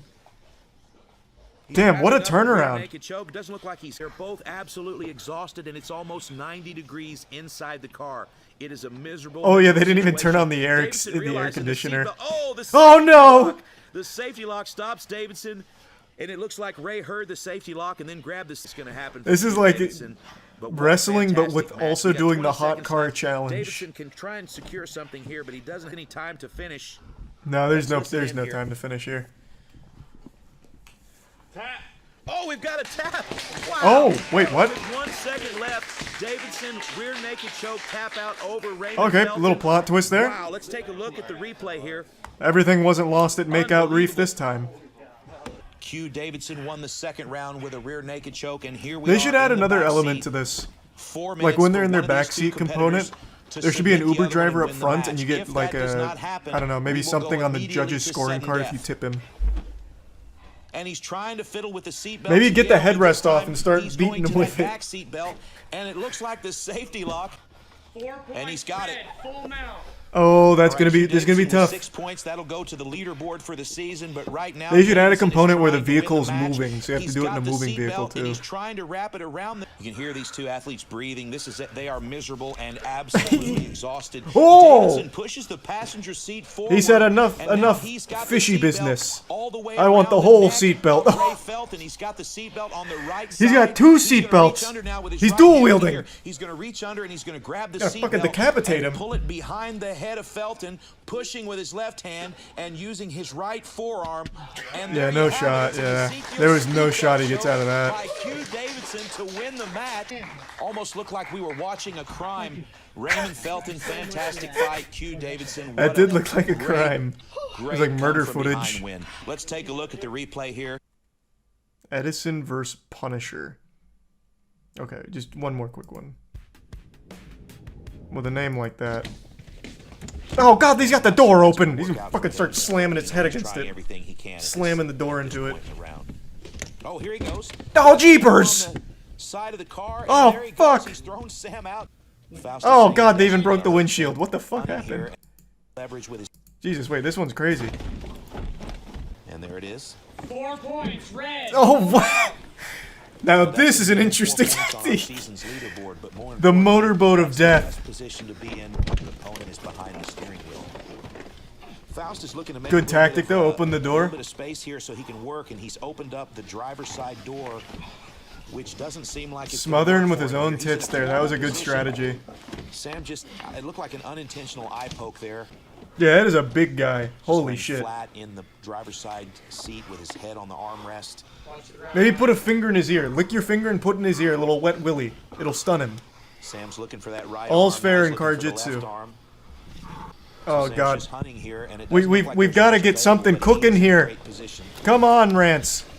Get your finger and like go up and down on his lips. Give him one of those. Into the car, or Faust is shrimping It'll his way scare over him. to the other seat. Oh, here he goes. No, baby. Side of the car, and there he goes. He's thrown Sam out. Sam's head is He's about wiggling. an inch from the mat, front of the throne. It looks like being in the driver's seat is a huge Sam's very disadvantage. calm. You can look at his eyes and see he's very, very calm here, but he's in a bad position. Faust This is looks secure very- mount. this- He's got this almost looks about 8 romantic. inches worth of seat belt here. The safety lock has kept him from. He, pulling he's the not even seatbelt taking out the threat completely. seriously right now. I think Sam is successfully defending. Get a different camera. What is he? Faust I has got can't his tell what right I'm hand. looking. Oh my He's god. gripping the wire that holds the headrest to the seat, and also in that hand. Yeah, he's that's caught gonna be with tough. 8 inches of seat belt. So he has got Sam trapped against the seat. This is one of those moments Listen where to you the need to be able to breathe out of your ass. Sam is unable to move. His head is stuck to the seat. He's being choked by the seat belt. Faust is in position. He's got. Oh, he's getting with like the Joker laugh. They're going crazy in the hot car. To do with it, but he has got a fantastic. Someone let out a little fart there. What was that? Here for some sort of a front choke. Oh, that'd be a good strategy actually. Not a lot Stink of them room to out, work inside the car. rip ass, and then go to town. I think Rance really kind of took control of this round here. And it looks like we're going to the third round. That's the back seat time. Heavy breathing from both competitors. Yeah, these are some big boys here for the back seat. That's not a whole lot of room to work. And methodical. Faust is trying to shove him in between the seats. What are you watching? And just a little bit of a misstep by Sam has put him in a Oh, you gave up your belly. Holy You smokes. showed your belly. You showed tummy. Oh, but wait a minute. Sam, the bully choke. But while doing so, he has absolutely gotten himself into a bad spot. His hips are trapped between the two front seats, and you can't Oh see yeah, now, that's gonna be all she wrote. has figure forward the legs of Samuel Eidson. He's gonna turn the car on, rip the wires out, and shock him with it. Currently, Faust is a very, very serious situation here. There's no mobility whatsoever for Sam. Yeah, he's got his legs locked there. He's got him in like a coffin stance. Oh my gosh. Sam's trying to stay as calm as possible, but able to escape. Yeah, I think this one's kaput. I don't see how Sam gets out of this. Unless he rips the steering wheel off and starts like slapping him around with it. Oh, he's going to jiggle the keys here, create a little bit of a diversion. And he has absolutely passed from the back seat to the front seat. He still has mount. Wow. Jiggling the Punisher's keys a for tricky a little guy diversion? here. That was clever. Floorboard. Just hide in the floorboard, Sam. He can't get you there. Okay, here. What is He's gonna try to happening? win this fight right here. 10 Oh, seconds. oh. Holy smokes. Sam's that- head is stuck behind the steering wheel. And what is? Sam can't Jesus. move. Oh my gosh. What is? Jeepers creepers. Sam and Faust has pulled in the match. Rant the Punisher Faust by submission. Holy smokes. All right. Wow. Two championship. Man, Sam was in such firm control for round one, but then it was all Rance. Third round, it was. This evening I was deep in thought while taking a shower. With my bare bottom pointed towards the shower head, I began to ponder, is it possible to actually sustain a show just from it being hated by everyone? To produce a show that nobody likes but everyone tunes in because they like to make fun of it. The scientific term for this phenomenon is hate watching. People that watch something knowing full well they won't like it, but they can't help but watch it anyway. The reason why I got into this little existential crisis wondering about this topic is because last night news broke that Velma Season 2 is reportedly already being worked on, which is without a doubt the worst news the world has received since the bubonic plague. Velma is a show that's unanimously hated by every single person on this planet with a pulse. So the question begs to be asked, why would they even consider making a Season 2? Even critics hate this show. So who is this for? No one wants it. Is it truly so popular from hate watching that they can justify another season just to continue rage baiting? It's an interesting conundrum, and I've seen it being discussed on Twitter. I believe the big tweet about it says something to the effect of, "You hate watched, but you still watched, and that's all that matters to the suits." And I think there's a lot of truth to that statement. We've known for a long time journalism actually thrives off rage-baiting articles. I'm pretty sure GameSpot is kept afloat entirely from their dog shit movie and TV show reviews, because they come up with the most contrarian and most baffling reviews I've ever seen. For those that don't know, GameSpot gave Resident Evil the Netflix show a 9 out of 10, and the Halo show an 8 out of 10. There is no dimension in this fucking multiverse where that makes any sense. If you spit in my face and kicked me in my nutsack and then showed me these GameSpot reviews, I would be more offended by the reviews than your disrespect to my sack in my face. It's just unreal to think that these are real articles that got published. And it's not just these two, but these are by far the most egregious examples that I can think of off the top of my head. And this concept of profiting off anger extends to everything in the journalism field. There are so many articles written with the sole purpose, it seems, to incite controversy and spark hatred. Because when you get upset, you're clicking the articles, which I guess is good for their bottom line. Now, does that same concept extend to a show like Velma? There's a lot of evidence to suggest it does, especially in the case of Velma. Right now, they're wiggling their fingers celebrating that Velma had the biggest premiere day for an HBO Max original animated. But this is such a hollow victory because there's no HBO original animations left since everything got canceled. They're competing in a goddamn ghost town. It's just crickets for animation on there. So of course it was going to have the biggest premiere.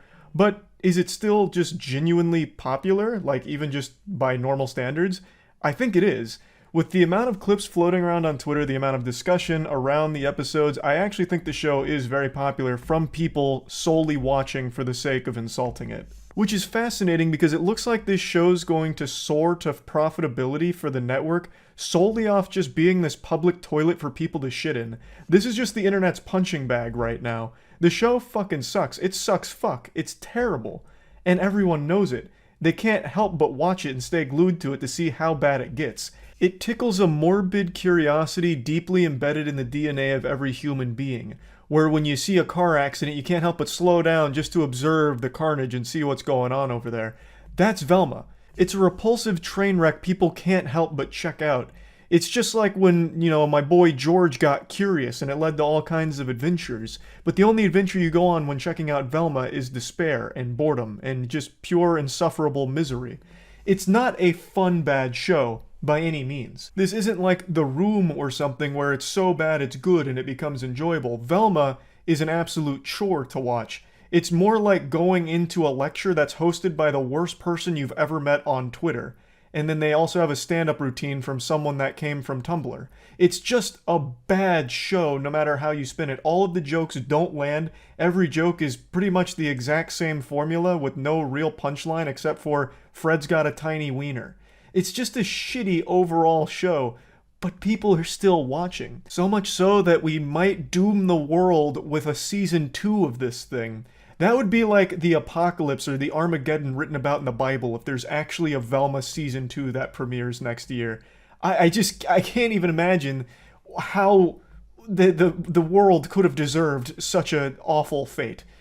But it's so interesting. Like, I can't help but just be truly blown away by the fact that the studio and everyone involved here has to see the reception. They know everyone hates it. But numbers are numbers. And these numbers are astronomical, I suppose, because goddamn, a season 2 already. Very bold strategy, but I mean, maybe this is an actual legitimate thing that studios might start doing. is just making shows with the sole purpose of making people angry from watching them. I decided to do my due diligence and check against another recently hated show. This was universally slapped by everyone that watched it. This is The Witcher Blood Origin, and it was the #1 show on Netflix during its opening week, it seems. So, regardless of the quality of the show, it looks like as long as you can make people talk about it, whether it's positive or negative, it really does just benefit the network overall. Maybe when it comes to shows like this, there really is no such thing as bad publicity, because these are two very recent and very quick examples of shows that everyone despised, nobody defended, and it had no fans or supporters. There are more fans of Catching the Common Cold than there are of Velma or The Witcher Blood Origin, and yet they both pulled good numbers, it seems, solely from being hated. It's interesting. So, going forward, here's what I propose. Stop hate watching. Let me do it for you. I'll watch all of these stinkers and I'll let you know just how bad they are. I don't think shows and networks should be rewarded for churning out poop like this. So, I'll be the only one to watch them. Let Velma Season 2 roll around and it has a single viewer. Me. I'll fill you in on all the nitty-gritty details of how awful the show is, no problem. I don't mind doing that. I'll bear the burden of their sin and I'll carry it for all of us. I'll watch these god-awful shows because I love watching terrible shit. Even when it's not fun, like Velma, there's no fun to be had. That's a word that's forbidden to be used in the same sentence as this show. But I still do it because there's something about the way that I'm programmed that just has to watch awful media or play awful games. I feel this compulsion to do it, and I can't fight that demon. You know, if there's something that has a 1.3 on IMDb like Velma currently does, I'm like a moth to a flame. I'm like a dog chasing a car, except I know exactly what to do when I catch it. I fucking watch the goddamn show, and I'm upset the entire time. I wear a frown on my face, and it's this vicious cycle, and I just love it. I don't know what to tell you. So just let me do that for all of us. I'll be the only hate watcher from now on. So that way they stop getting good numbers and good returns on absolutely horrible shows and programs. So yeah, I just wanted to talk about this because I found it very interesting. Assuming, of course, Velma Season 2 really is in the works. That would be very upsetting, but also, the more I think about it, not surprising because of just how popular it is to hate on it. So I'm guessing there is a lot of people that continue to watch it. Though I do imagine they're going to experience a significant drop-off in viewers. Those numbers are going to absolutely plummet like Netflix stock last year. It's because now everyone knows it's not fun bad. Everyone's given it a chance to try and be entertainingly shitty, and it's not. It's just not entertaining. It's just shitty. So they're not going to continue watching, or at least most of them probably aren't. So there's not going to be as many viewers going forward, but maybe they still just had enough already from just the 2 episodes. Couldn't tell you, but just thought this was something interesting to think about, and that's about it. So yeah. Have you ever heard of Andy Owen? Well, you're about to. I'm going to drag you kicking and screaming in front of an Andy Owen original here with this big meltdown that she had on video where she made an absolute fool of herself. Now, Andy Owen is the head of Miller Knoll, which is the company most famous for their Herman Miller chairs. They're high-end chairs, and with the way people talk about them, I have to imagine that shit is made out of, like, unicorn hide or something. Like, it is actually fucking sewn with angel's tears. It must be so fucking comfortable with the way people rant about how amazing they are. I've never seen them, I've never tried them, so I don't really have a horse in that race on whether or not Herman Miller chairs are worth their price or whatever. But all I can tell you is Andy Owen is not worth her salary because she just embarrassed that whole company. In a nutshell, she had a video come out that surfaced where she was telling the employees that they need to stop worrying about not receiving company bonuses. They need to just do the work and everything's going to be alright. They need to focus instead on hitting their company's $26 million sales goal, and that's all that matters. Fuck bonuses, who cares? Meanwhile, she's getting a nearly like $4 million bonus herself. So the employee bonuses are kaput, but hers is still just fine. And her video is just so bad. And it was so bad, in fact, that she has already released an apology In an email sent to employees, she said, "I want to be transparent and empathetic, and as I continue to reflect on this instance, I feel terrible that my rallying cry seemed insensitive. What I'd hoped would energize the team to meet a challenge we've met many times before landed in a way that I did not intend, and for that I am sorry. Nothing will lessen the power and strength of our collective team. My appreciation for each of you is huge, and I will continue to do everything I can to help us meet our shared goals. Thank you for your hard work, your grace, and for the commitment you show to one another and our company every single day." This is a big nothing burger. This is actual garbage. Like, as far as apologies go, this is about as insincere as it gets. This is corporate PR speak. It's not like she was giving a rallying cry. She literally just started vomiting, just diarrheaing out cliches and just worthless platitudes to her employees before getting visibly angry that her employees were upset about not getting a bonus, and then even told them to leave Pity City. So it's all stupid here. This apology is trash. The most important thing we can do right now is focus on the things that we can control. None of us could have predicted COVID. None of us could have predicted supply chain. None of us could have predicted bank failures. But what we can do is stay in front of our customers, provide the best customer service. Maybe I should really understand the situation beforehand. So this right now sounds like National Lampoon's Christmas Vacation with axing the bonuses last minute. After telling employees to leave Pity City over lack of bonuses. Damn. Actually dropped an unironic welcome to the wambulance. How about a side of French fries? Jesus Christ. CEO of the high-end furniture company is sparking backlash over video in which she exhorts employees to leave Pity City. After some asked about staying motivated in the absence of a company bonus, Andy Owen, whose company Miller Knowles sells the iconic Herman Miller Aeron chair, along with other upscale furniture, responded in a 1 minute 21 second clip. Okay, this is all about the clip. What's like the actual situation though? So it looks like she got a multi-million-dollar bonus and canceled all of the employees' bonuses. Okay. Is there any reasoning at all beforehand? Any, like, prerequisite lore I need to be familiar with? Doesn't seem like it. Also, Herman Miller chairs, I know, are like the holy grail of comfort for people. Matt, for example, can't stop talking about Herman Miller chairs. But I've never seen nor tried one. Service we can. Get our orders out our door. Treat each other well. Be kind. Be respectful. Focus on the future because it will be bright. It's not good to be in a situation we're in today, but we're not going to be here forever. It is going to get better. So lead. So by many example. platitudes so Treat quickly. people well. Talk to them. Be kind and get after it. Don't ask about what are we going to do if we don't get a bonus. Oh, yeah, she's starting to get a little animated. She's literally just regurgitating the biggest fucking cliches of all time. Everything she said there was nothing but buzzword nonsense. Jesus Christ. It reminds me of that clip from that streamer who's like, "Well, why don't we just throw ourselves off a bridge? The world is dying. The animals are leaving. And that's okay because all we need is ourselves. And do you really need anything else?" Or whatever. And then it goes into the Call of Duty montage. What was that speech again? That's up there with like some of the greats, like "We choose to go to the moon." I think it was Invader Vice. I think she was the one that said it, right? Oh, here it is. "The planet is dying. The government hates us. The animals are leaving. The aliens aren't contacting us. We might be alone, but that's okay because do you really need anyone else?" And then 30 Seconds to Mars starts playing. There we go. Found it.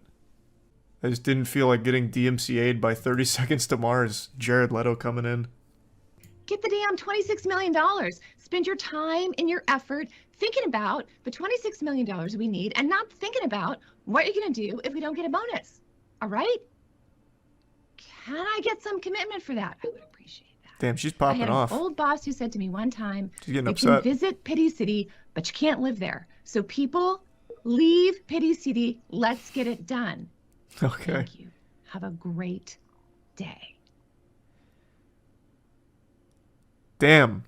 Welcome to Shitty City, population Andy Owens. God, good lord. I mean, I think it's totally reasonable. Like, hey, can we have our bonuses? And also, why do you get a huge bonus? It seems like she doesn't even have a reason for withholding bonuses or canceling them or whatever. She's like, yeah, there's no bonuses. She doesn't understand people can't even afford to live in Pity City. True, I guess. Not without these bonuses. I also love someone in her position pretending like she's out there making the chairs.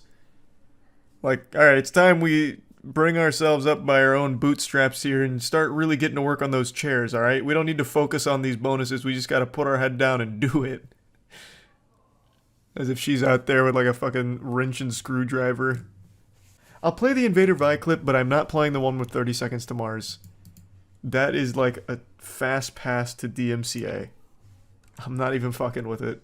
Here, I'll give the OG original. Damn, I didn't realize this was like 4 minutes worth of monologue. Faking these things, and that I'm psychotic, that I'm 88 motherfucker, even more into the blanket for it, and I think that we can do it together. Jesus Christ. I don't know that I can't do it by myself, because I come in here every single day, covered in glitter, covered in sequins, covered in booty shorts, covered in nylons, so that I do not violate the terms of service, so that each and every one of you can have both. Oh my god. Oh my god. So you can have a good time listening to me, playing with me, singing with me, smiling with me.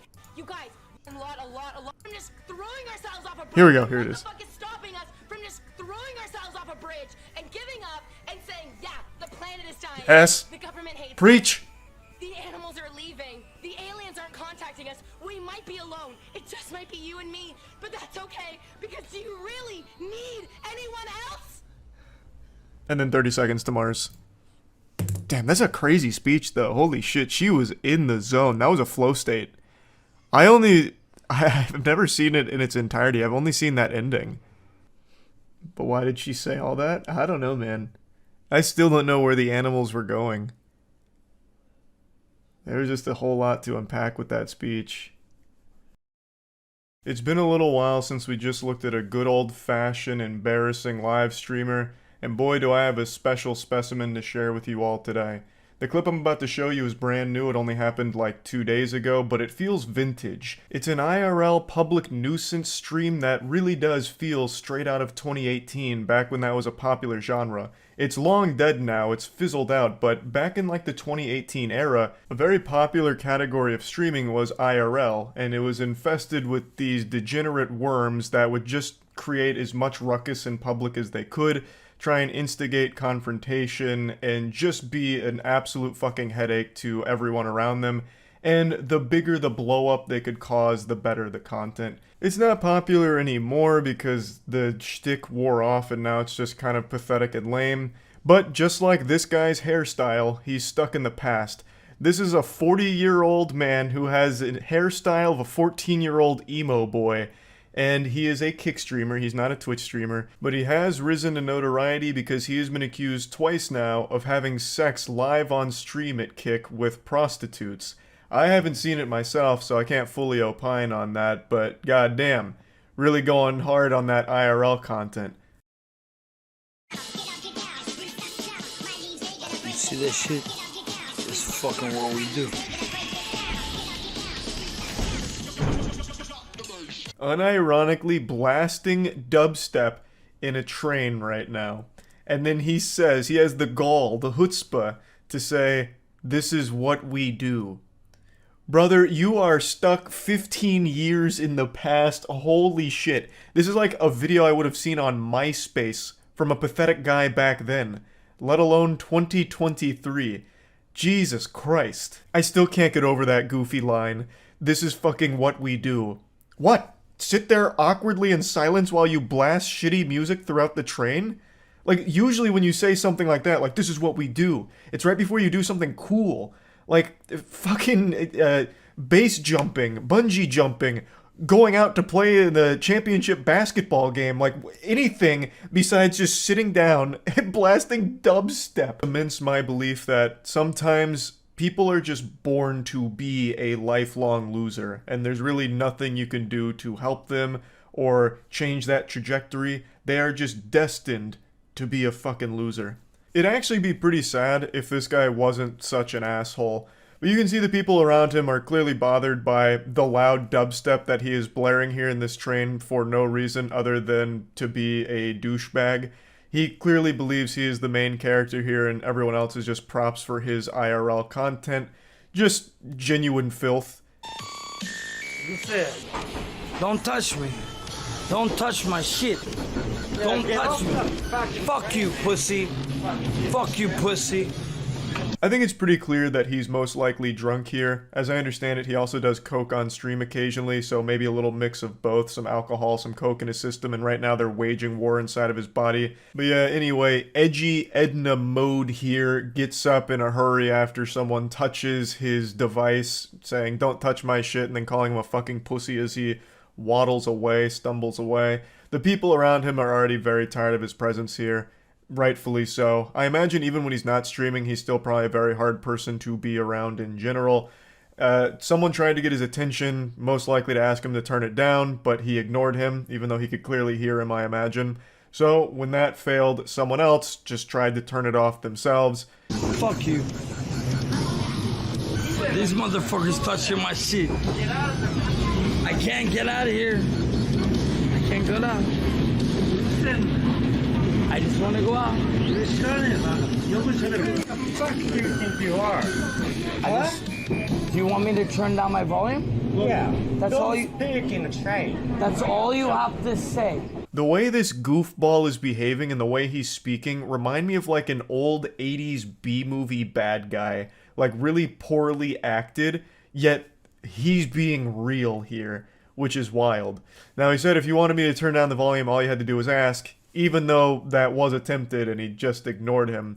I've seen a couple people make the argument that the guy shouldn't have reached for his phone to turn it off. He should have like tapped this guy on the shoulder first. And I guess that's fair to say, but it's not like I have any sympathy for the guy just touching the other dude's phone. He ignored the other guy. He's clearly doing this just to be a nuisance douchebag. Fucking touch his phone, turn it off. Like, fine. I'm not gonna get mad about that. And this guy doesn't have a right to get mad about it either, since this is the whole point of his content. He wanted to make a scene out of this because that's what it's all about for him. So he's getting exactly what he wanted. He doesn't really have a leg to stand on here with getting mad and aggressive. It's exactly what he was looking for. Instead of being wait. I want to take English to you because you understand English, right? Nah. You know? Chotomate, nah. Chotomate, nah. Speak English to me. Don't fucking Japanese to us, man. Uh-oh, big guy's going insano style now. He's whipping out the Speak English card while he's in Japan. So he's now saying that they need to speak English to him, despite him being there in Japan. Okay, bro. Daijoubu.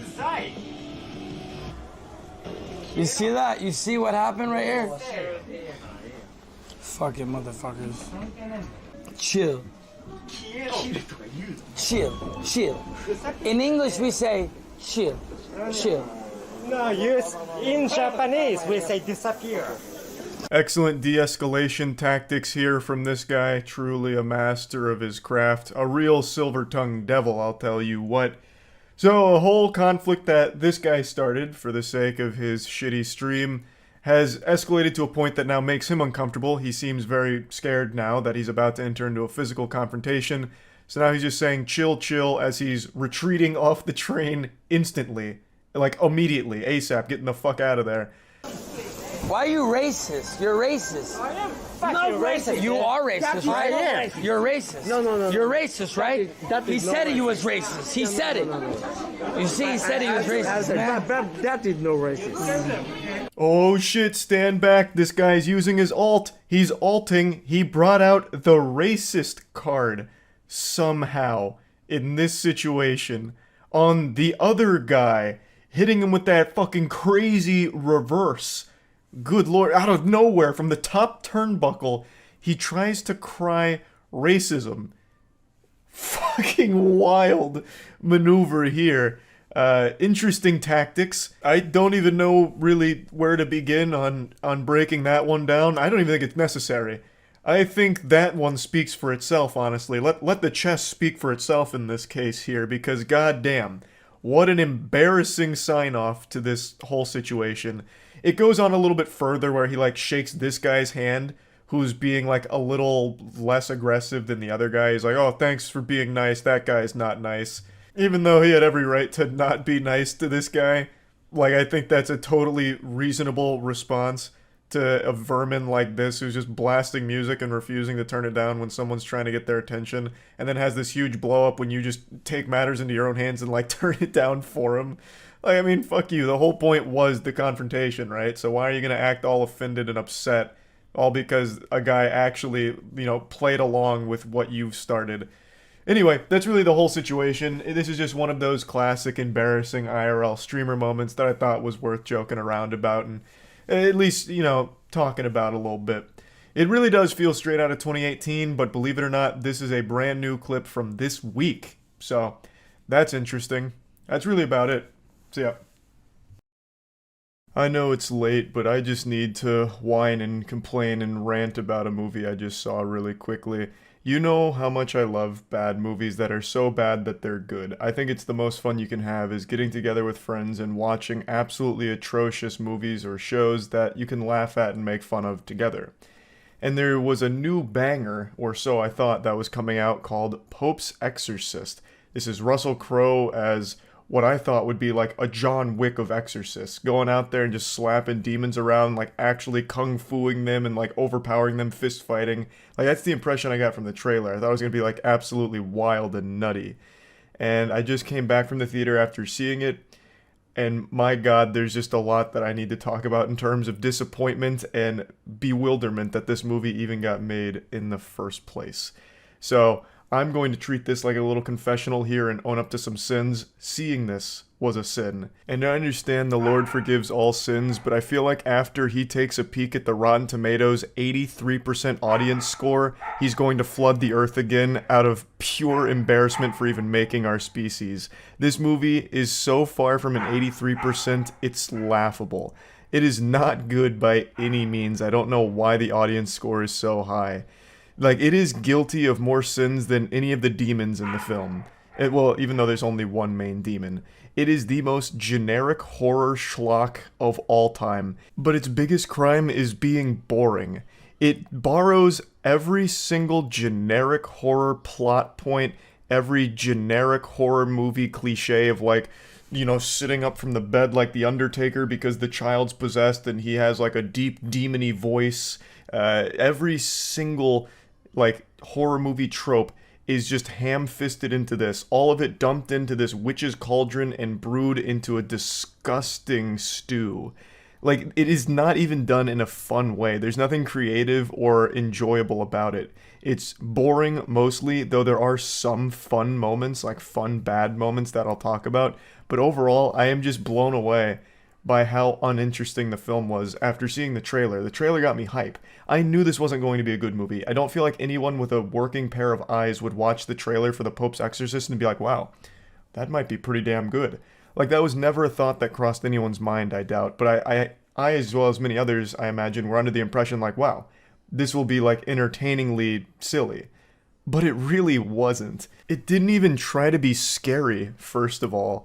Like, that was the wildest thing to me. It really didn't even try to be a horror movie. Its scares mainly consisted of the standard lift people up using, you know, Jedi force powers and throw them around a room, or knock over a couple of crosses. Well, and I guess there is, of course, the cliche of, like, bone snapping, walking on all fours. But past that, it doesn't even really try to build tension. There's not even jump scares, which is like the easiest slam dunk for horror films where they could just throw in a bunch of jump scares and people are like, oh my god, it was horrifying. But it didn't even bother with that. It just does nothing. It's just so bland. It's just an empty calorie of a film. I did something I very rarely do. I took notes during this film because I was so dumbfounded by what I was watching. So I'm just going to go over it start to finish. There will be spoilers. There's a lot I want to talk about. So Russell Crowe hops back in the saddle here, dusting off the acting chops to tackle the lead role of a powerful exorcist named Gabriele Amorth. And the film opens with him performing an exorcist on a guy who's struggling with the devil coming over him. So he's bouncing around the bed all crazy like a toddler going through a sugar rush, and Gabriele's asking him questions like a little interrogation, you know, what's my name? What do you want? Who are you? You're Satan, aren't you? You're Satan. And then he's like, yeah, I'm Satan, I'll possess anyone, I know everything. And then Gabriele's master plan is he brings in a pig and he's like, I don't believe you. You're not Satan. If you were Satan, you could possess this pig. And he's like, yeah, I could possess that pig. I could fucking possess him. Watch me possess that pig. And Gabrielle's like, do it. Possess that pig. So then he does, and then the guy is back to normal. And then once the Satan is inside the pig, they just blast the pig's head off with a shotgun. Which honestly set the bar pretty high immediately, because I was like, okay, that was fun, silly, bad. He just literally did, like, fucking middle school reverse psychology on Satan. What a fucking buffoon to fall for that one. The oldest trick in the book. It's then explained a few scenes later that this wasn't a real possession. This was mental illness. And Gabriele was just doing a bit of theater. But he really did just execute that pig right in front of that guy in order to convince him that the demon was no longer there. And because he executed that pig, he then had to go through like a religious legal proceeding where he stood trial with these other bishops that were like, this is unnecessary. You're performing exorcists. It's not, there's no such thing as this evil, you know, we don't need this kind of big exorcist position anymore. You're out of line, Gabriele. We don't really need you anymore. So Gabriele's like, you guys don't know what real evil is. Even if 98% of them are like mental illness and not real possession, there's still 2% that's just pure evil and you need me. So then he walks out, but not before making a goofy noise. So as he turns his back to him, and it turns out Gabriele was also like a lawyer at one point or something, I believe he mentioned. So this was actually like a Saul Goodman moment where he was just like defending himself in religious court.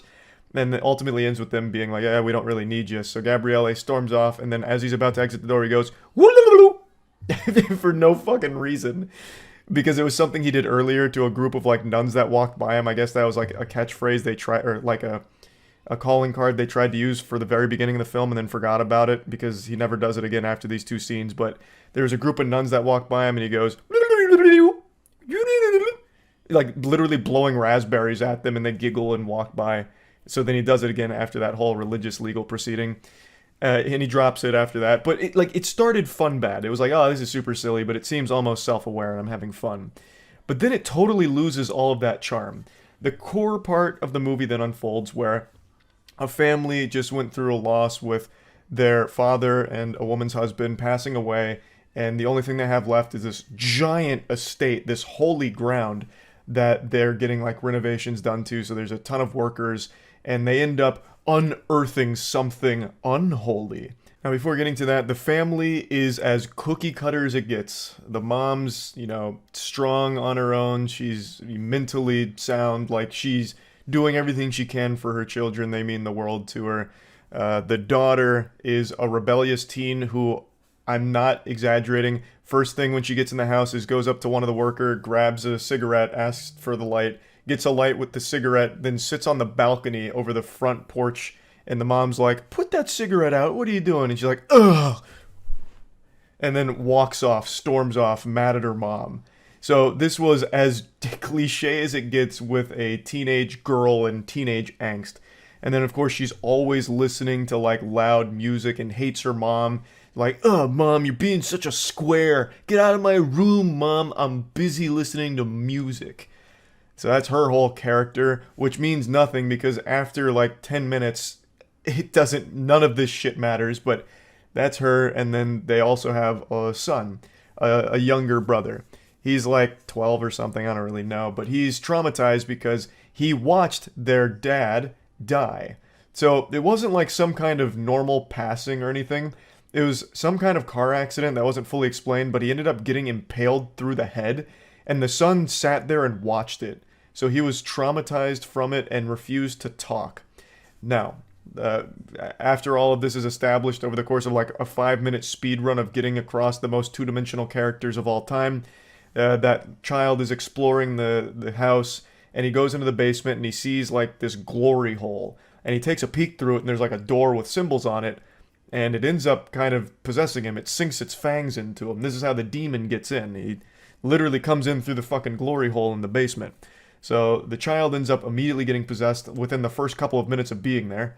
And then some of the workers go into the basement and they also notice the glory hole. They're like, oh man, this is absolutely absurd. Is there no decency? Where's the class? So they're peeking through the glory hole and one of them lights a flare and was going to put the flare through the glory hole, but it ends up turning into a flamethrower and cremating them, which scares off all the other workers. So then all the other workers leave, and then it's just the family left in the house with their child who is now possessed. Everything I've explained right now happens almost instantly. Like, all of this was so quick, there was no build up to any of it, no tension at all. It was done as quickly as possible to get to, like, I guess what they deemed to be the scary parts, with the child having like a demon voice and saying crude, creepy things.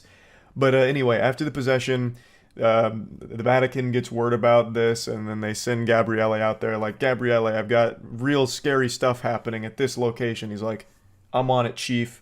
You know, give me my badge and my gun, I'm going in. So Gabriele is then sent there like some kind of fucking religious assassin to take down a demon. And I really thought he was going to roll up in like some kind of Justice League jet, like, or something right out of the X-Men where they have like crazy fucking jet. I thought he was going to fly in on some high-tech shit, but then he rolls up in a moped. So he just kind of scoots on in on his moped, shows up to the house in order to start attacking the demon. And the demon, which is possessing the boy, is a real wacko. Like, this guy's a goofball. So before Gabriele gets there, like right before he gets there, the mom notices something's wrong with the child. He's kind of bedridden and he looks pale. And then he starts talking in a not really deep voice, but you know that like goofy voice you'd make as a child growing up, like the like that kind of shit where you like vocal fry yourself and then try and make it deeper. That's the voice, the very cliche horror movie demon voice. And the mom then hugs the child in order to, like, you know, calm him down. And while that's happening, she looks down and it turns out the child is squeezing her titty. And then she's like, oh, goodness gracious. And he's like, you didn't breastfeed me enough, mommy. I shit you not. That is what he says. And she's like, oh God. And she, like, covers herself up even more. And then he starts laughing about, like, squeezing her tit. And then he says, bring me the priest. So they brought in a priest that wasn't Gabriele first. His name was Thomas, and it was a bigger mismatch than when Krillin tried to fight Frieza. Thomas shows up and immediately gets fucking ragdolled by that demon. He gets thrown out of the room, and he's like, good heavens, this is a little much for me. We're gonna need the big guns. So he leaves, and then Gabriele shows up. So then it's the two of them, and they try to tag team the demon in order to, you know, solve this situation. So Gabriele gets in there, and he starts his interrogation, and the demon immediately showcases that he's more powerful than all the other ones Gabriele's seen because he knocks a cross off the wall. Like, I'm so tired of seeing that in horror movies where, like, this really powerful demon can only do, like, a couple of trivial things like blow over a vase or move a chair slightly or throw a bucket of dirt against a wall. It's like, who cares? It's not intimidating. That's fucking embarrassing. But Gabriele's like, oh, jeepers creepers. And then he's like, what's my name?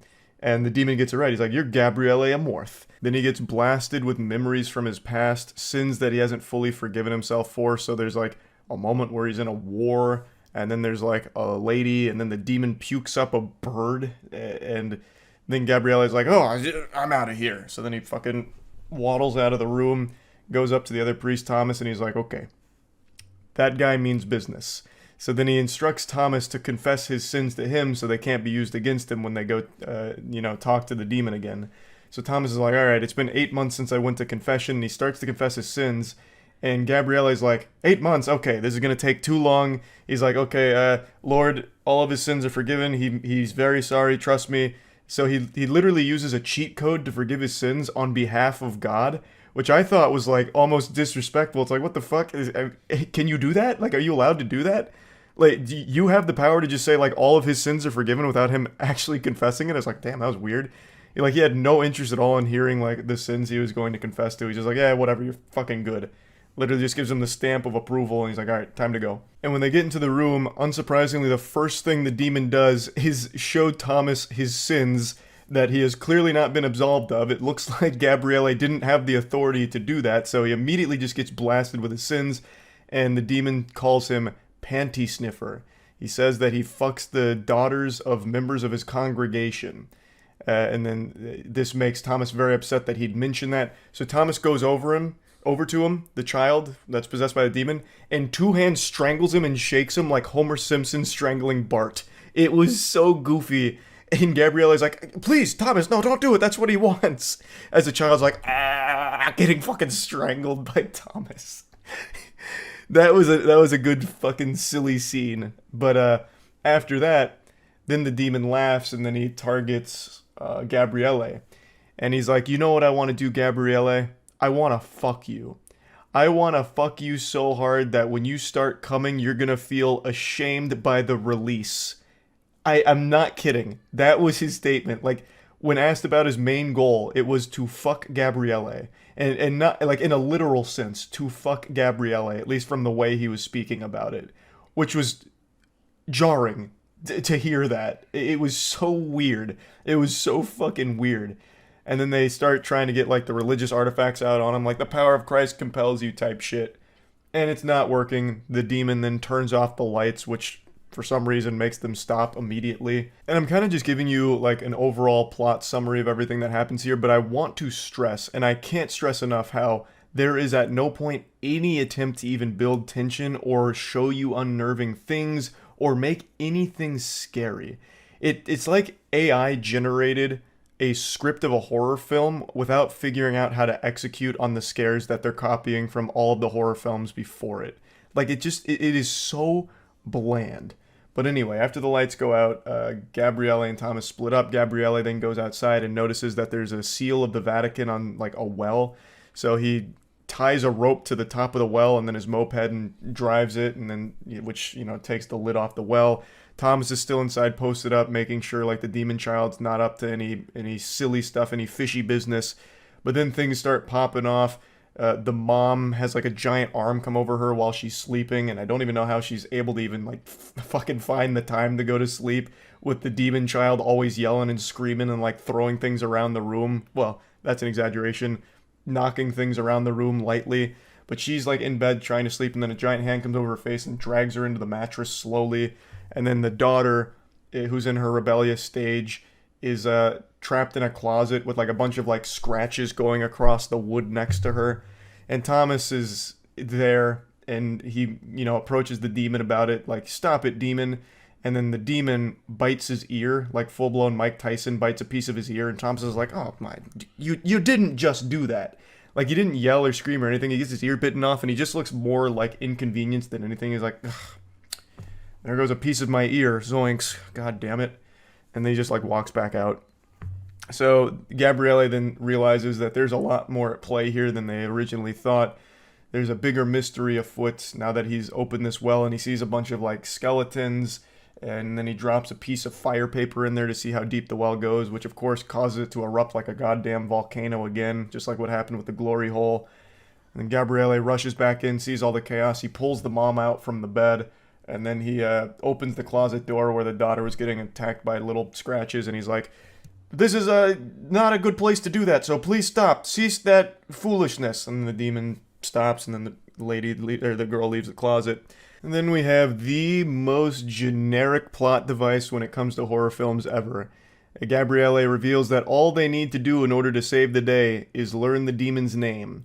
This is something that has been used in every fucking horror movie that deals with demons or possession since the beginning of fucking time. It is so lazy and boring, but that's the major plot point. It's them then needing to find out what the demon's name is.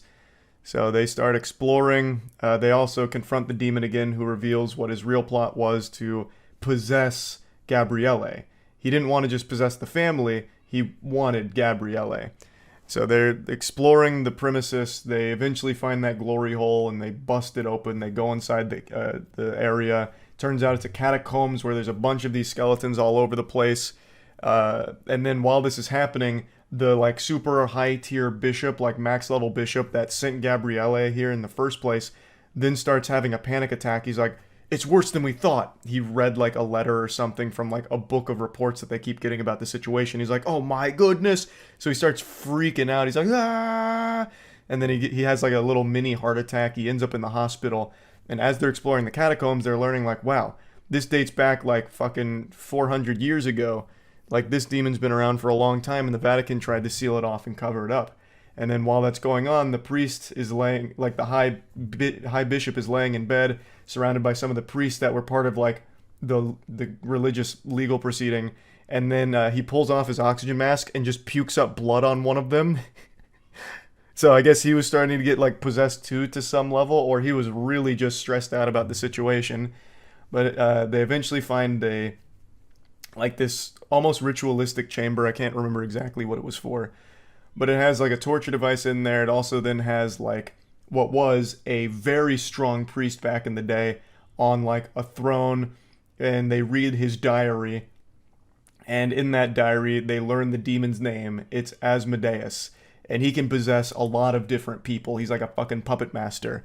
And Aaron, I saw this with Aaron as well as Ridley, Eli, and Tiana. Aaron made a great point. If the whole thing is you only need the demon's name in order to win, that super strong priest must have been really lacking. Like, he must have been fucking, overdosing on Xanax or something and really dropped the ball, because he literally had Asmodeus' name not only written down in the diary or written down in the book, but had a full fucking picture, hand-drawn painting with like a stylized Asmodeus name under there. So like the name was readily available and was still unsuccessful in the exorcism and saving the day. So that guy must have fucking sucked. He must have been terrible at his job. So they learn the demon's name is Asmodeus. As they learn that, one of the other priests that was really mean to Gabriele walks through and sees that the Lord on the crucifix is bleeding a little bit, and he's like, no! And then he takes a sabbatical and leaves for some reason. So now they have the demon's name. They then confront the demon. They're trying to like win, but the demon, starts possessing the daughter. He still has the son. He's like writing things on his chest like, God isn't here. God is not welcome. No God allowed. This is a demons only club. And he's like, strangling someone with Thomas with his tie. The demon girl that he's now possessed is like slapping the mom around. And then Gabriele, in order to stop the madness, is like, all right, fine, just possess me. So he does. Asmodeus then possesses Gabriele. His plan was to infiltrate the Vatican in order to cause mayhem and wreak havoc. And so he goes downstairs into the throne room and he grabs a giant scepter, and Thomas walks in like the fucking action movie hero. And then he sees the girl that he fucked from the congregation. She's got like her titties out and shit and starts fighting. They get into a fist fight. She's covered in blood.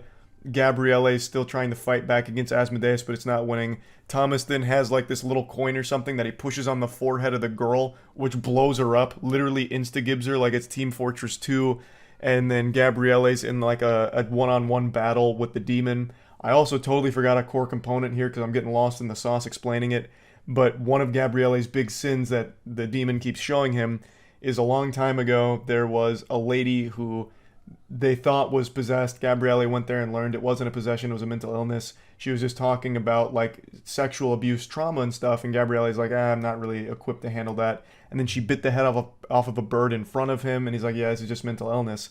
And then she ends up killing herself right in front of him, and Gabriele feels immense regret for not helping her and working on the mental health side of exorcisms. So that's why he swore to like do that from that point forward, but he never forgave himself. So the demon's showing him that, and then after Thomas blows up that girl, they also, the sound effect they used for the blowing up was fucking fantastic. I'm actually pretty sure it came straight from Counter-Strike after you armed the bomb. It sounded outrageous. So after that, Gabriele is wrestling with that girl, shaking her around, and then Thomas throws him like a powerful religious artifact, and he fucking sticks it on her head, throws her into like this pit of water, and then starts reading the demon's name to it and vanquishing it to hell, and saves the day. Family's safe, demons back in hell, and then we have the ending of the film, which once again brought it back to a silly bad state, where the high bishop that puked blood, I guess, is totally fine now. Maybe that's just something he does when he's stressed out, I guess, but like he wasn't even possessed or anything. He's just like totally fucking fine. The other priest that took a sabbatical gets replaced, and then they bring in Thomas and Gabriele, and they're like, yeah, this was a serious situation, but it's 1 of 200. You've only solved 1 out of 200. There's still 199 more to go. Are you willing to take up the task? Like actual Marvel Avengers Nick Fury recruiting them level shit. And Thomas is like, let's get to business. And Gabrielle reaches back for a handshake and says, let's go to hell. And that's where it ends. Literally setting it up for sequels, like a fucking Men in Black style universe for this, where they're just going to different places and performing exorcisms. So that was the whole film in a nutshell. The reason I wanted to explain all of it is because explaining it makes it sound far more fun shitty than it is. Everything I explained in theory is fun bad, but in execution is fucking awful. I don't really know what the purpose of this movie was, because like I said, it doesn't even really try to be scary or unnerving. It's actually just kind of a genuine waste of time. There are entertaining moments, like I said, there are times where it is goofy, fun, bad, but that's not the overall experience with the film. Like, there were times where we laughed at the silliness, but most of the time it was just sitting there in silence, wasting time watching it. It just didn't do anything in general. Like, it just didn't do anything. It was just kind of a fucking mess of a film where it had, like, DNA of all of the horror films before it, but didn't even bother to execute it in any meaningful way. It didn't even try. Like, it literally feels like they didn't try at all. That just they had some kind of contractual obligation to fulfill, so they just fucking pooped this out as quickly as possible. It really seemed like it was very rushed. But yeah, I wanted to talk about it because I was very excited to see this movie. I've talked about it on stream a few times about how, like, I'm really confident that this will be a fun bad movie, and I was just wrong. It really wasn't fun bad at all. So yeah, I just kind of want to talk about it a little bit and rant. That's about it. So yeah.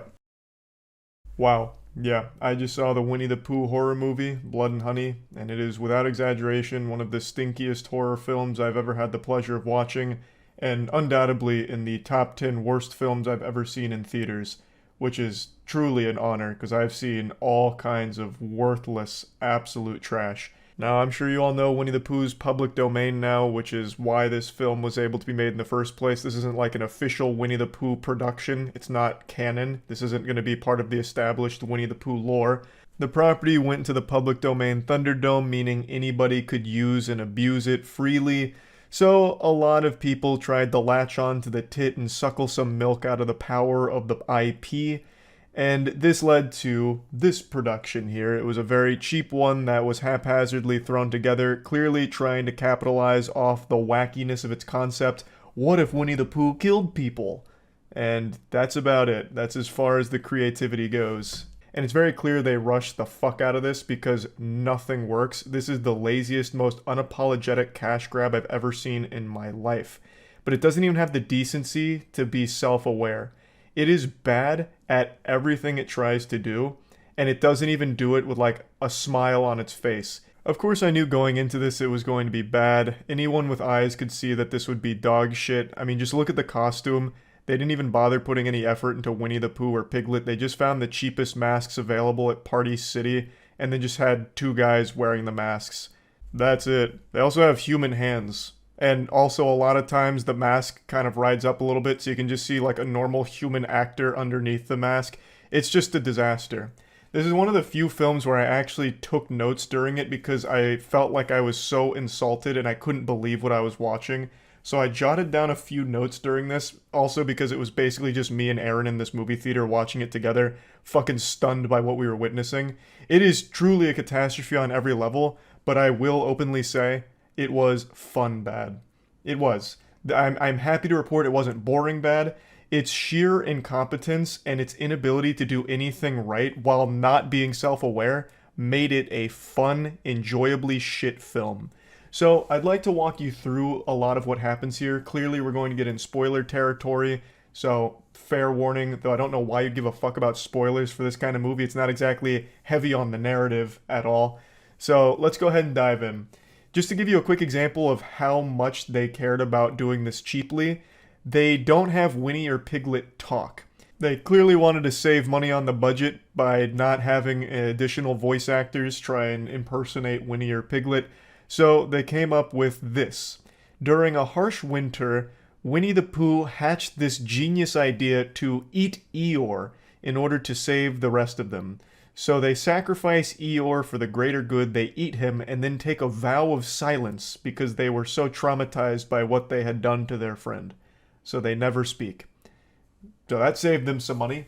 The story is as follows. Christopher Robin meets Winnie and the gang in the 100 Acre Wood. They're friends for a while, but Christopher Robin goes off to college, and during that time, the group goes fucking hog wild. They go Insano style. Their minds break, they turn to madness, and they become these ferocious killing machines for some reason, because they felt abandoned by Christopher Robin. But Christopher Robin is now engaged, and he wants to bring his fiancée into everything that was important in his life, which includes Winnie and the gang. So they visit the 100 Acre Wood looking for them, and his fiancée doesn't believe him.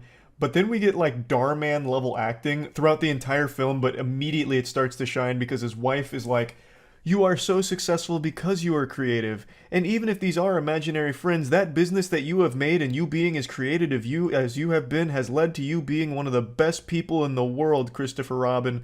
But I'm not sure if they're real." And Christopher's like, "But no, fiancé, these are real." And then sure enough, they eventually stumble upon the cabin, and then Piglet grabs a chain and strangles his wife till she dies. And then Christopher Robin gets cornered by Pooh and Piglet, and he drops what I believe to be one of the most iconic lines in horror movies now. He says, "Pooh, you've got to help me. Something's wrong with Piglet. He killed my wife." and then that's when it sinks in on Christopher Robin that they're all, off their gourd. So Pooh and Piglet start closing in on Christopher Robin as he's yelling and screaming. And he's saying, "We were friends, but we were friends. We were friends. What happened to us being friends?" And then they kidnap him, and that's the intro. A fierce and fiery start to this one. And I'd like to mention that the two actors in the Winnie and Piglet costumes, I wouldn't be surprised to learn that they're like 80 years old, because they move around so fucking slow. Especially Pooh Bear. Pooh Bear fee-fi-fo-fums around like he's carrying 1,000 pounds on each ankle. I thought for a second every time they moved, they slowed down the footage by like half. Like they moved at 0.5 speed. It really looks like they're riddled with arthritis. Every movement they make is extremely stiff. When they kill somebody, it's almost like animatronic to a certain degree. Like, it's so jarring. I would have expected them to be a little more limber since they're supposed to be like these crazy, agile, unstoppable killing machines. But my god, they are painfully slow and stiff. It's weird. But anyway, moving on. So that's the intro done. And then we get to our main characters. And I couldn't even tell you any of their names because it just genuinely wasn't important. They are actual just meat balloons for Winnie and Piglet to pop. So it's a group of girls that go to this cabin in the 100 Acre Wood for a vacation. And this is a no technology vacation. They want to go off the grid, like in fucking witness protection, basically. So they turn their phones off and everything is when they get to the cabin. But unfortunately, one of their friends was a little late, so when she was calling them to ask for directions, they didn't answer. So she pulled over outside, like next to the cabin a little far down the road, and was trying to get them to answer. And as she's calling, Pooh Bear spots her. And this is very bad because Pooh Bear's got a taste for blood and he's gluttonous. So Pooh Bear starts chasing her down like this. The girl's screaming. She eventually makes it to some kind of like warehouse and takes cover underneath a wood chipper. You can see where this is going. As she's hiding, Pooh happens to find her. And I shit you not, I swear this is going to sound like I'm making up, but I'm not. Pooh grabs her and then rips her shirt off. And then her tits are flopping all over the place for a minute, and Pooh's like moving her around so her tits kind of jiggle. And then he starts slamming her head against the wood chipper till she dies, and then he puts her in the wood chipper to make a blood sundae out of. So it's shooting all of her blood and guts out of the wood chipper, and that's it. I don't understand what the point was in Pooh Bear stripping her nude, basically. Well, I guess not fully nude, making her topless. I don't really get it. I thought this was going to be like some kind of narrative plot point where like he sees her tits and his eyes just go like awooga or something to indicate that he's like a pervert, like truly just the most, reprehensible menace of all time. But it played no role in anything because Pooh doesn't talk, he has no emotion, he has no real character, he just kills. So what the fuck was a point in just like having her tits all over the place for like 20 seconds? And that's another thing. All of these kills, the directors confused tension with just general time and dead silence and dead space. So when she's hiding, it is painfully long of her just sitting there and Pooh's feet by the door. It'll go on for like 45 seconds of nothing happening. It's not building tension, it's just overstaying its welcome, and it's just dead space. It's fucking worthless. And that's for every single kill. The director really just thought like holding a still frame of something in the background is building tension, and it's just not. It was just really mind-numbingly boring, and it really lasted a long time. Like in the intro, when Christopher Robin was saying, but we were friends, and Piglet and Pooh were coming in, that scene was probably about 2 minutes of them standing there, slowly getting closer, as Christopher Robin repeated the same 5 lines over and over again, like it was an NPC malfunctioning in a video game. It was painful how long those scenes would drag. But anyway, moving on, so that girl got thrown in the wood chipper. Back at the cabin, one of the girls is an Instagram model, so she's in her downtime playing music in a hot tub, and while Pooh Bear is dispensing of like this corpse, this skeleton of one of their victims, he hears the music, so he looks around, and then he sees the hot tub. So as she's taking Instagram pictures, you can see Pooh in the background, and the girl notices that too, and she's like, oh, what the fuck is this? That's a weird looking creature back there. So then she turns around, literally knows Pooh is there and knows that it's some kind of fucked up abomination back there, and she's like, I know you're there, but you're not gonna ruin my vacation, or what was the line? You're not gonna ruin my hot tub or something. I don't know, it was a terrible line, but she recognizes that there is a complete stranger in these fucking woods, this giant fucking animal, recognizes that, and then just says, you're not gonna ruin my time. So she gets back in the hot tub, where she gets chloroformed by Piglet and Pooh Bear. So then they fucking hog tire on the front porch and then steal one of their cars, and Piglet puts his foot on her while Pooh Bear slowly drives over her skull, and then you get a close-up of her skull slowly exploding, so her eye pops out at the camera, and then blood starts squirting, and they're using the worst CGI of all time for the blood squirting, and eventually her head just pops and blows up. The genre that this movie's in is torture porn, pretty much. Like, that is basically all it is. It's just Winnie and Piglet torturing and killing people. I even forgot to mention that Christopher Robin is being tortured by Pooh. He was hitting him with Eeyore's tail, just like fucking flogging him with it. And this is what I'm talking about with a lot of things they try they didn't even bother to follow through on.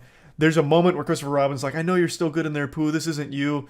You killed my wife, but I know you're still good in there. And then Pooh has this moment where he like cries, and then he breaks some boxes, and then he looks at himself in the mirror, and then he goes back to hitting him with Eeyore's tail, and it's never explored again. Like, ever. At all. Like, there's just this brief moment of vulnerability, but then he goes right back to just being this two-dimensional killing machine. So now, back to the cabin. They blow up that girl's head with the car. It turns out all of the other girls, for some reason, spread out across the land, so 2 of them are by, like, a pond, talking.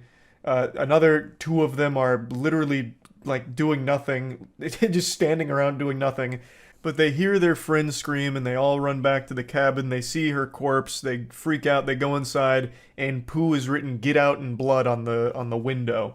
So now they recognize they're being hunted, they're under attack, and they're trying to find things to defend themselves with. And then the main girl remembers that she brought a gun with her on this vacation. Her backstory is she had a stalker, so she's been a little scared of things, so she has a gun. And when she mentioned that, both Aaron and I thought it was going to be like a Glock or something, like a normal gun, you know, like a normal kind of gun that you see in movies. Well, it turns out the gun she brought is a fucking revolver. But not just any revolver, it's like a goddamn 6-shooter straight out of Overwatch. Like, she was fucking McCree. She had this giant goddamn revolver. She came out here with that big iron on her hip.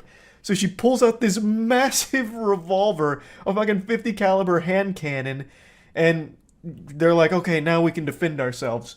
But then they still split up, and so the girl with the revolver and her friend, they get into like a sniper's perch, and Pooh is just standing in the middle, like looking down, looking all confused, as they have like a clear shot on him, but they're not taking it for some reason. Then Pooh walks into the kitchen. So then we go to the other group of 2 girls that for some reason split off near the pool, and Piglet's over there, and they freak out. One of the girls falls in the pool, the other one Piglet pushes and she gets knocked unconscious. And then Piglet, fuck, it is so hard to describe how awful this is. Piglet is after the girl in the pool, and he has a chain and a sledgehammer, and he starts like slapping the chain against the pool water trying to get her, and the girl's like moving backwards like slowly in the pool as Piglet's hitting the water. And this goes on for like 2 minutes. It's terrible. And then eventually he's like, this isn't working. I'm going to get the sledgehammer. And while he's getting the sledgehammer, the girl, instead of like getting out of the pool, like a normal logical decision, like getting out of the pool and running away while he's getting the sledgehammer, she instead like gets closer to him in the pool. And I thought this was going to be like a fight back moment where she's going to like grab the chain and yank him in and try and kill him. But no, she's just closer to him as he gets the sledgehammer. Then he gets the sledgehammer and she starts backing up again in the pool, like slowly swimming her way back. And then Piglet hits her with the sledgehammer and kills her. And then the girl that got knocked out from the push, they take and chain up back at their camp. And Winnie the Pooh slaps her after eating some honey. So he's eating some honey. The girl wakes up. He notices she wakes up and he slaps her. And he slaps her again. And then he slaps her again. And then he slaps her again. And then he slaps her again. It goes on for like a fucking minute. That's what I'm talking about. All of these scenes last for so long. And it's so unnecessary. It does nothing. It doesn't make it more tense. It doesn't make it more brutal. It just makes it really fucking weird and uncomfortable. Anyway, that's another one of the vacationing girls dead. Don't even know her name. None of these characters had any level of depth to them whatsoever. The other two girls that have the revolver and her friend, they try and, track down where her friend got taken. They eventually track it back to Winnie the Pooh and Piglet's hideout. And there's now another girl that's been captured and she's screaming. So they free her and she's been mauled by Piglet, so her face is all fucked up and it makes her mad. Then they free Christopher Robin as well at some point, who's still alive, just being tortured. So now they have Christopher Robin freed and this completely random girl that also happened to get tortured by Winnie the Pooh and Piglet. And the girl whose face is all messed up from Piglet grabs the gun and says, I'm going to make that bastard pay for this. So then she shoots a shot in order to lure Piglet out, and he comes out from a fucking trailer. And he's got his chain, and they're circling around a fire in what I expect they thought would be a cool action moment, like a cool action shot. So they're circling this fire. He's got a chain, she's got a gun, and she's ready to go fucking John Wick on him. But then she tries to shoot him, and it's out of bullets. It turns out the girl only packed a single bullet in that revolver, which leads me to believe that her plan for the vacation was to play fucking Russian roulette with her friends. Why would she only load a single bullet into the revolver? And that's not even the stupidest part about that scene. Because they freed that girl, they freed Christopher Robin, Piglet and Pooh had no idea that was going on. I think they both went to sleep for some reason. They could have all left.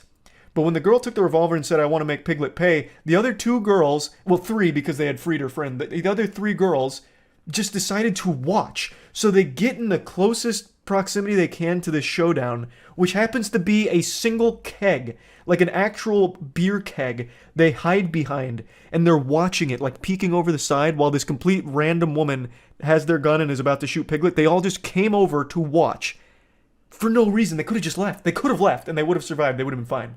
But they decided to be spectators here, and it's like an episode of Scooby-Doo. Like they couldn't help it. They're just peeking over to watch it go down.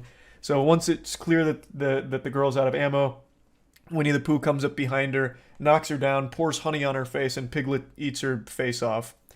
And that's when Pooh notices that the three other girls happen to be behind that keg of beer watching. So then he's like coming at him like this. And two of the girls run away, but the other one hides and grabs a sledgehammer and ambushes Piglet. And she hits Piglet twice in order to get revenge for the friend that she killed. The other two girls are running through the forest, which is, I believe, miles away. Like, they ran miles, like, in a matter of seconds, and Pooh's following them like a goddamn robot. But after Piglet gets hit twice, he screams, and Pooh hears this miles away, and somehow Pooh instantly teleports back to the camp, and right after that girl delivers the killing blow on Piglet, Winnie the Pooh kills her by stabbing a machete through her throat and hanging her up on a post. Every character in this movie has super speed or like Dragon Ball Z level instant transmission because they're teleporting all over this place. They'll teleport from the cabin to the Pooh hideout to the woods, back to the cabin, all in a matter of actual seconds. It's fucking crazy. But anyway, now we're down to our last two survivors. Piglet's dead. Pooh's very upset about all of this. Sorry, just checking my notes, making sure I didn't miss anything. I'm skipping over some other shit. Like, it's so bafflingly fucking terrible. But anyway, the next important plot point is the two girls make it to a road, and there's a pickup truck of some goofy dudes in there, One of them comes out looking like the fucking crypt keeper, and they're like, what's wrong with you girls? You're not making any sense. What do you mean you're scared? Who are you scared of? And then Pooh's on the road, and they're like, you scared of this joker, this clown? All right, we'll get in the car. We'll take care of this. And they march up to him with baseball bats, beer bottles, and a crowbar. And they're like, hey, bub, what did you do to scare these girls? You're not a nice guy, are you? So then they start beating up Pooh Bear, and he's just tanking all of the shots. And then I wrote down how he kills them because it's so wild. So after it becomes clear that what they're doing is ineffective, Pooh slaps the entire side of someone's face off. Like, literally turns him into Harvey Dent, Two-Face. Slaps the side of the guy's face off, which kills him. And then he karate chops another guy's arm off, and then curb stomps him. Then he karate slices another guy's throat open, killing him. And then the last guy, he summons a swarm of bees to kill. So Pooh Bear can control bees in this universe, I guess, and he uses that to kill that guy who runs away. Then the girls freak out, but they have a car now, and they try and get away in the car, but Pooh's latched on to the back, and then they brake real hard. Pooh flies off, but for some reason they broke so hard that their heads hit the dash and they pass out. So then one of the friends gets grabbed by Pooh, and then he rips her head off and then throws it on the windshield. And then our protagonist turns on the windshield wipers because the blood was gross, I guess, which is so stupid, so fucking dumb, because I guess she was still going to try and get away and couldn't see with their friend's head in the windshield. But she wasn't able to clean it off fast enough and start the car, so Pooh grabs her. And he's about to kill her, but then Christopher Robin comes speeding in another vehicle and hits Pooh, which stuns him, but it doesn't kill him. So then Pooh grabs that girl one more time, slits her throat in front of Christopher Robin, and then says the only line that Pooh and Piglet have, and he says, "You left us." And then, after, kills the girl, slits her throat, and then just starts stabbing her a million times as Christopher Robin cries and runs away. Roll credits. I just summed up the whole movie for you. That is the whole movie. I am convinced that they were padding for time with all of those very long, drawn-out sections of, nothing happening. I think that was in order to fill time, in order to make, the bare minimum for a feature-length film, because this movie is fucking short. Way shorter than I would have ever expected. It's over in, a single blink of the eye. And everything that happens is so half-baked and terrible. All of it looks terrible. None of what they even attempted to do lands in even the singlest, slightest capacity. I thought this would be self-aware goofiness. It's not self-aware. It is goofy, but for all the wrong reasons, which almost makes it better. Like I said, it is enjoyably bad. It is fun bad. It's no Moonfall, unfortunately, but I did enjoy my time watching it. It was something special. Oh bother. I tell you, this one was a super stinker. And I just had to come home and vent about it and talk about it because holy shit. It has a 5% on Rotten Tomatoes, which I actually agree with. It's very rare I agree with Rotten Tomatoes scores. That one's right on the money. 5% sounds about right. The audience score of 51%, though, I can't understand because it is enjoyably shit. It is a fun, bad movie. It's something wild. That's about it. So, yeah. Today we're talking about a serious topic that I'm shocked hasn't become a bigger story. Right now the only YouTuber that's covered it is Some Ordinary Gamers, Mudahar. Shout out to Mudahar, he's a sweet, special little angel, a butterfly with a heart of gold. And he's been talking about this story, or talked about it yesterday, and it's been ongoing for a little while now. It involves a beloved YouTuber that I was personally a fan of, even made a video on him a long time ago, and a YouTuber that I'm sure many of you have probably heard of before. Feature Man. His channel used to have nearly 450,000 subscribers, but he's been losing a good handful of them now due to the story that's come out. And he's also deleted a ton of his videos. He's purged his whole channel, burnt down his own Library of Alexandria here, so a lot of his biggest content no longer exists, but you probably remember him from going viral a few times for how to eat a watermelon, for example, where he kind of became this wacky watermelon old guy. He really broke the magician's code with that video. He opened everyone's third eye to the truth, the optimal way of attacking a watermelon and consuming it. And his whole channel had always existed in this limbo, this fabric between dimensions, between realms of, is it satirical or is this guy serious? He's an older gentleman, And people are wondering, is he geriatric? Is he senile? Because his recipes, and that was the main bulk of his content, was like goofy recipes, were always unhinged. Like digging out a hole in a watermelon and dumping fucking onion powder and a shoelace in it and being like, yep, this is a good watermelon recipe. Or a fucking pack of Vienna sausages and then putting mustard on it and then slamming it in between 5 pieces of bread and then putting sprinkles. Like all kinds of crazy shit, really. And for a long time, he cultivated an audience where they were laughing along with him. But now nobody's laughing after a series of investigations conducted by the community revealed a very fucked up past. It turns out he's not some innocent, wholesome octogenarian just posting YouTube videos and he's a good saint or anything. He's actually just evil. He, in the past, was facing 3 consecutive life in prison charges due to infamous crimes against nature for his sexual contact with minors. And after this information came to light, Featureman himself even posted a video, which he has now deleted, where he kind of tackled all of it head on while tiptoeing around the actual specifics of the case. I'll play some clips from that for you real quick. And I highly recommend watching Mudahar's video on this whole thing because he goes very in-depth going through the actual court documents as well as the newspaper clippings that the community has all put together. I'm just going to be giving you like a general breakdown of this whole situation. It's fucking rough. About 1977, I became involved with the court system once again. I was arrested. I was tried, I was convicted by a jury, and I was sentenced. And the sentence was life in prison. And the sentence was life in prison. And the sentence was life in prison. Three lives in prison. Knowing what I know now about this man, I can't even listen to him without getting the heebie-jeebies. The way he's talking here sounds like Palpatine when he's going over the Darth Plagueis the Wise story to Anakin. Many abilities deemed unnatural.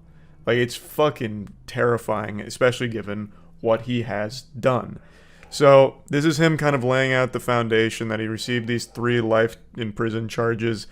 And he maintains that it was a complete corrupt law. This infamous crimes against nature law for which he was tried and found guilty of was a whole bunch of baloney. It was all fucking dirty barnacles and foul play. The supposed victim, you know, it was never a minor, over 18, he makes sure to specify. And without getting into details, I will say that there was a trial, and the witness against me, and he was over 18 years of age, the witness against me admitted on the witness stand that he was lying. Darth Sidious is doing his best to placate and omit important details. He tries to talk about this infamous crimes against nature law as if the reason he fell victim to it is because it was just completely fucked up, right? So he's trying to say, like, back during the time that this happened, which was like 45 years ago now, this law was used as just like an anything goes. They were real loosey-goosey with it. If it wasn't a relationship between a man and a woman, they could slap you with the infamous crimes against nature law. And he tries to present this law as if it was this boogeyman that he himself was on the front lines of justice fighting against. He mentions multiple times that he helped have the law changed around. But he makes it sound like, you know, it was just completely a wild west of law enforcement here. You know, if you kissed your body pillow that had a waifu on it, you would have went right to jail under the infamous crimes against nature law. If you are a furry, they would have thrown you right in the slammer under this law, this and that. And he's trying to make it seem like because his situation wasn't a man and a woman, that's why he stood trial for his crimes. He fails to mention that even though it wasn't a man and a woman, that's not the problem. It was because it was him and a child. But he's trying to make it seem like it was because they didn't tolerate gay people, they were homophobic, and that's what the law was used to, that's why they used that law against him. He just continues to omit the fact that it was a minor. Him saying that the witness was 18 years old is extremely misleading because while the witness may have been 18 at the time of that trial, he was not 18 when he was a victim of Tom. he was a minor. This happened years later when he was on trial and was 18, but when the actual yucky events happened, he was a child. So Tom, in this entire video here, tries to play himself off as a victim, but also narcissistic in that he celebrates his victory over this whole case and how he gets off with barely even a fucking slap on the wrist for all of it. It's fucking sickening. Like, at the end of the day, obviously this isn't an interaction between a man or a woman, but it's also not an interaction between a legally aged man and another legally aged man. Again, reading the court documents, it involves a minor. Reading the news clippings, it involves a minor well under the age of 18. Well, why not include that into the situation? Again, without getting into details, I can see why he wouldn't get into details, because there is no actual defense. This boy to a room to introduce him to the guitar, a musical instrument. But the session ended in the first act of oral copulation. So again, it only says the first of several acts. It wasn't just one, it was multiple. Now, I bet you're wondering how he was able to weasel his way out of this sentencing. 3 life sentences, that's not exactly small potatoes by any means there. That's not like a you wouldn't download a car situation where you're pirating John Wick 2 or whatever. This was very big, and he was able to wiggle his way out due to a fucking technicality. One that I still don't fully understand how he was able to pull off. Even after watching Mudahar's video and reading into it myself, I still don't quite understand how he was able to get away with such a slap on the wrist in light of all of these charges in the sentencing. I'm still a little confuddled by that. So I encourage you to look into this case if you were once a fan of Feature Man as well. I'm not going to even bother trying to tackle exactly how the technicality works that got him out of this extreme sentence that he was facing. But one thing is very clear. Tom shows absolutely no remorse for any of this. He also seems to have a very favorable view of himself, where he's almost like a hero who fought against an archaic law that was used against him unjustly, while never revealing to his audience that the victims here were minors. He continues to skirt around that fact, and it's fucking gross. So yeah, like I mentioned, I did like Feature Man's content. I didn't watch like every single upload, but I did watch a good handful of them. Like I said, I even made a video on him a long time ago. And this was an absolutely wild development here. This would have been like learning Mr. Rogers was secretly selling heroin to kids. I just couldn't believe this when I saw Mudahar posted the video, and now I'm just disgusted by this guy. So, yeah, I just wanted to talk about it a little bit. That's about it. So, yep. Now have to always be logging in every 31 days from the primary household, and anything else would be treated as treasonous, and you'd be sent straight to jail, in prison for life, because you shared a Netflix password. I'm exaggerating the terms a little bit, but that's basically them in a nutshell. Nobody liked it. This is one of those things where every single human being on the world, despite all of our differences, we can come together, form a big circle around the bonfire that is the Netflix stock that would have went up in flames had they gone through with that idea. But it seems like they've backpedaled on it, and just like me when I'm wiping my ass and the toilet paper breaks and my fingers touch my butthole, it was a big oops moment, they're claiming. They're saying that they never meant to publish those terms about the anti-password sharing, that system is not going live as of right now, and they've deleted it from their website, claiming it was all an error.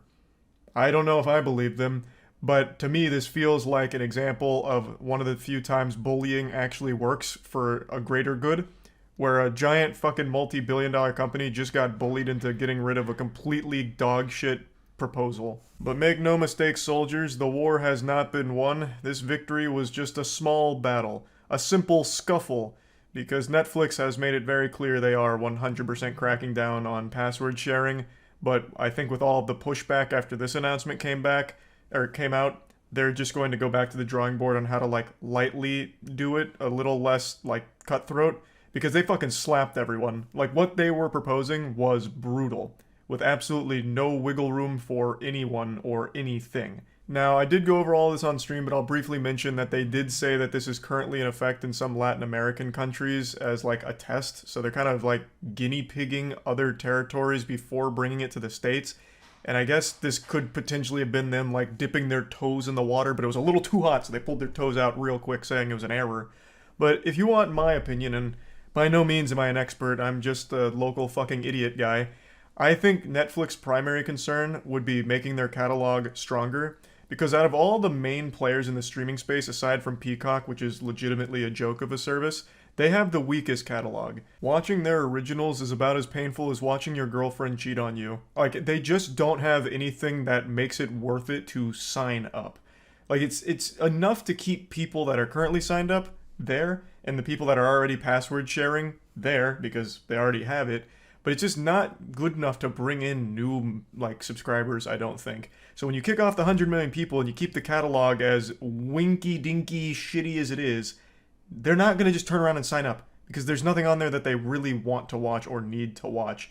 And again, it's just going to incentivize piracy, even if there is a couple that they want to watch from Netflix, because they do have a couple good originals, of course. They're not all bad. It's just the majority of them, I would say, are pretty bad. Because Netflix has this big problem with just throwing money at everything for no reason, it feels like.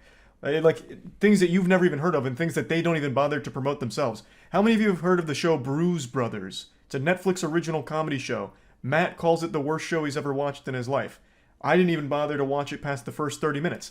And yet that's a Netflix original they put a lot of money behind. Like, they just have so many of these things that not even they're promoting as their original catalog, and they're putting tons of money into it. So they're losing a lot on that, and it's not good enough to keep people wanting to subscribe to Netflix. So if you want those 100 million people to maybe consider subscribing, give them a better catalog, and don't just, like, cold turkey cut them off. Like, there's definitely better ways of handling it if that's the goal. But anyway, I'll play some of the clips now where I go a bit deeper into the whole thing. Yeah, we can talk about Netflix. So it's only been 24 hours since the news broke that Netflix was going to be slapping everyone off of shared accounts, password sharing. Illegal, you're going to jail for life, and you're going right to hell. It's a sin that's unforgivable. You know, bah humbug, Christmas is ruined. Don't care if your parents are divorced, you're not sharing accounts across households. It's always going to have to be one primary location. Watch something every 31 days to refresh it, and we're gonna let you suckle from our bosom and get 7 days of travel. But then you'll have to come back and refresh that at the main household. So that news broke. Obviously, everyone's upset. Terrible decision. That is, according to their estimation, 100 million people password share. So that's 100 million people that they just kicked off.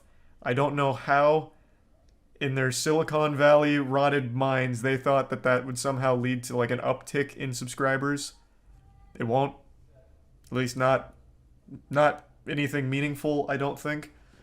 But anyway, everyone's shitting on it. Everyone's throwing tomatoes, saying, boo, boo, bad, boo, Netflix, boo, not good, yucky, stinky, you guys stink. And then today, according to a couple sources, they backpedaled on all of it, saying that it was posted in error. Now, I can't find any official statement from them outside of, like, these sources that just say they told their publication that it was an error. So I don't even know if it's 100% true or not that they're trying to backpedal on it. But if that is, that's a pretty pathetic way of doing it. That's like actually a child. Like when a kid sends a text message to their crush like, hey, I like you, and they don't respond in 15 minutes. And then they're like, oh, haha, whoa, this is so embarrassing. That was my friend that sent that. That wasn't me. That was an accident. Like, that is 100% like the Netflix play here. Oh, whoa, this is weird. We didn't mean any of this. How did that even get out there? Oh, no, that's just an accident. Obviously, they made a very strong statement last year about shutting down the password sharing. So they are going to do it, but I guess the pushback on this one was too big, so they're calling it a mistake now. So I don't know. I'm a little confused, like, on the particulars here. On what exactly they're trying to fucking do. They saw everyone canceling and panicked. So their stock did drop, but not that much since this isn't fully in effect yet. So they did have a bit of a... Why didn't their stock just come up? Oh, I'm in news. So they did have a bit of a stock drop. About 1%. Not anything huge. For a brief time yesterday, a Help Center article containing information that is only applicable to Chile, Costa Rica, and Peru went live in other countries, the spokesperson said, adding, "We have since updated it." So that was their excuse for all of it. So it's something that they're rolling out in several Latin American countries to test it before being worldwide. Yeah. Well, they're just at this point where they think people need Netflix. But that's just not the reality of the situation. There's so many other streaming services, and even if they just want your originals, they'll just pirate it. If they can't share the account, it becomes far more convenient for a lot of people to just start pirating. Everyone knows how to torrent. I don't know why they're pretending that they don't know about that. This is just going to be something to reinvigorate the Pirate Bay at that point. If it works, other streaming services will do it. Yeah, I mean, I guess if this does turn out well for them, we'd see this extended across the other ones. Alright, it's time to clear out the pool. I'm diving in right away. I know most of you found me thanks to my acting career. I starred in the Hunger Games Mockingjay Part 1. I wasn't the lead role, but I was the most important role. I was the glue that held the entire franchise together. My character was District 8 Hospital Helper, a character that is still celebrated and studied extensively in the theatrical arts universities to this day. And this is an old wound, but I'll pour salt in it briefly. I was snubbed for the Oscars that season due to a little behind-the-scenes corruption. I know we can never forget the riots that year due to my absence from the category of Best Actor. District 8 Hospital Helper is still a timeless performance, and I'm getting a bit lost. I don't usually like to bring this up because it feels rather vain and even a little braggadocious to be tooting my own horn and discussing my acting achievements, but the reason I'm mentioning it now is because it's applicable to what I want to talk about today. Hollywood's full of fucking weirdos. Like, straight up, I'm just gonna feed you the vegetables. Hollywood is just fucking evil. There is so much awful shit that goes on in that industry. I don't even know where to begin. Now, this isn't to say that while I was on the set of The Hunger Games for 2 weeks, I noticed terrible things happening to actors or actresses or anything shady, because I didn't. Everyone I met seemed very normal.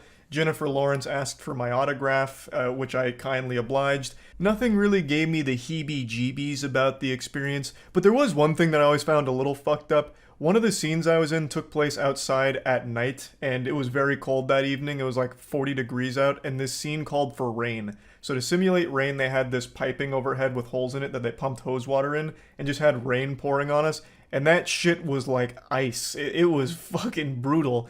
And a couple of the older actors that were on set for that scene had to be rushed inside to the tents for emergency warmth due to a hypothermia risk. I've mentioned that on stream before, but it's always just struck me as like a weird thing that could have been handled a little better. It just seemed a little irresponsible. But other than that, I didn't have any like noteworthy bad experience with the whole situation, even though it was a huge Hollywood production. I didn't have fucking Harvey Weinstein in a trench coat come up to me behind one of the tents or anything. Like, it was just a really normal and fun experience.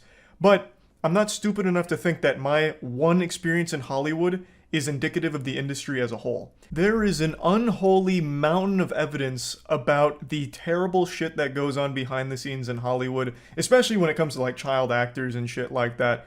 Like, there is so much deplorable garbage that goes on in Hollywood, it makes your head spin.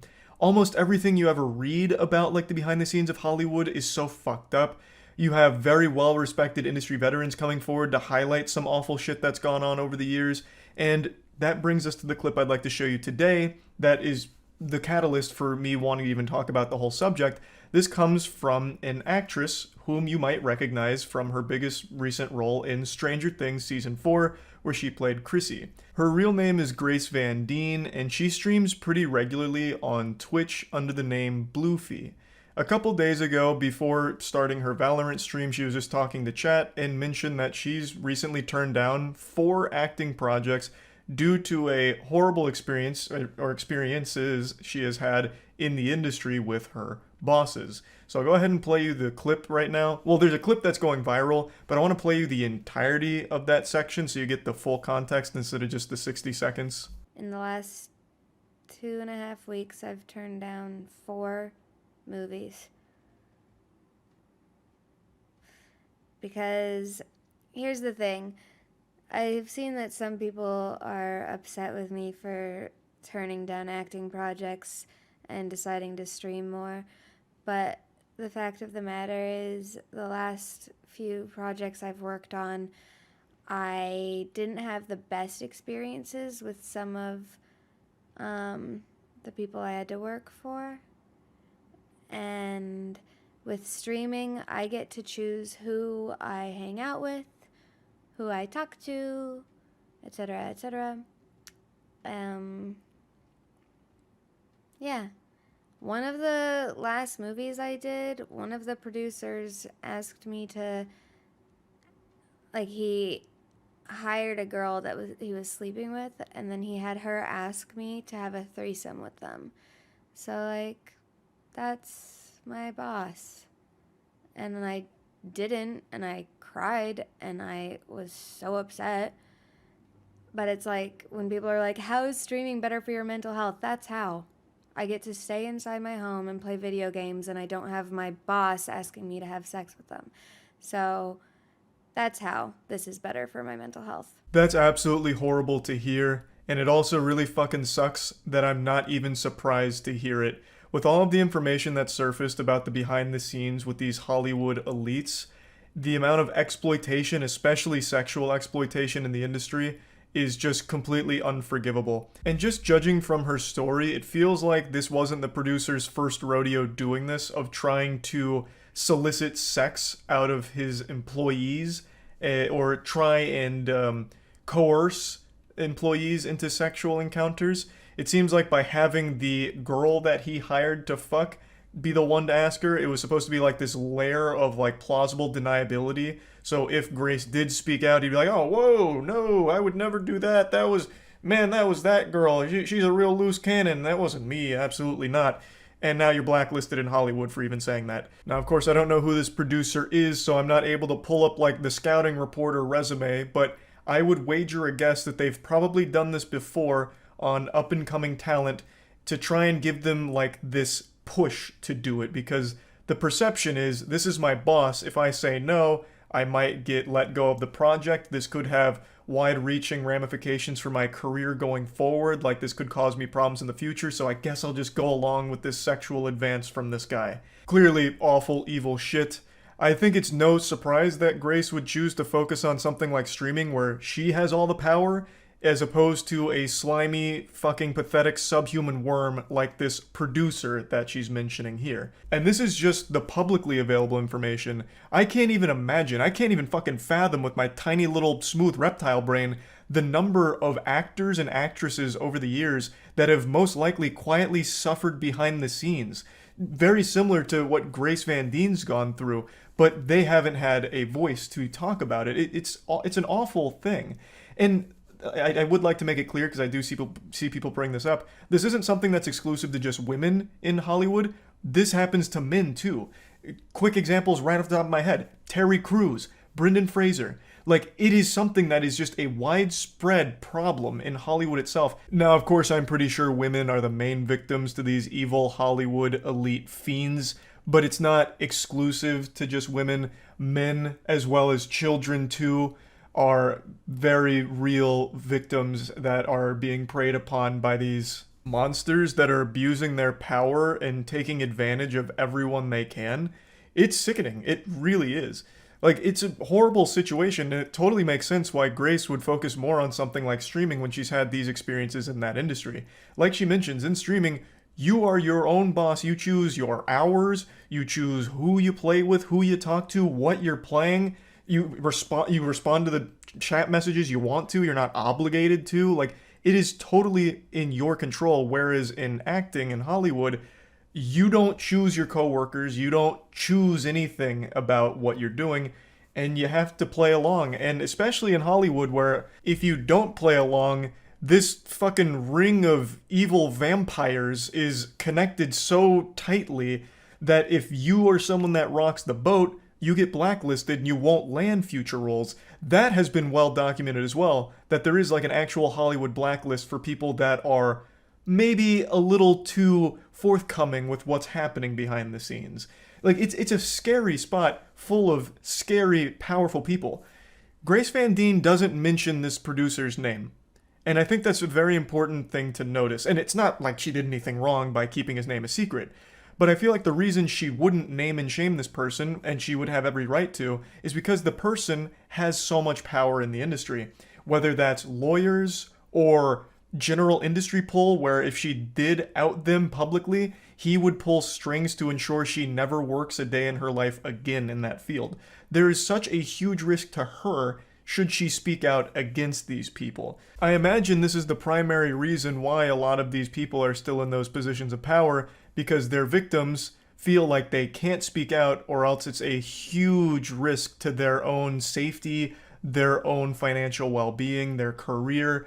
Like, there's just a lot of potential problems that could arise from them just even speaking out about it. It's terrifying. It really is.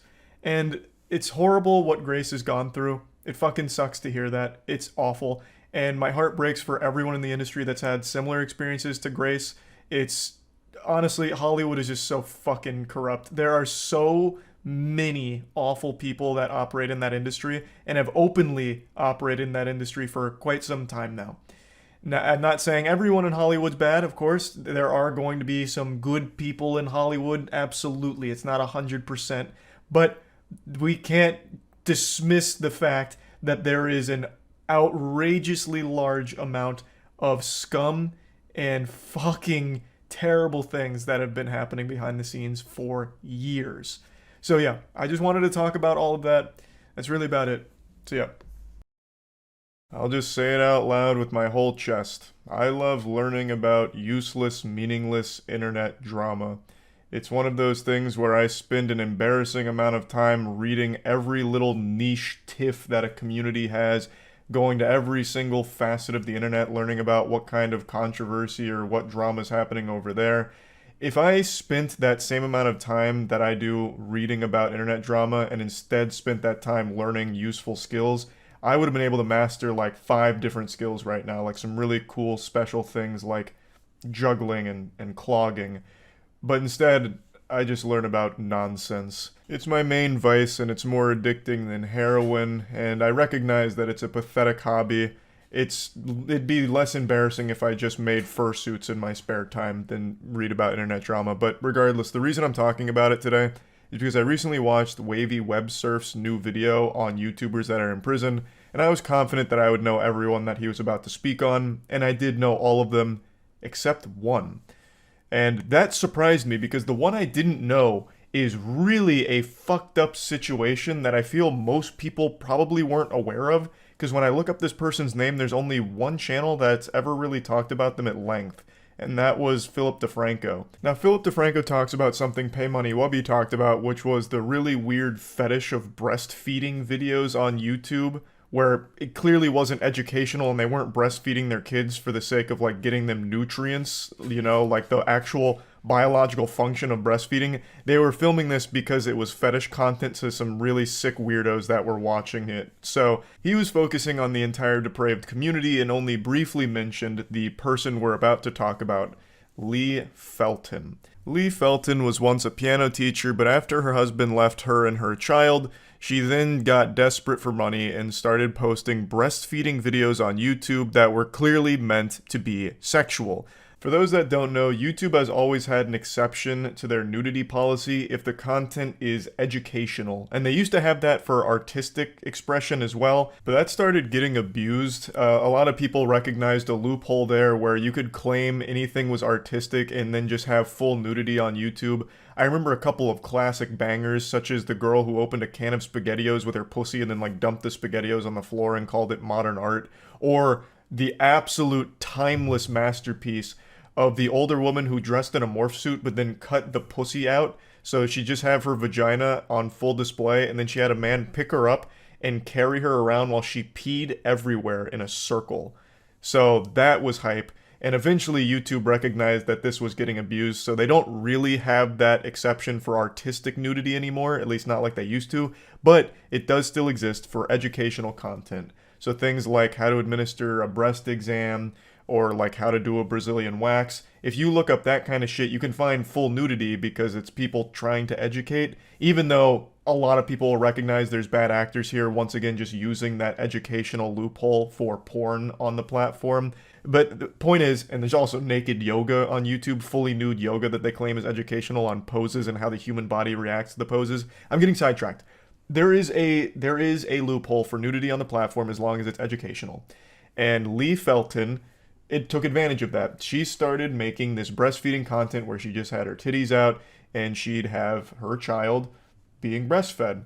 And she made a lot of content like that and then started to recognize that her audience wasn't women trying to learn how to breastfeed. It was creepy, absolute fucking worms that were watching her to jerk off. It was sexual. So she started to lean into it.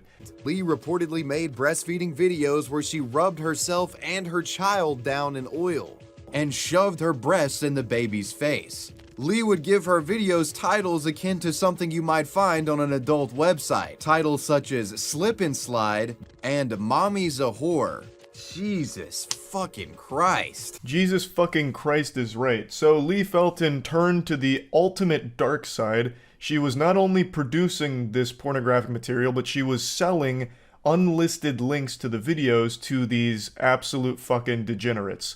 And you can clearly recognize the big problem here. She was producing pornography that involved an actual child. According to reports, a Wisconsin man was apparently busted purchasing Lee's content by his wife. And after discovering the repulsive videos, the wife reported Lee Felton to authorities. And hopefully the wife also left the husband, because that is an absolute unhinged weirdo. And hopefully he was also charged with purchasing child pornography, because that's what this shit is. You have porn that involves a child. It's child pornography. And initially she was facing an absolute grocery list here of charges: 34 counts of capital sexual battery, plus other charges of promoting a sexual performance by a child, possession of child pornography, and lewd and lascivious molestation, crimes that could have carried a life sentence, but she was only found guilty on one of the charges, which carried a 10-year sentence. Now, let's go over a little bit more of what Wavy Web Surf points out, which is how she defended these actions in the case. During her trial, she would describe her videos as a, quote, silly little playful thing, and that she doesn't believe it's criminal. A silly little playful thing, huh? Fucking menace. What a fiend.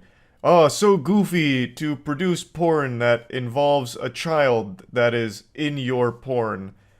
Man, how wacky. Oh, wow, goodness graciously. This was her entire stance during the case, that it wasn't serious, and that she was also going through mental health struggles, which led to her doing this. She said that she had finally got attention that she had been craving for so long, so she leaned into it even further, but it was never serious, and it wasn't criminal or bad or anything. It was just a playful thing that she was also charging money for. That was clearly sexually charged, because a lot of the titles like Mommy's a Whore and Good Little Boy were being sold as the unlisted videos, but for some reason she still tried to play it off like, oh, it's just so silly, that's all, you guys are overreacting. That was her absolute lobotomized take during all of it. And her lawyers were just as smooth-brained. They tried to argue that everything she did was protected by free speech. I'm not even fucking kidding, I'm not making that up. They made this a free speech argument, that she should be able, and it's not criminal, for her to breastfeed her child in these sexually charged fetish videos because it's a free speech expression. Lee Felton's defense attempted to argue that her breastfeeding videos fell under free speech protection, but nobody was buying this defense. A Tallahassee sheriff's lieutenant puts it best. Quote, "The video was clearly not done for the purpose of education or artistic display. Based on the content and the fact that it's being sold by Felton, it is clear this video is for sexual purposes." Fucking obviously. This is not a free speech issue. I love free speech. I hate censorship. You know what this isn't? Free speech. And it's not censorship. You can't just use this as a catch-all term or defense like, What do you mean I can't dismember my neighbor when I'm upset? What about free speech, huh? Do we not live in a free country? I can't go over there and just fucking decapitate him? Come on. Are you serious? I don't want to live in a society where Lee Felton can't produce sexual breastfeeding videos for people to enjoy. Oh my goodness. What happened to free speech? It's fucking lunacy. It's absolute craziness that that's what they tried. But what's even more insulting is that it must have worked to some degree, because her charges, all 34 of them, she was found not guilty on, except for one. But that charge carried a 10-year sentence, so she is still spending a significant time behind bars, but not as long as she should, I would argue. She of course lost custody of her child, but I really don't understand why they reduced the sentence so much. There was overwhelming evidence against her, with tons of videos as well as tons of receipts of the videos being sold to like 40 or 50 different clients allegedly. Like that, I still feel like 10 years was a pretty light sentence for all of this, with all of that considered, but whatever. Anyway, just wanted to talk about this because I found this to be a pretty interesting story that I'd never heard of before, so huge hats off to Wavy Websurf for finding this and talking about it, because this was a really interesting and really fucked up one. That's about it. So yeah.